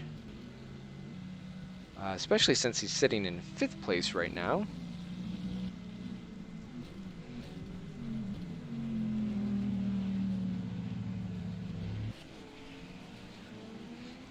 A 5th would definitely go a long way for this team to boost them up the order. They're sitting on 15 points right now, and a 5th would bag them another 10. So that would, they would still be a little bit behind Gramelli and Valkyrie, number 42, Valkyrie E-Racing.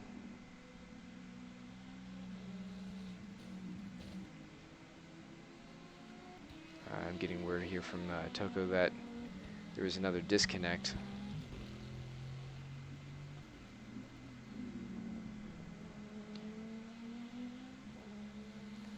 Huge bummer there. It's one thing if you're in the middle of racing and you just come into contact, or you're pushing it too hard and you spin out. But when it's something you can't control, like a telecom screwing you over or faulty equipment, I suppose those have their analogies in real racing with equipment going bad or other unforeseen circumstances. But regardless, particularly when you've got a fast car and drivers are really just putting in good times.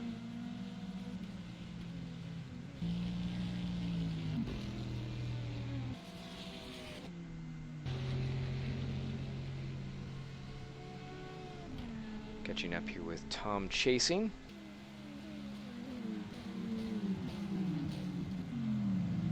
Now up to 5th place. So Ben Gilzinski has fallen back to 6th. Linus Lundvall still in 7th.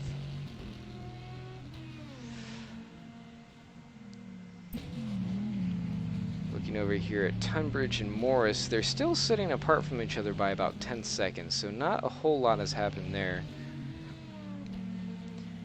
Hevesy is actually moved up the order here. So we're tracking them. They are in 5th place. James Juba has now closed down, as we were monitoring that before. He had Angus Hu not too far behind him. And it looks like he's still a ways off. Yeah, 13 seconds back behind Hevesy. So he's probably, we might see him in the background here as the camera changes over. Yep, nope, he should be coming around. So he is a ways back. So they've, the two mouse ones, you can barely see him rounding the corner. So they're effectively a straightaway apart from each other. What are we currently spectating? I'm sorry? What are we currently spectating? Oh, Hevesy and James Juba.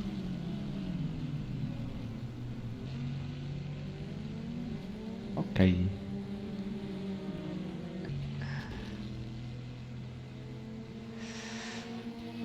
So I'm guessing, Magnus, that you were throwing in the towel on that one. Yeah, we got screwed over by the dude who started the car. He changed the entire setup. It looked so uncontrollable. We were pretty convinced that it was damage from lap 1 or something. No, that was straight setup. It was absolutely terrible. It was obvious you guys were just doing everything you could to make it go straight. That was like driving on soap. The worst car I've ever driven. It looked bad. Now, is Aiden Williams in the car? Is that what I'm seeing? Yes, he decided to take over because he's a bit better than I am in the Corvette. Now, I'm surprised after seeing a lot of the early offs that you guys decided to stick with it for so long. Was it just a points play, or were you trying to make it work for you, or what was the thinking? We just wanted a better points, and we didn't want to give up on just the car just because somebody screwed it over. We still wanted to race. Mm-hmm. That's good. I know if it were me personally, I would have hit eject probably 3 laps in, but good on you guys for staying with it.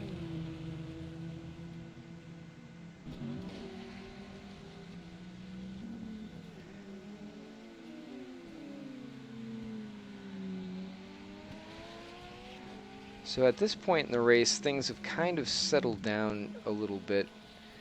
A couple of things we're looking at are the battles. Isaac Morris is very, very slowly possibly catching Alex Tunbridge. As we see who What now positions are those? Oh, that's for P5. Yeah, but for first place in the class.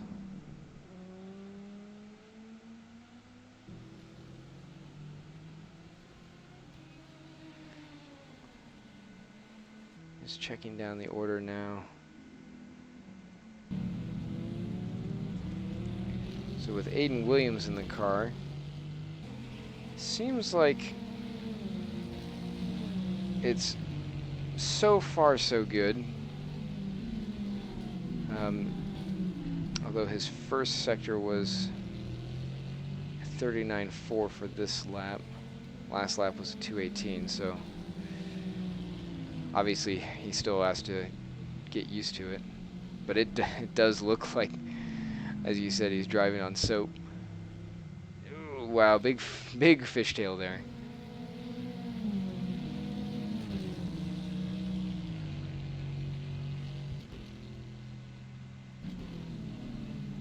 Oh, I see that you didn't see you ping me earlier. Sorry about that. Ah, it's okay. So, anything going on in the race other than your own struggles that you're seeing? I saw a battle. I kind of almost split up because I had to go with the racing line through turn 1 and 2. And I had some encounters with some of the Seawolf cars. They are not very good at giving space. They like to have their own space, which is basically the entire track, it feels like. Well, and there certainly are plenty of them. 3 of those LMP2s on the track at once.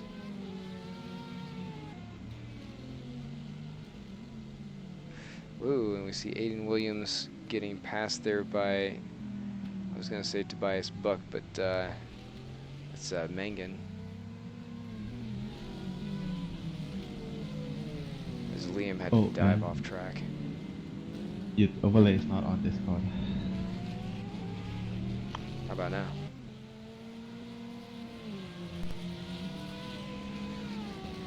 No. No? No, it's not. Oh.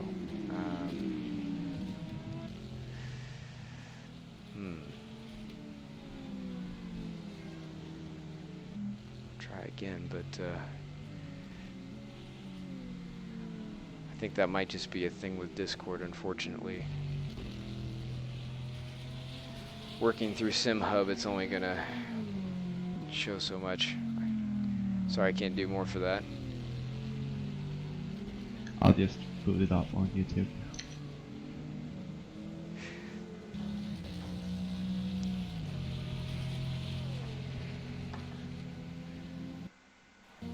So how do you feel the race has been since the start? I heard it was delayed by an hour. Yes, Yeah, so we had some technical issues with the setup. I think it was because it was a rolling start, and then there was some confusion with the way the green was. Prior to that, it was an issue with drivers not being formed up on the grid properly, so that had to be changed out. So it was about 3 attempts before it was finally set to restart. And then after that, I think it might have been the 5th or 6th time before we finally got it going. But after that, it was good. Yeah, the opening laps were pretty exciting. There is some push and shove between some of the hypercars. There was hip and elbow with the LMP2s. And actually the GTE, surprisingly enough, kept it fairly clean amongst everyone. But you might have seen or heard something different.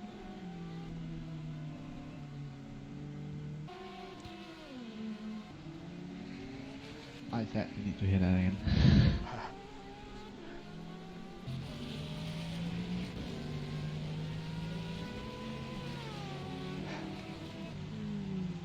But it's been pretty good. Weather's been fairly stable.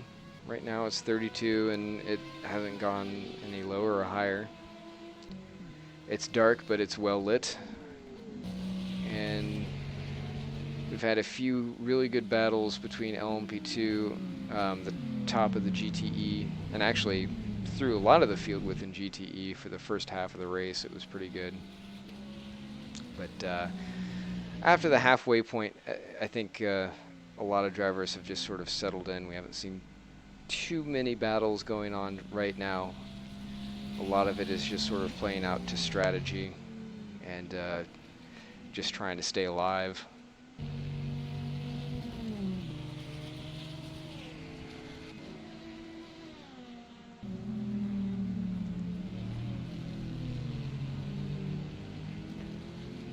Biggest misfortune so far in terms of interesting back and forth was when the two Seawolf cars had a disconnect right when they were in the middle of battling with Mouse 1 teams. Oh, that must have been kind of scary for the Mouse 1 teams.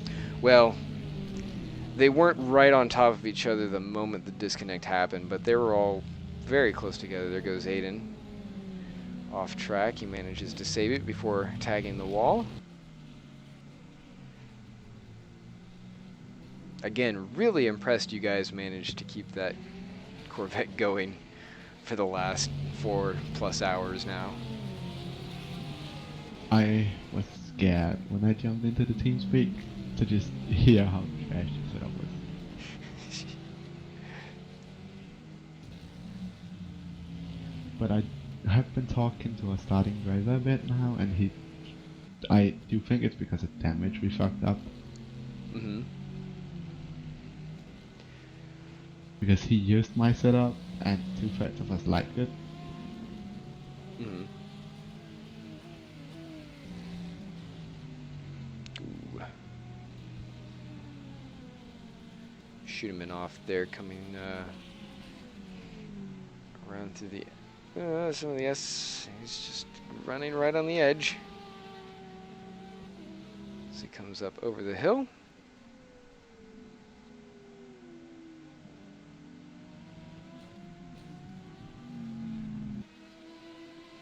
So yes, there's things have fallen off a little bit here as far as close battles.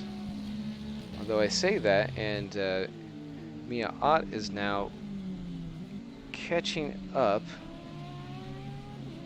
to the replacement driver. Oh, and Alex Tunbridge, leader in the class, actually has an off, so now that's going to get him right into the clutches of teammate Isaac Morris. Oh, let's not switch now. Let's head back to watch that battle. So yeah, a rare mistake by Alex Tunbridge has put him right there within a second of Morris. And we talked about Morris earlier and how he was catching up. and showing really good pace.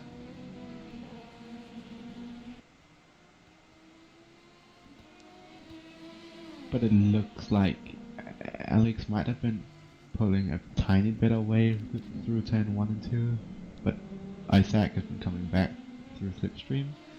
Mm-hmm. And now I didn't see how much he did when he gave all that time away, because he was within about 10 seconds to Morris. But now, obviously, they're on top of each other, and hopefully he hasn't done too much damage, because the easiest thing to do in the world is try and overwork the car. Oh, a big lockup going down into 10.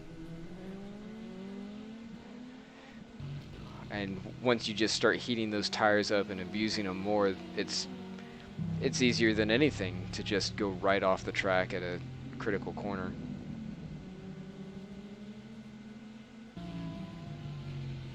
And right now it looks like Tunbridge is driving somewhat desperate. Yeah, he also seems a bit like he's pulling away. Surprisingly Not enough, hitting the yeah. traffic. And we do have that traffic ahead, you're right. That might make a lot of difference. Oh, there was a tiny bit of oversteer through the last corner. Mhm.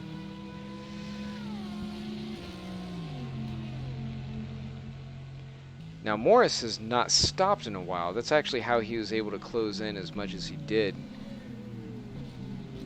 So I'm wondering if maybe he's trying to look after his tires at this point, just taking it easy through all the traffic, and as he goes off track a little bit there to avoid that portion.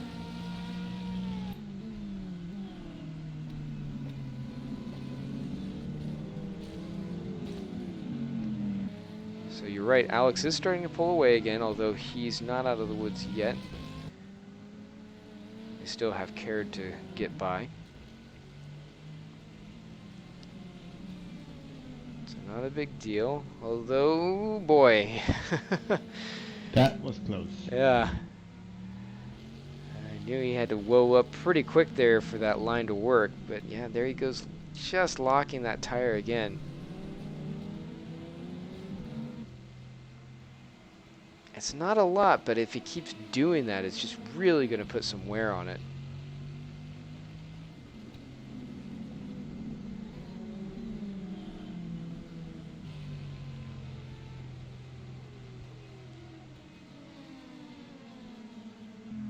We're seeing a lot of drivers using as much of the track as they can over there. It looks like it's sand, but it's... oh, and now Isaac Morris is running a bit wide there off 13.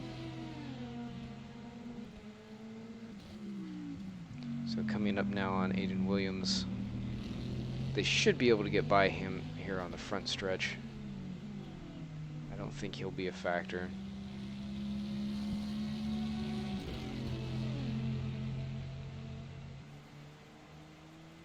So all of this has been going on, and it looks like Alex is going to be able to pull away now that Isaac's been forced offline.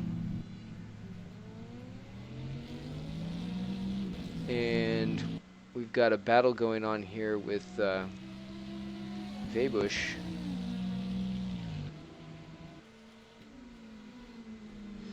This is back down the order a little bit, but not too far.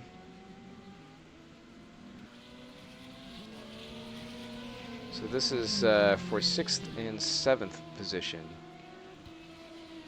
So Webush of the Team Valkyrie ride is coming up on Mia Ott, and has closed that gap up considerably. So Volker is, I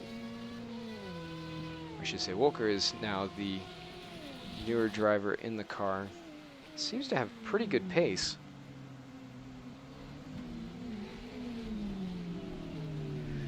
They're quickly getting caught by the upper classes here.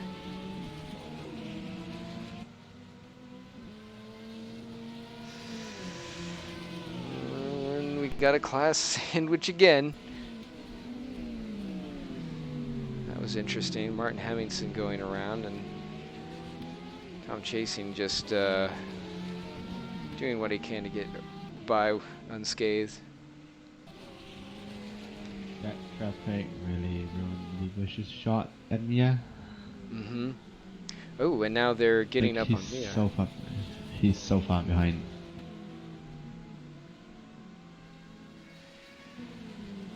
So while that's happening, Tunbridge was caught again. Don't think that he's got too much to worry about. Isaac is staying about the same back, and he's not getting quite as good a run off some of these corners as Alex as they come into more traffic from the GTEs.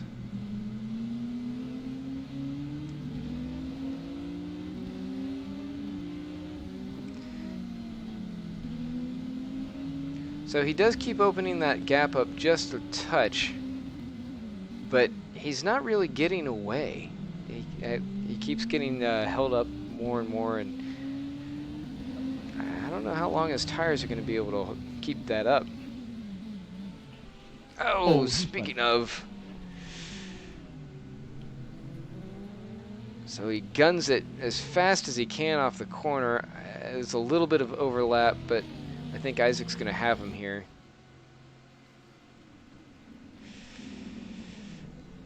And he'll probably want to push as hard as he can through there, but he can't do it. So a change for the lead in the LMP2 as Isaac Morris moves ahead after a costly error by Alex Tunbridge.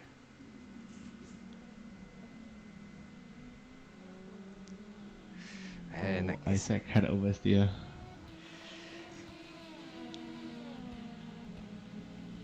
So both of those Mouse 1 rides looking a bit slippery, but I have to believe that Isaac, at least he's driving it where it looks more stable.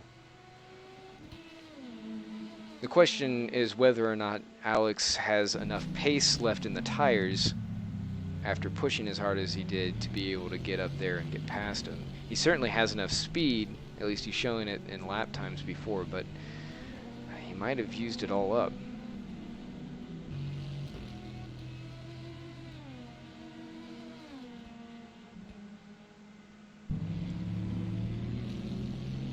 Looking back at that Vibush Ott battle for was that 6th place, Mia's managed to pull away just a little bit.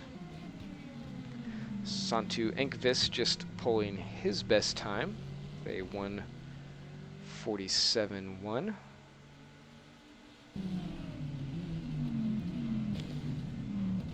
Not bad for them to work up to 3rd after just the opening where they got crushed against Tobias Book in the Sabre ride. Both teams crashing together right in front of the field.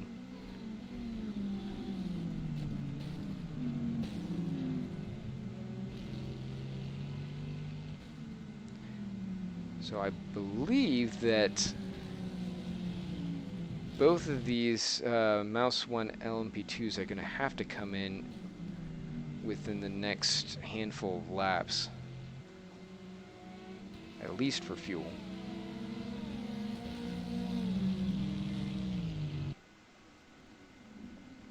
Because they have been out there for quite a while now. Got a low speed warning for Che Hatch.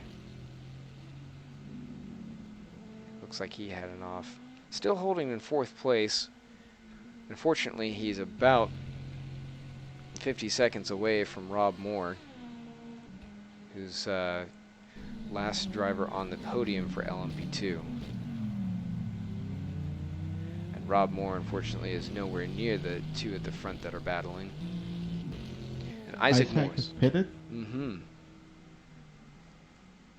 So as I was saying, they're definitely getting close to the end of their fuel stint. We should probably be seeing Tunbridge in within the next couple laps as well.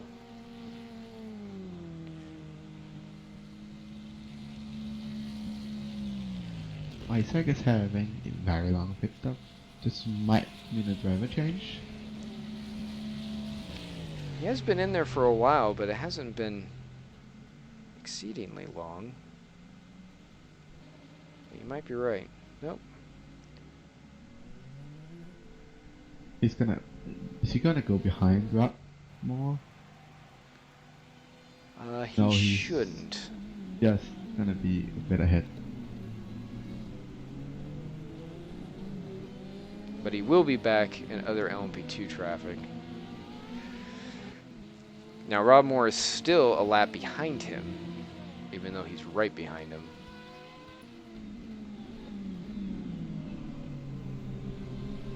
And Benjamin Jilczynski is currently sitting in 5th place. So that's also not for position. That being said, I think he is fighting with Chasing there. No, that's incorrect. Chasing is also actually about to go a lap down to him. Almost looks like they're fighting for position. I would sure hope not, considering that... Okay, good. Yeah, Tom's going to just move over and stay out of the way.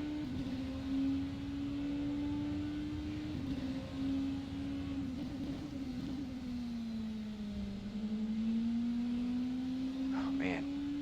Look at those lights.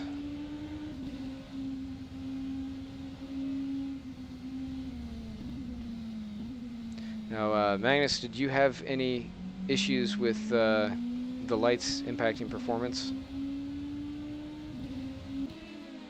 Not really car performance, but definitely visuals.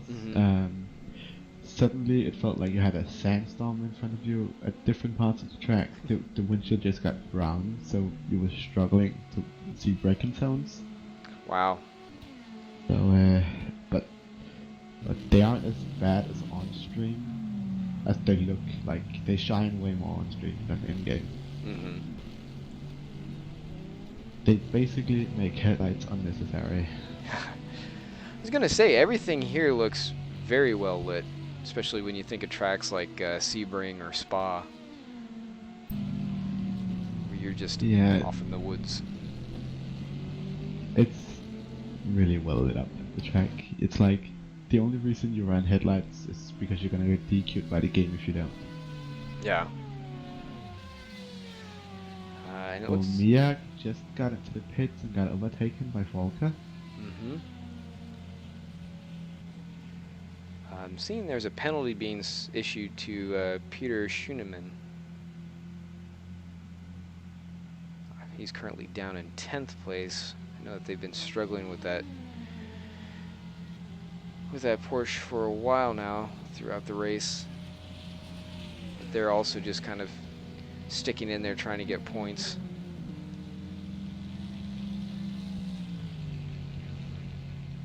Look at Aiden being overtaken.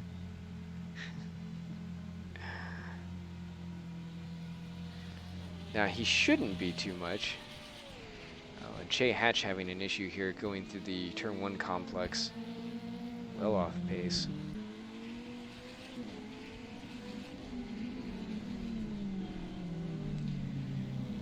So looking back at Tunbridge, he's still almost an entire minute ahead of Isaac. So we see Mia come out of the pits.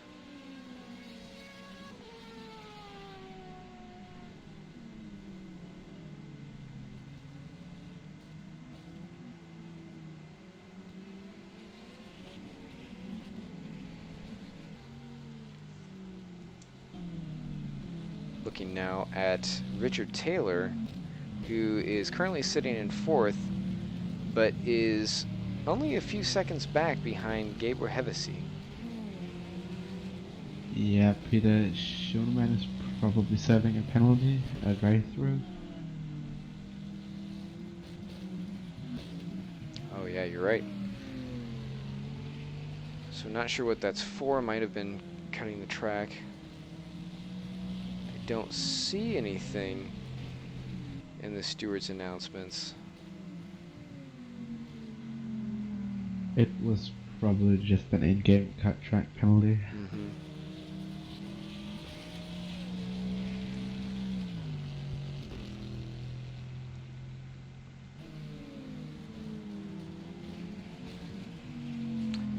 Santo Engvis improving his best time overall.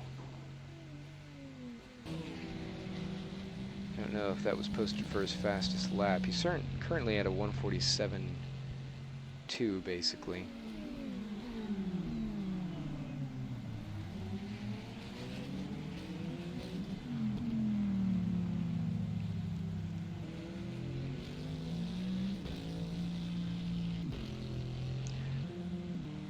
So interestingly enough, with the hypercars, Martin Hemmingson is well and away above the rest of the field. He's actually 3 laps ahead of everyone, if not more. But the other 3 drivers are still all on the same lap. They're about an average of 30 seconds apart from each other. And that's kind of how they've been since pretty well early on in the race. It's just sort of some of the gaps open up, some of them pare down, but they've all just been sort of right together as far as race pace. Except for Martin, who's just clearly faster than everyone. Yeah, he's got special jetpacks, and he's just gone. I said 3 laps. It's actually just 2. But he is. It's about 2.5, so wouldn't be too surprising if Martin was able to pull 3 ahead, and as we see Otto Heitinen going off track there around turn 13.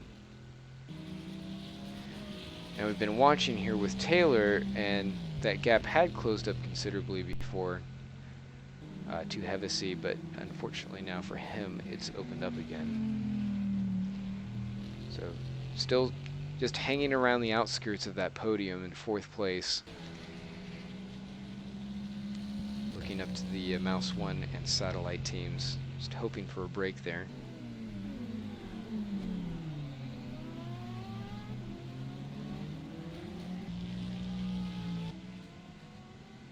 Ooh, watching Aiden Williams here come down through the S's towards the chicane, and he is all over the place.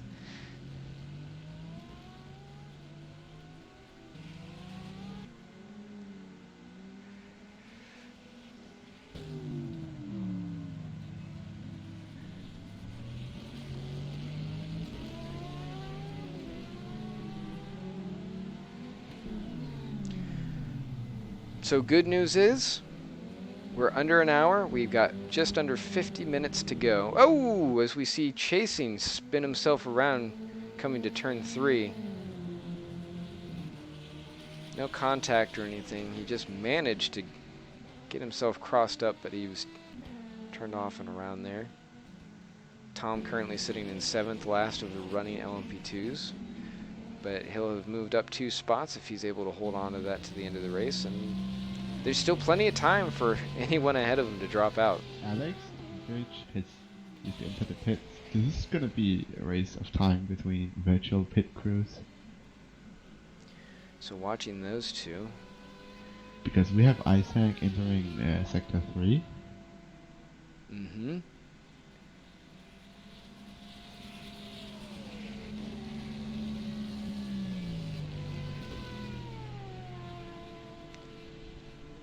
So Isaac is now just clearing turn 13. Che Hatch now coming in. And as we go through here, Alex still sitting there. There's a long pit stop. He just went past Bahrain O'Connor. This is going to be a position change. And Isaac to the lead. So Tunbridge is back out. Fresh rubber. Just looking out for Richard Taylor. He's conscious of Alex coming through. Fairly clean separation from the 2.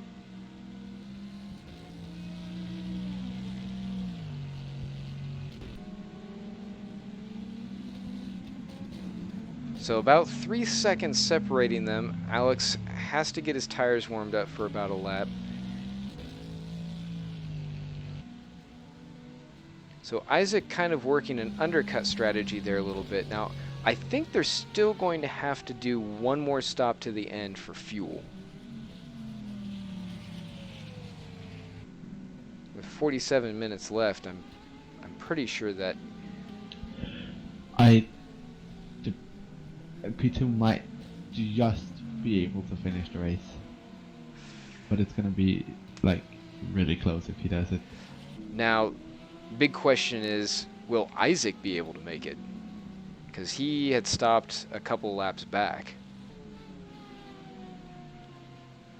He always has the advantage of pitting for less fuel, which is gonna make the pit stop shorter. Mhm. If you could take a pit stop that took like 10 seconds, so he still has a fighting chance. Now, that's assuming that Alex will also have to grab a splash and go.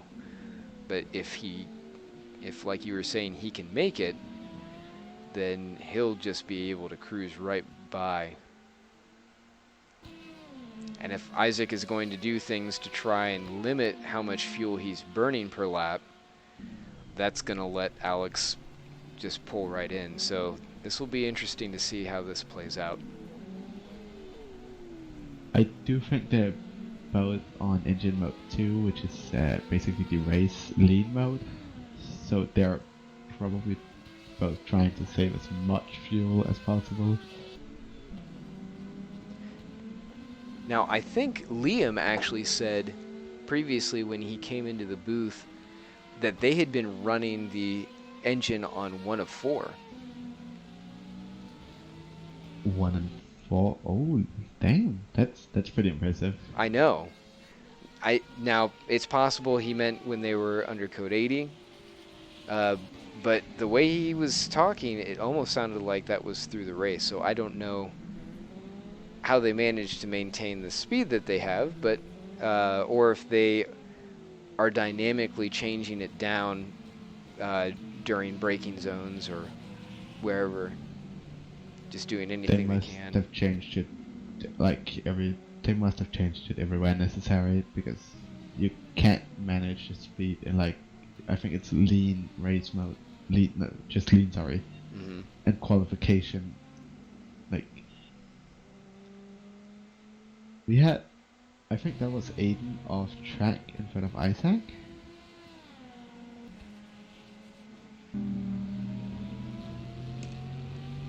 That would make sense, yeah.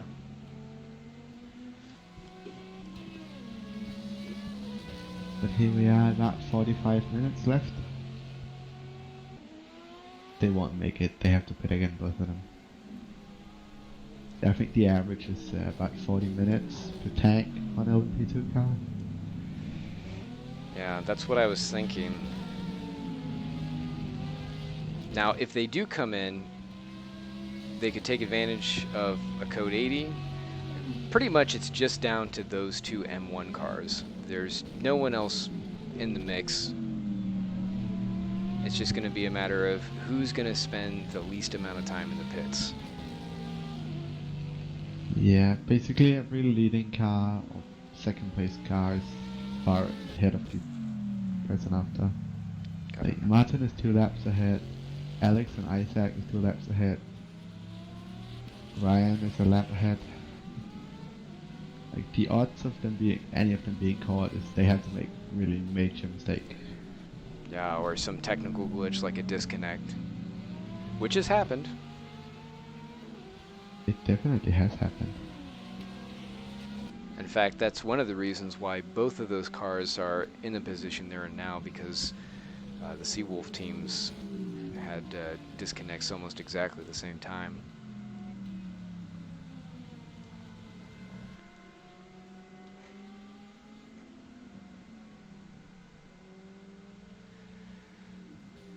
So right now, Isaac has about a 4-second lead or so over Alex, which he's managed with the undercut. Now Alex has fresher tires and more fuel,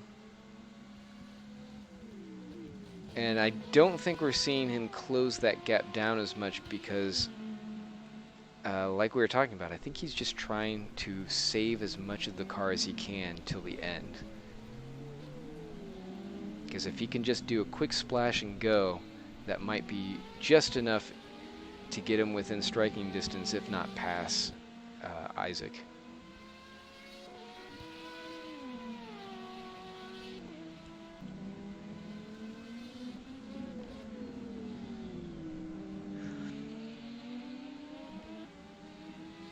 That would be a big win for Mouse 1 regardless, because they would have a 1-2 for LMP2, a win for Hyperclass, and right now James Juba is sitting in second place for the GTEs.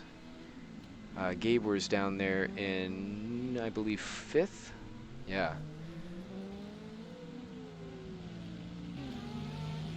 I'm sorry, he's not, or yeah, he is. He was the other last one. And then James Turpitz, it shows him parked in the garage. Isaac had a major oversteer. Here comes the question: if Alex, he can take advantage of it, even though he has such a huge lead.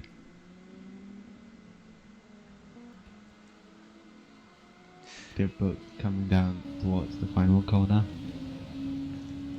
Riding on board now with Isaac Morris.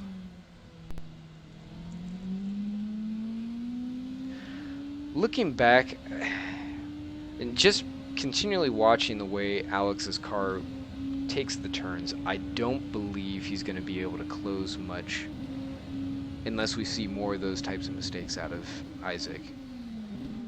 Just because he's struggling with a little bit of oversteer, having trouble getting some of the power down off of a few of these corners.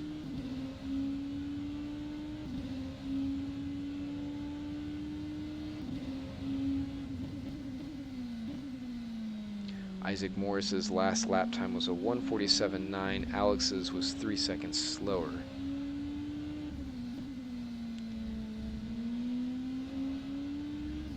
Their sector 1 time this lap, though, Alex made it up.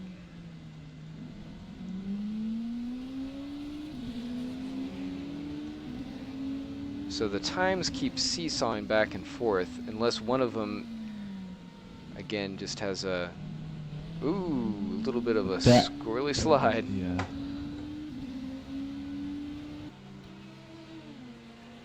It'll be interesting to see how that affected his sector 2.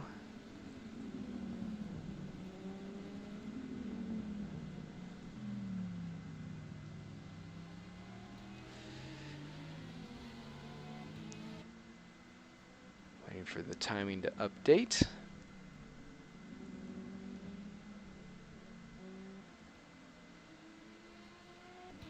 So Isaac lost about another 3/10 to him. So again, they're just very incremental gains. Oh, and a big off there. That's not where you want to lose time coming onto the front stretch, because that's going to completely compromise your straight line speed.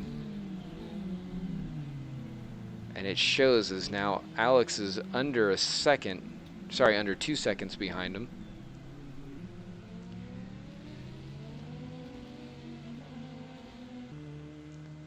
Now he's showing about 1 second back. Like, the battle for P1 in the LMP2 class is gonna last for the rest of the race, definitely. Agreed, yeah. They, barring any one of them just going completely off and ruining the car, but hopefully that doesn't happen and they can just take this right to the end. Aiden Williams posting his personal best with the Gibbs setup at 2:02.4. Certainly not worthy of the sharp end, although looking at the times for the rest of the field. Oh no! Isaac Morris is sideways. Alex does everything he can to avoid.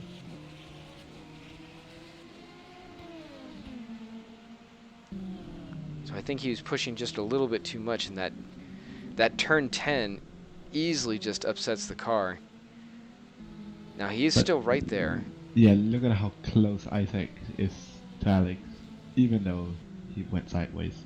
Oh, and Alex went off. So Alex had to go evasive to try and avoid Isaac because he was right splayed across the track. And that's kept them right together. So now Isaac is going to have to hope that they catch these GTEs, which are also Mouse 1 cars, sometime before turn 1, so that way he can maybe sniff a nose up in front. I think Isaac is just going to have to be in front of him before they head in to stop, or he's not going to have a chance. Ooh, a slide from Alex, so that's the kind of stuff he wants to see.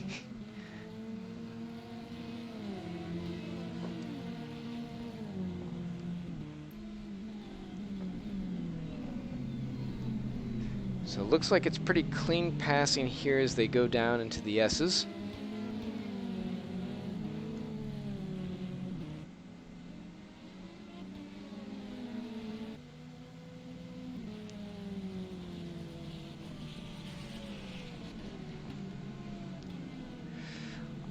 I can only imagine Alex is sweating more than his beer like right about now.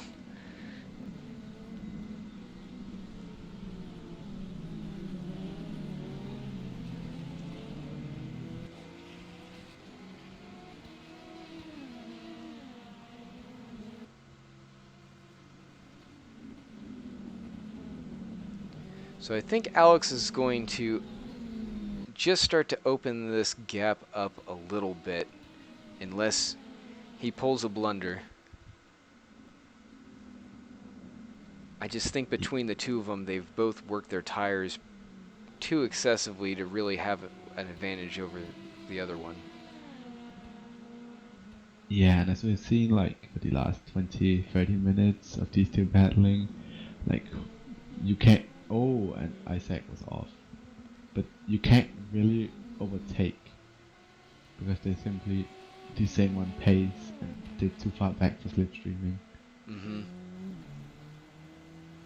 And that's the same spot where he went off before that allowed Alex to get kind of close. It's the last turn on the track that you want to mess up, because that's going to just totally ruin your straight line speed.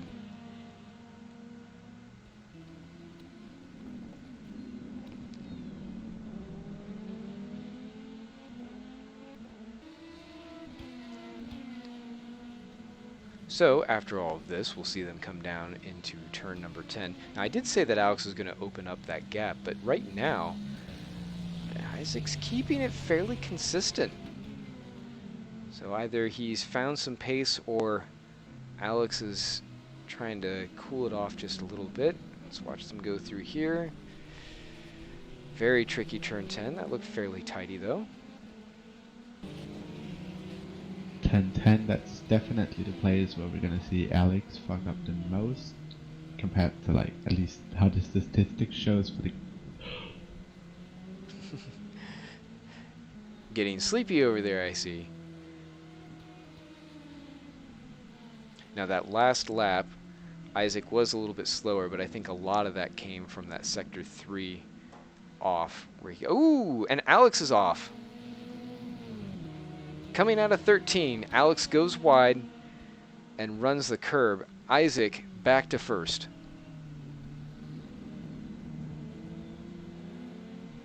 Otto Heitinen is in. Sorry, Heitinen. Sorry, my font is very squeezed over on that screen.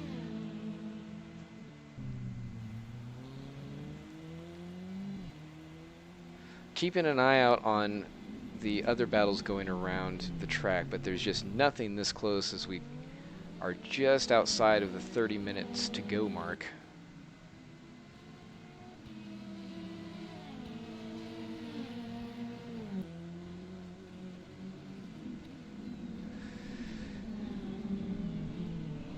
So with just about half an hour left, this M1 teeter-totter continues.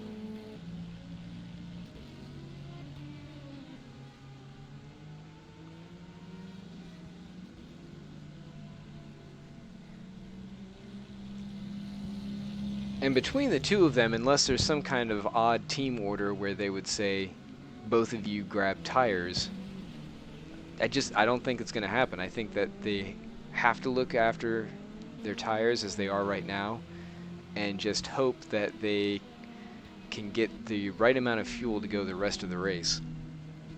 We just had a DNF happen.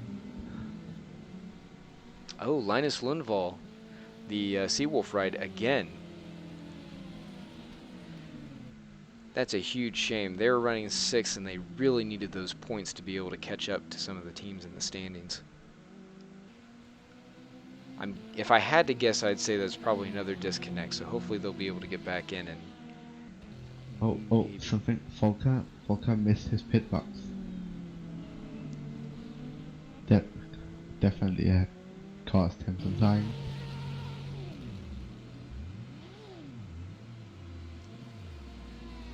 Yeah, Mia's gonna pass him now.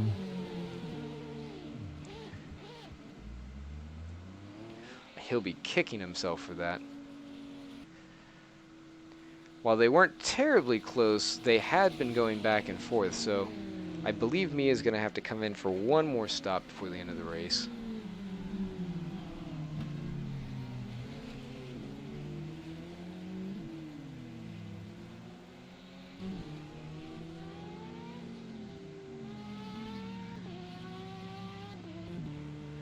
Checking back in on our two leaders here in the LMP2 class. So Alex has not been able to do much with that gap, but there's a little bit of traffic ahead here from the GTEs. Richard Taylor just ahead, running 3rd place, so he's sitting pretty on the podium at the moment. He's way too far back, barring any kind of major fallout from Walker or Juba at the front of the field. So he'll probably just have to be content with 3rd place and just hold on.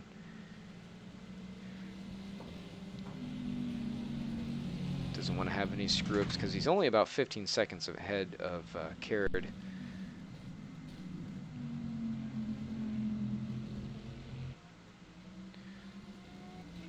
You see the leaders coming out here onto the penultimate straight.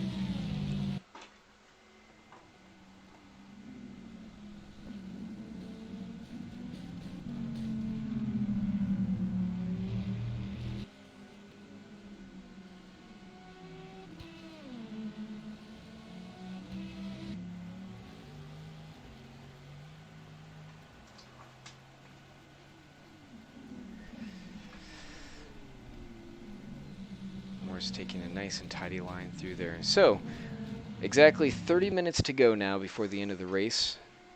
And just before that happens, we are going to sneak one last quick commercial break in, so that way we can go right to the very end. So stay tuned, we'll be right back. We'd like to thank our wonderful sponsors for their support of today's race. The European e-racing community, also known as EERC, is proud sponsors of the M1 Endurance League. They run various leagues ranging from Formula 1 to its electric counterpart, Formula E, as well as endurance racing and rallying. They welcome people of all skill levels, so if you're just starting out or a seasoned vet, you can find them on EERC.info or through their Discord, and there will be a link in the description. And of course, as always, we'd like to thank Sadler Computers. Sadler Computers is a computer company based in Nottingham, UK. They offer gaming servers for sim racing titles such as Rfactor 2, refurbishing PC components such as graphic cards, and building custom gaming computers. Their sim racing servers for Rfactor 2 are based off of Intel Xeon processors, offering a seamless experience. Their servers start just under £8 a month, making them perfect for both leagues and for teams wanting their own practice server. Find out more in the link below.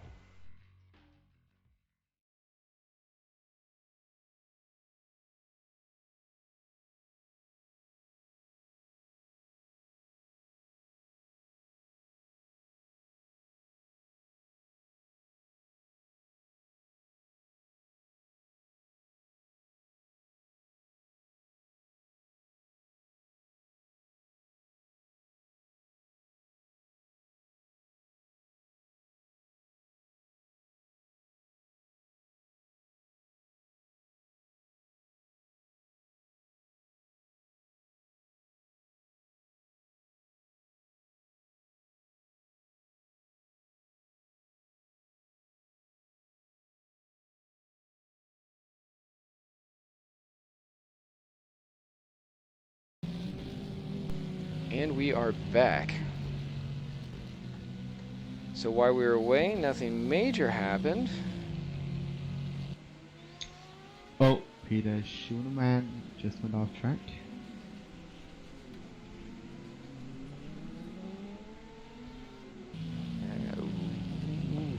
And Adam Williams is having an issue.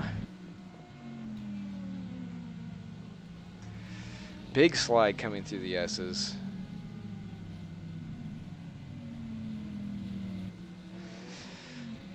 And Schuneman is down there in turn 10. And we see Taylor going a little bit long out of that corner.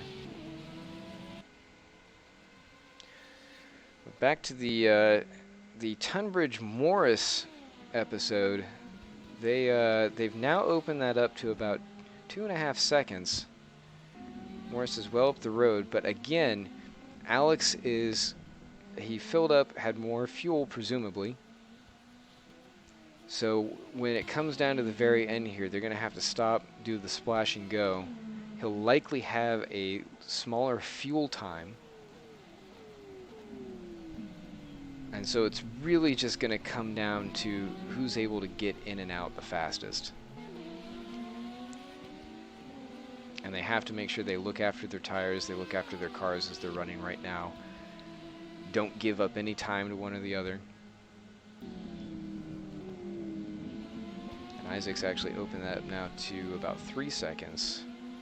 Alex was about just a little under a second slower on that It might have been because Alex, he encountered the traffic.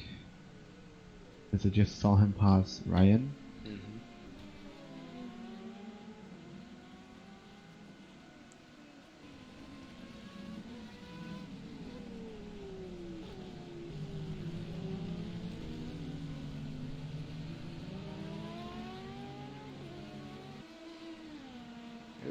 That was fairly odd there. Alex suddenly just running over the rumble strips there out of 10 after he was on the track, but then went off.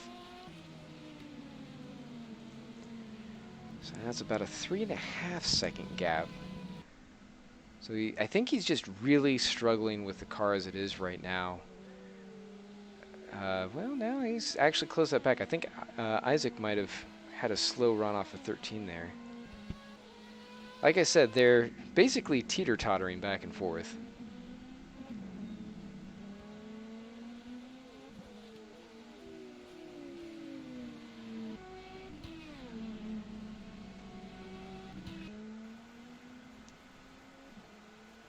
Tom, he just went in for his potential last stop.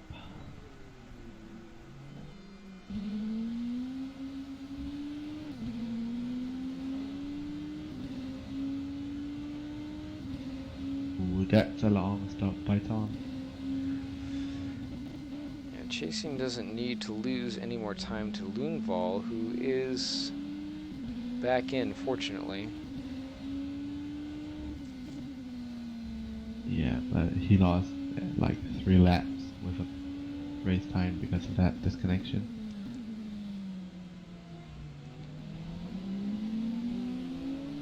I think with the LMP2, barring anyone falling out, they'll pretty much finish as they are, with the big question mark being over Isaac and Alex.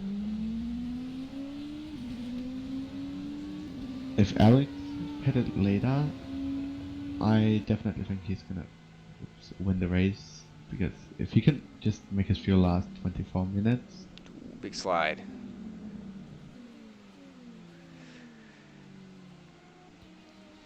And he might be able to.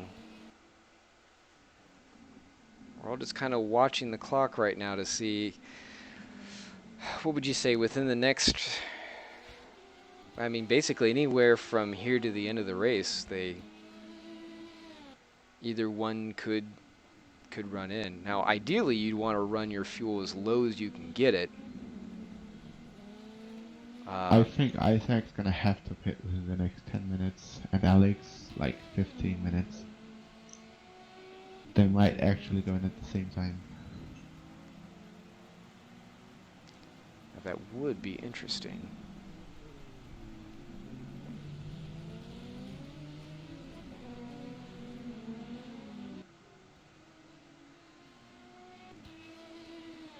See Otto Heitman in the background there in the hypercar. I don't know that he's going to give these guys too much trouble.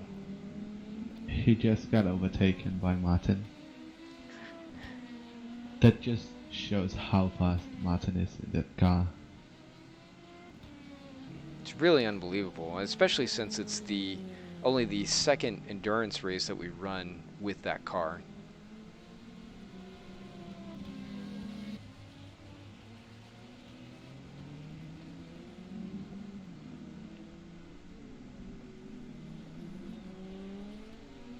I do have heard that Martin, he races real cars, so he has a lot of just base knowledge on how to drive fast cars. That's possibly why he's always P1 in his class. It's the other thing that's impressive is he doesn't use fancy equipment. He just has a G27, which is a fine wheel, but certainly not like the direct drive or any of the high class wheels and pedals that you see some of the guys running, where it's like this is professional grade equipment. He's just using consumer hardware. Oh, and Isaac, big slide out of turn 14, heading through 15 and onto the front stretch. So that's going to reel Alex in here. He has to stop messing that corner up.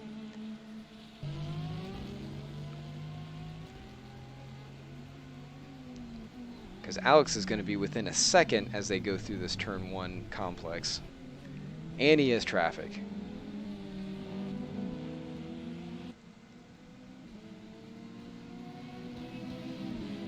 And that was a pretty deep slide. I think he may have even locked the wheels a bit just to try and catch it.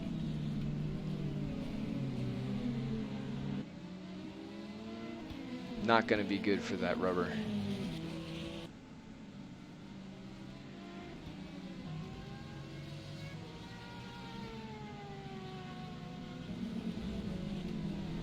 Just looking back here. Ooh, Alex has a little bit of a kick there coming out of the hairpin.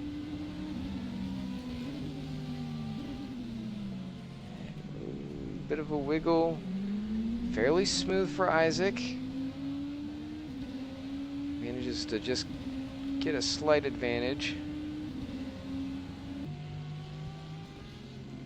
So he's managed to open that up about a half a second now.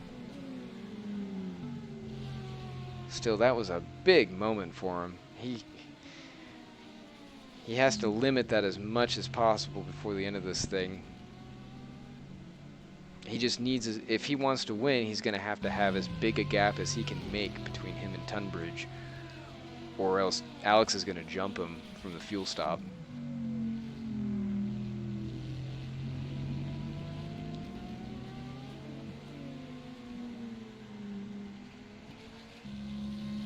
Interestingly enough, Hevesy is now within about 10 seconds or so of Caird for the 3rd place position in the GTE class.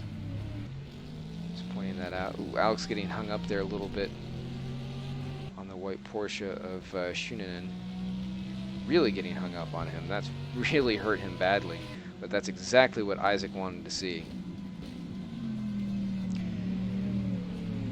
And we may have a bit of a battle going on here in the hyperclass. Santu Enqvist is continually pumping out really quick times. But he's still half a lap behind. Behind Liam Mangan? Yes. Currently it shows him at about 13.5 to 14 seconds, and that's come down from quite a... Ooh, Moore's having a bit of a moment. Oh yeah, Liam just went through turn 10. Yeah, and Santu's heading towards turn 10 now. It just looked way different on cam. Yeah, keeping an eye on that time. If Santu keeps that pace up, he could have him here before the end of the race. But the race is like 18 minutes away. But still, Santu, is currently encountering traffic. So with a bit of luck, he might be able to catch him. There they go by James Juba,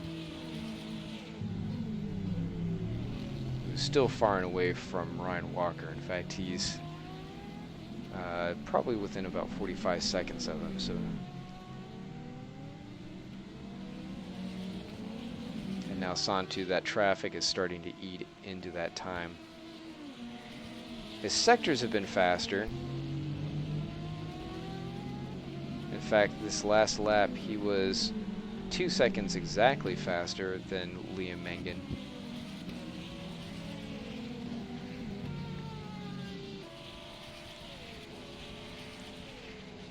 And Team Ventus would love nothing more than to be able to just tack on a higher podium finish there if they could just get up to second place.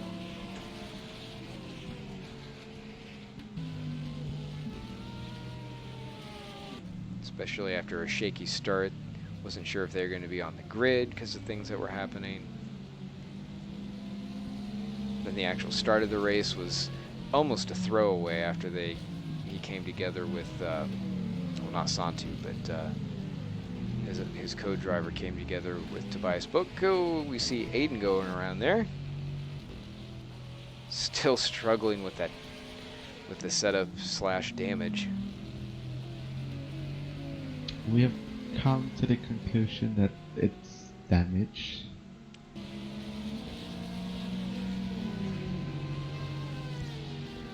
Alex Tunbridge now really fighting with lap traffic as he goes deep into the Valkyries and his own teammates. Isaac is in. Tunbridge makes a fake and then pulls out at the last second. That might have hurt him. It was hard to tell if he was actually trying to go in right then or not. If Alex has to pit, he's gonna have to drive immensely fast towards the pit lane. So I don't know. Looking at his final sector time, it was a bit slower. So I think he slowed up like he was going for the pits and then had to abort that run because he was just carrying too much speed. It was too much of a last-second decision. So now he's stuck Isaac out. just came up in traffic.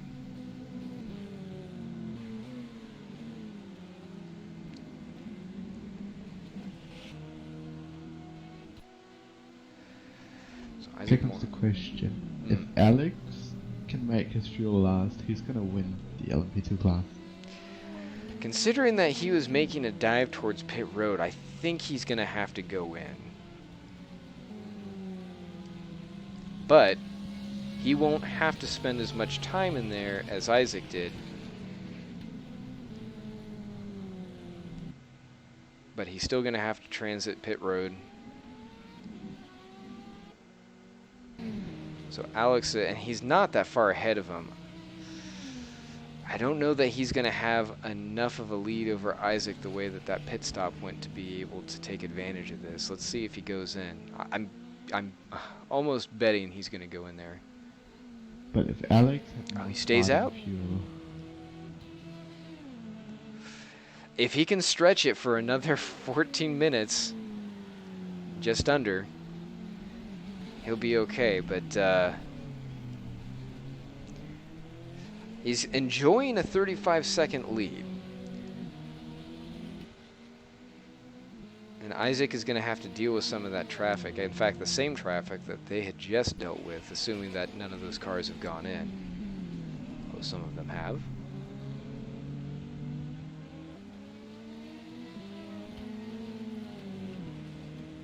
This is going to be very close.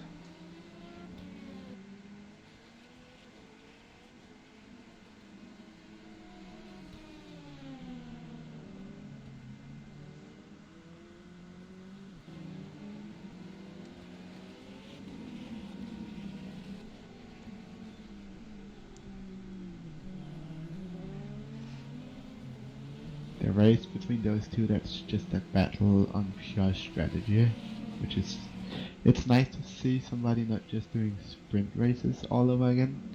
Mm-hmm. Although that said, we've had plenty of those moments throughout the race, and we've even seen it between Alex and Liam. Sorry, between Alex and Isaac as they were going back and forth just within the last hour.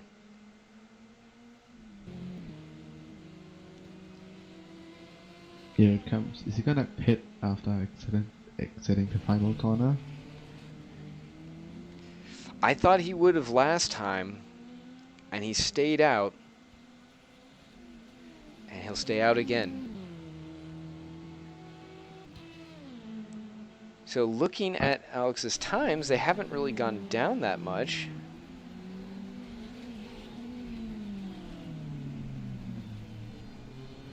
So Isaac currently entered heavy traffic.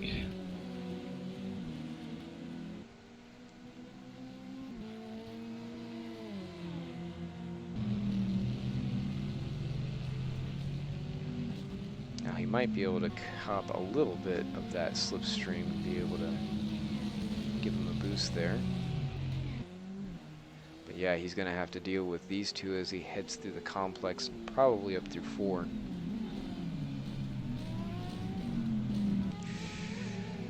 Yeah, that's going to slow him down. No contact or anything. Oh! And that Valkyrie, of course, just up ahead of them, goes right around. That was Volker.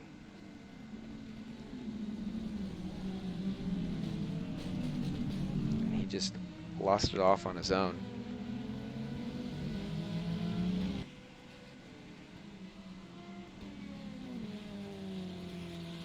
Jay Hatch is now also off track. Martin Hemmingson is now out of the pits, although he's got nothing to lose there. Gary Cade is now harassing the back of Richard Taylor. So this is for position, this is for 4th. I'm assuming that Gary, let's check a look at that and see.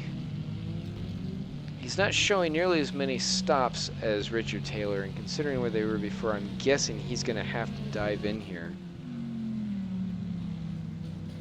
Alex, he dodged the pit stop again. Is he confident enough in having 10 minutes of fuel left? That's a huge question mark. Oh, Taylor running wide there. Martin just entered the pits. Again? Again, like, what is he trying to just race somebody? Just pitting for fun? He might be. Tom Chasing seems to be having some Yes. issues. It doesn't seem like he has a penalty of any sort.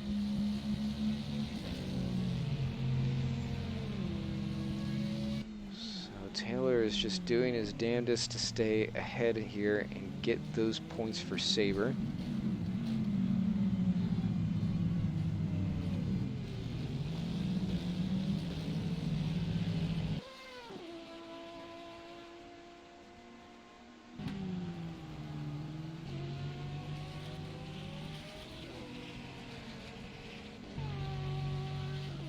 So Martin is back out on the track. Not sure what happened there.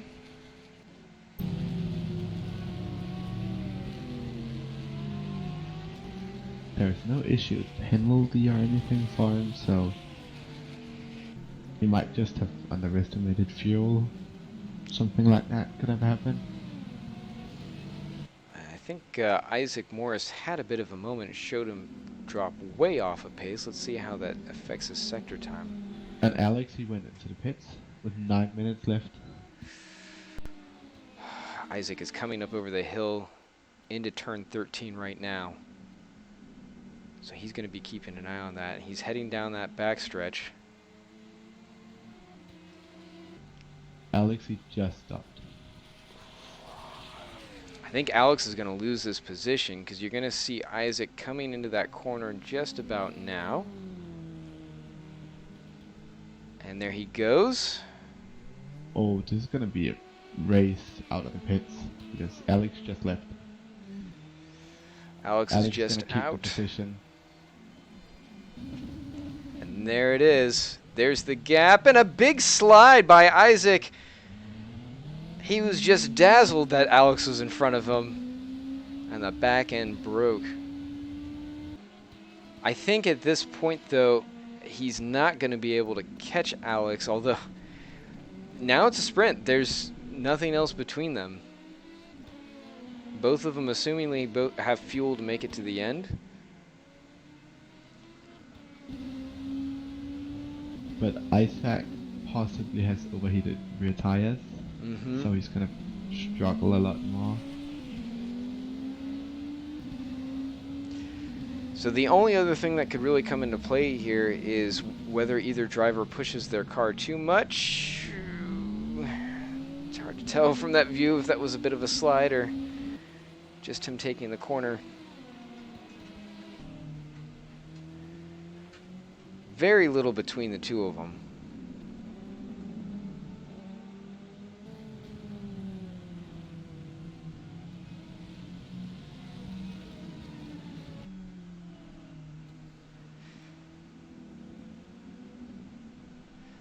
Now I believe the bet went. There was some kind of bet with the Mouse 1 team that if the car driven by Alex Tunbridge wins for LMP2 and Martin takes first place, and I believe James Juba manages to take the win, which I don't think he will at this point, then Martin has to do an interview. So maybe they'll convince him that 2 out of 3 ain't bad and get him in the booth, but we'll see. So if Alex and Martin wins, Martin is gonna go into an interview. I think the bet was if Mouse 1 wins all 3 classes, but they might be able to convince him to come in regardless. Yeah, because Mouse 1 is not gonna win the GT class. The satellite car is just too fast. Yeah, barring a disconnect or a crash, which is pretty unlikely at this stage. With about 5 minutes left to go, it's not going to happen. This Taylor and Caird battle is really just coming along. Caird he's just keeping that gap right there, very, very slowly squeezing it down. I don't think Caird is gonna overtake Hevesy before the end of the race unless a mistake happens. And Taylor's been out there for quite a while now, so it's possible. He's been driving a pretty good race. The car looks pretty solid, so I think you're right. I don't know that he's going to have a big mistake. But he wouldn't have to have much of one with as close as he is.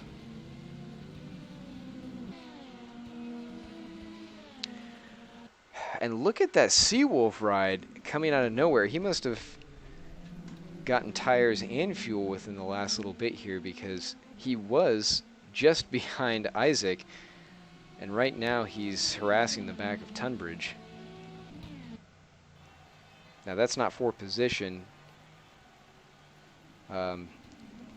Gilchinski is actually down 2 laps, so he would just be unlapping himself for one of them.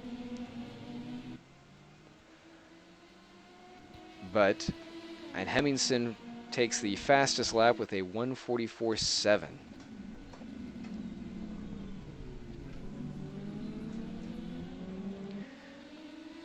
To be fair, I doubt anybody would have seen anything else coming. Like, obviously he's gonna take fastest lap. So getting down to the 1:44 is not sure if it's legitimate, but Martin generally doesn't cheat too much. Unless he's putting his own teammates at a disadvantage. 1:44 doesn't seem completely possible because his previous times have been around 1:46. Although his best prior was a 1:45.6. I guess it's not inconceivable, but I am worried a little bit about about Ben getting around Alex here. There's no reason for him to hold him up. I mean, if Ben is going to look for that spot, oop, and Isaac is off. He's going to run the outside like Hemmingson would.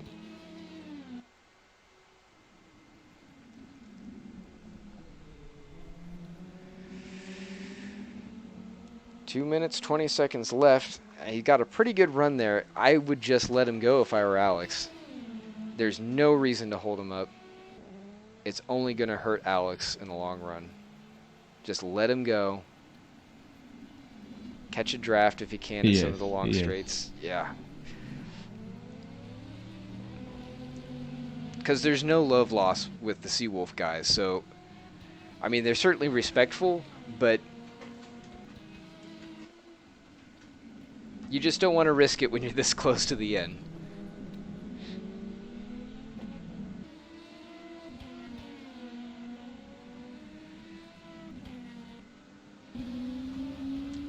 Looking back, Isaac is really struggling with that car right now. I imagine those tires are just dead.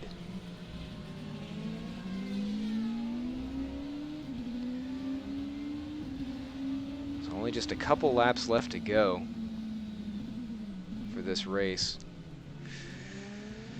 And Alex just taking it as easy as he can right through that turn 10 area. Isaac might have pushed a bit more. Oh, he slided at least.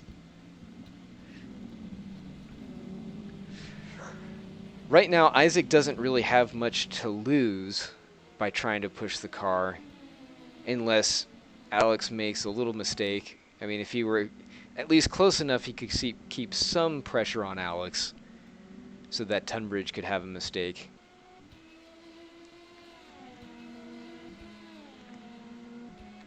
Their last laps, Alex was just a hair faster, and this lap, they're pacing pretty equal. Oh, not with that off. Morris is definitely struggling through that final turn, and that's the last place that he wants to do that. That slowed him way down. I'm not sure what's happened there.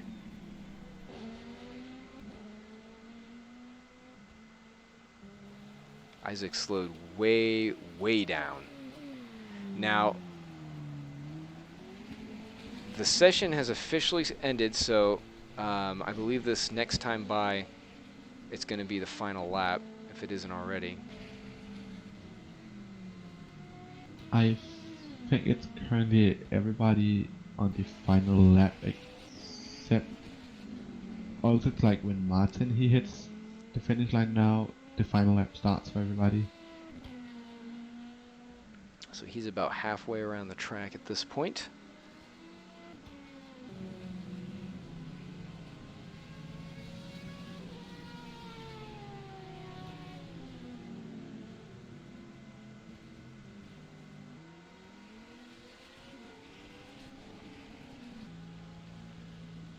Now, the only thing that could come into play here, if it goes into the final lap, Martin gets ahead of Tunbridge, will we see another Monza incident?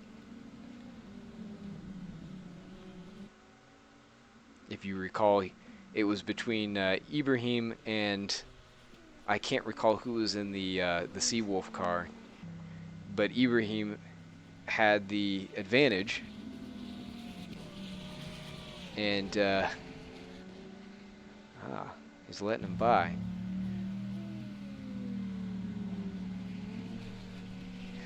So that looked awfully calculated. Alex slowed way down.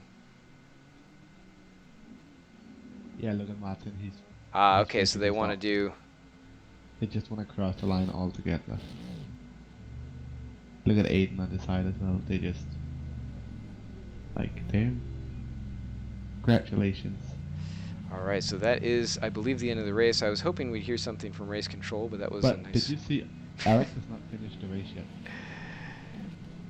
I don't think Alex realizes he hasn't finished the race. Because he crossed the line before Martin. Both Alex and Aiden are still racing. Yeah, that's a very good question. Typically we'd hear something called out from race control, but we didn't get that.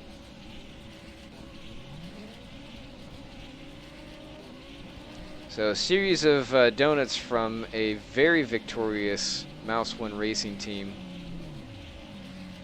But some pretty good drives up and down the field. As predicted, Caird was not able to catch Taylor. I think he saw my message on Discord saying that his race is still going.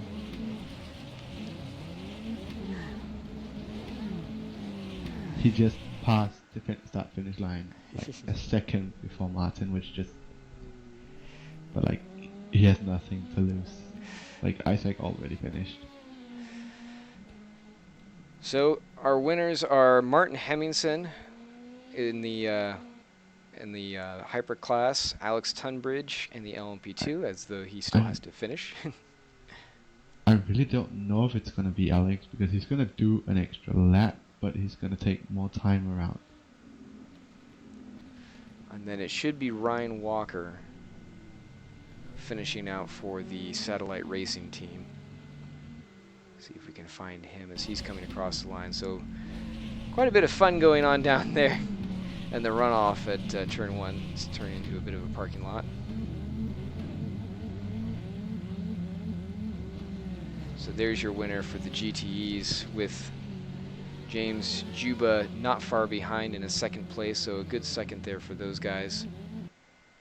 Hevesy for the third place, actually pulling out. So a 2-3 in the GTEs for Team Mouse 1. Richard Taylor coming in 4th. Good run by those guys. Caird, Ott, Vibush on down the line there. Dennis Naglevs, he was Naglevsky, sorry, he was a late switch there. Jean Yu, Shunanen. Now Alex finally finished the race. So Alex, the official winner. So Satellite Racing is going to extend their lead over Mouse 1 after a little bit of a change up there in the order from early on in the race. Seawolf in the LMP2s is going to lose quite a few points relative to the two Mouse 1 teams. We're going to see Rookie Monsters fall out of there since they've pulled out for the season. And Mouse 1 in the Hypercar division is just going to extend that lead even further. From 12 points, it's probably going to be into the 20s at this point. But it's a good run by Santu Inkvis. He was able to pull back up into 3rd place to at least recover a few of those points. Hopefully when we run next week, they'll be able to do a little bit better. Whether they have anything for Martin, that's to be seen. Certainly we've had many instances where victory was assured for the Mouse 1 guys and it didn't happen. So anything could happen there.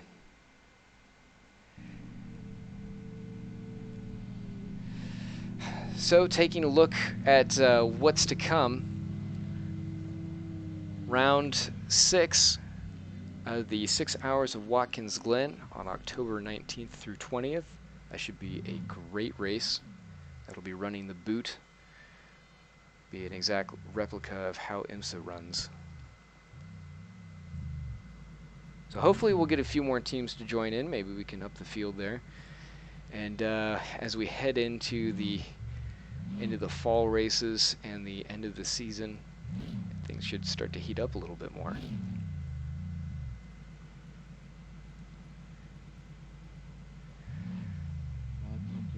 Spins and donuts on the start finish line. So again, thank you to our sponsors EERC and Seidler Computers for hosting the M1 Endurance Racing League.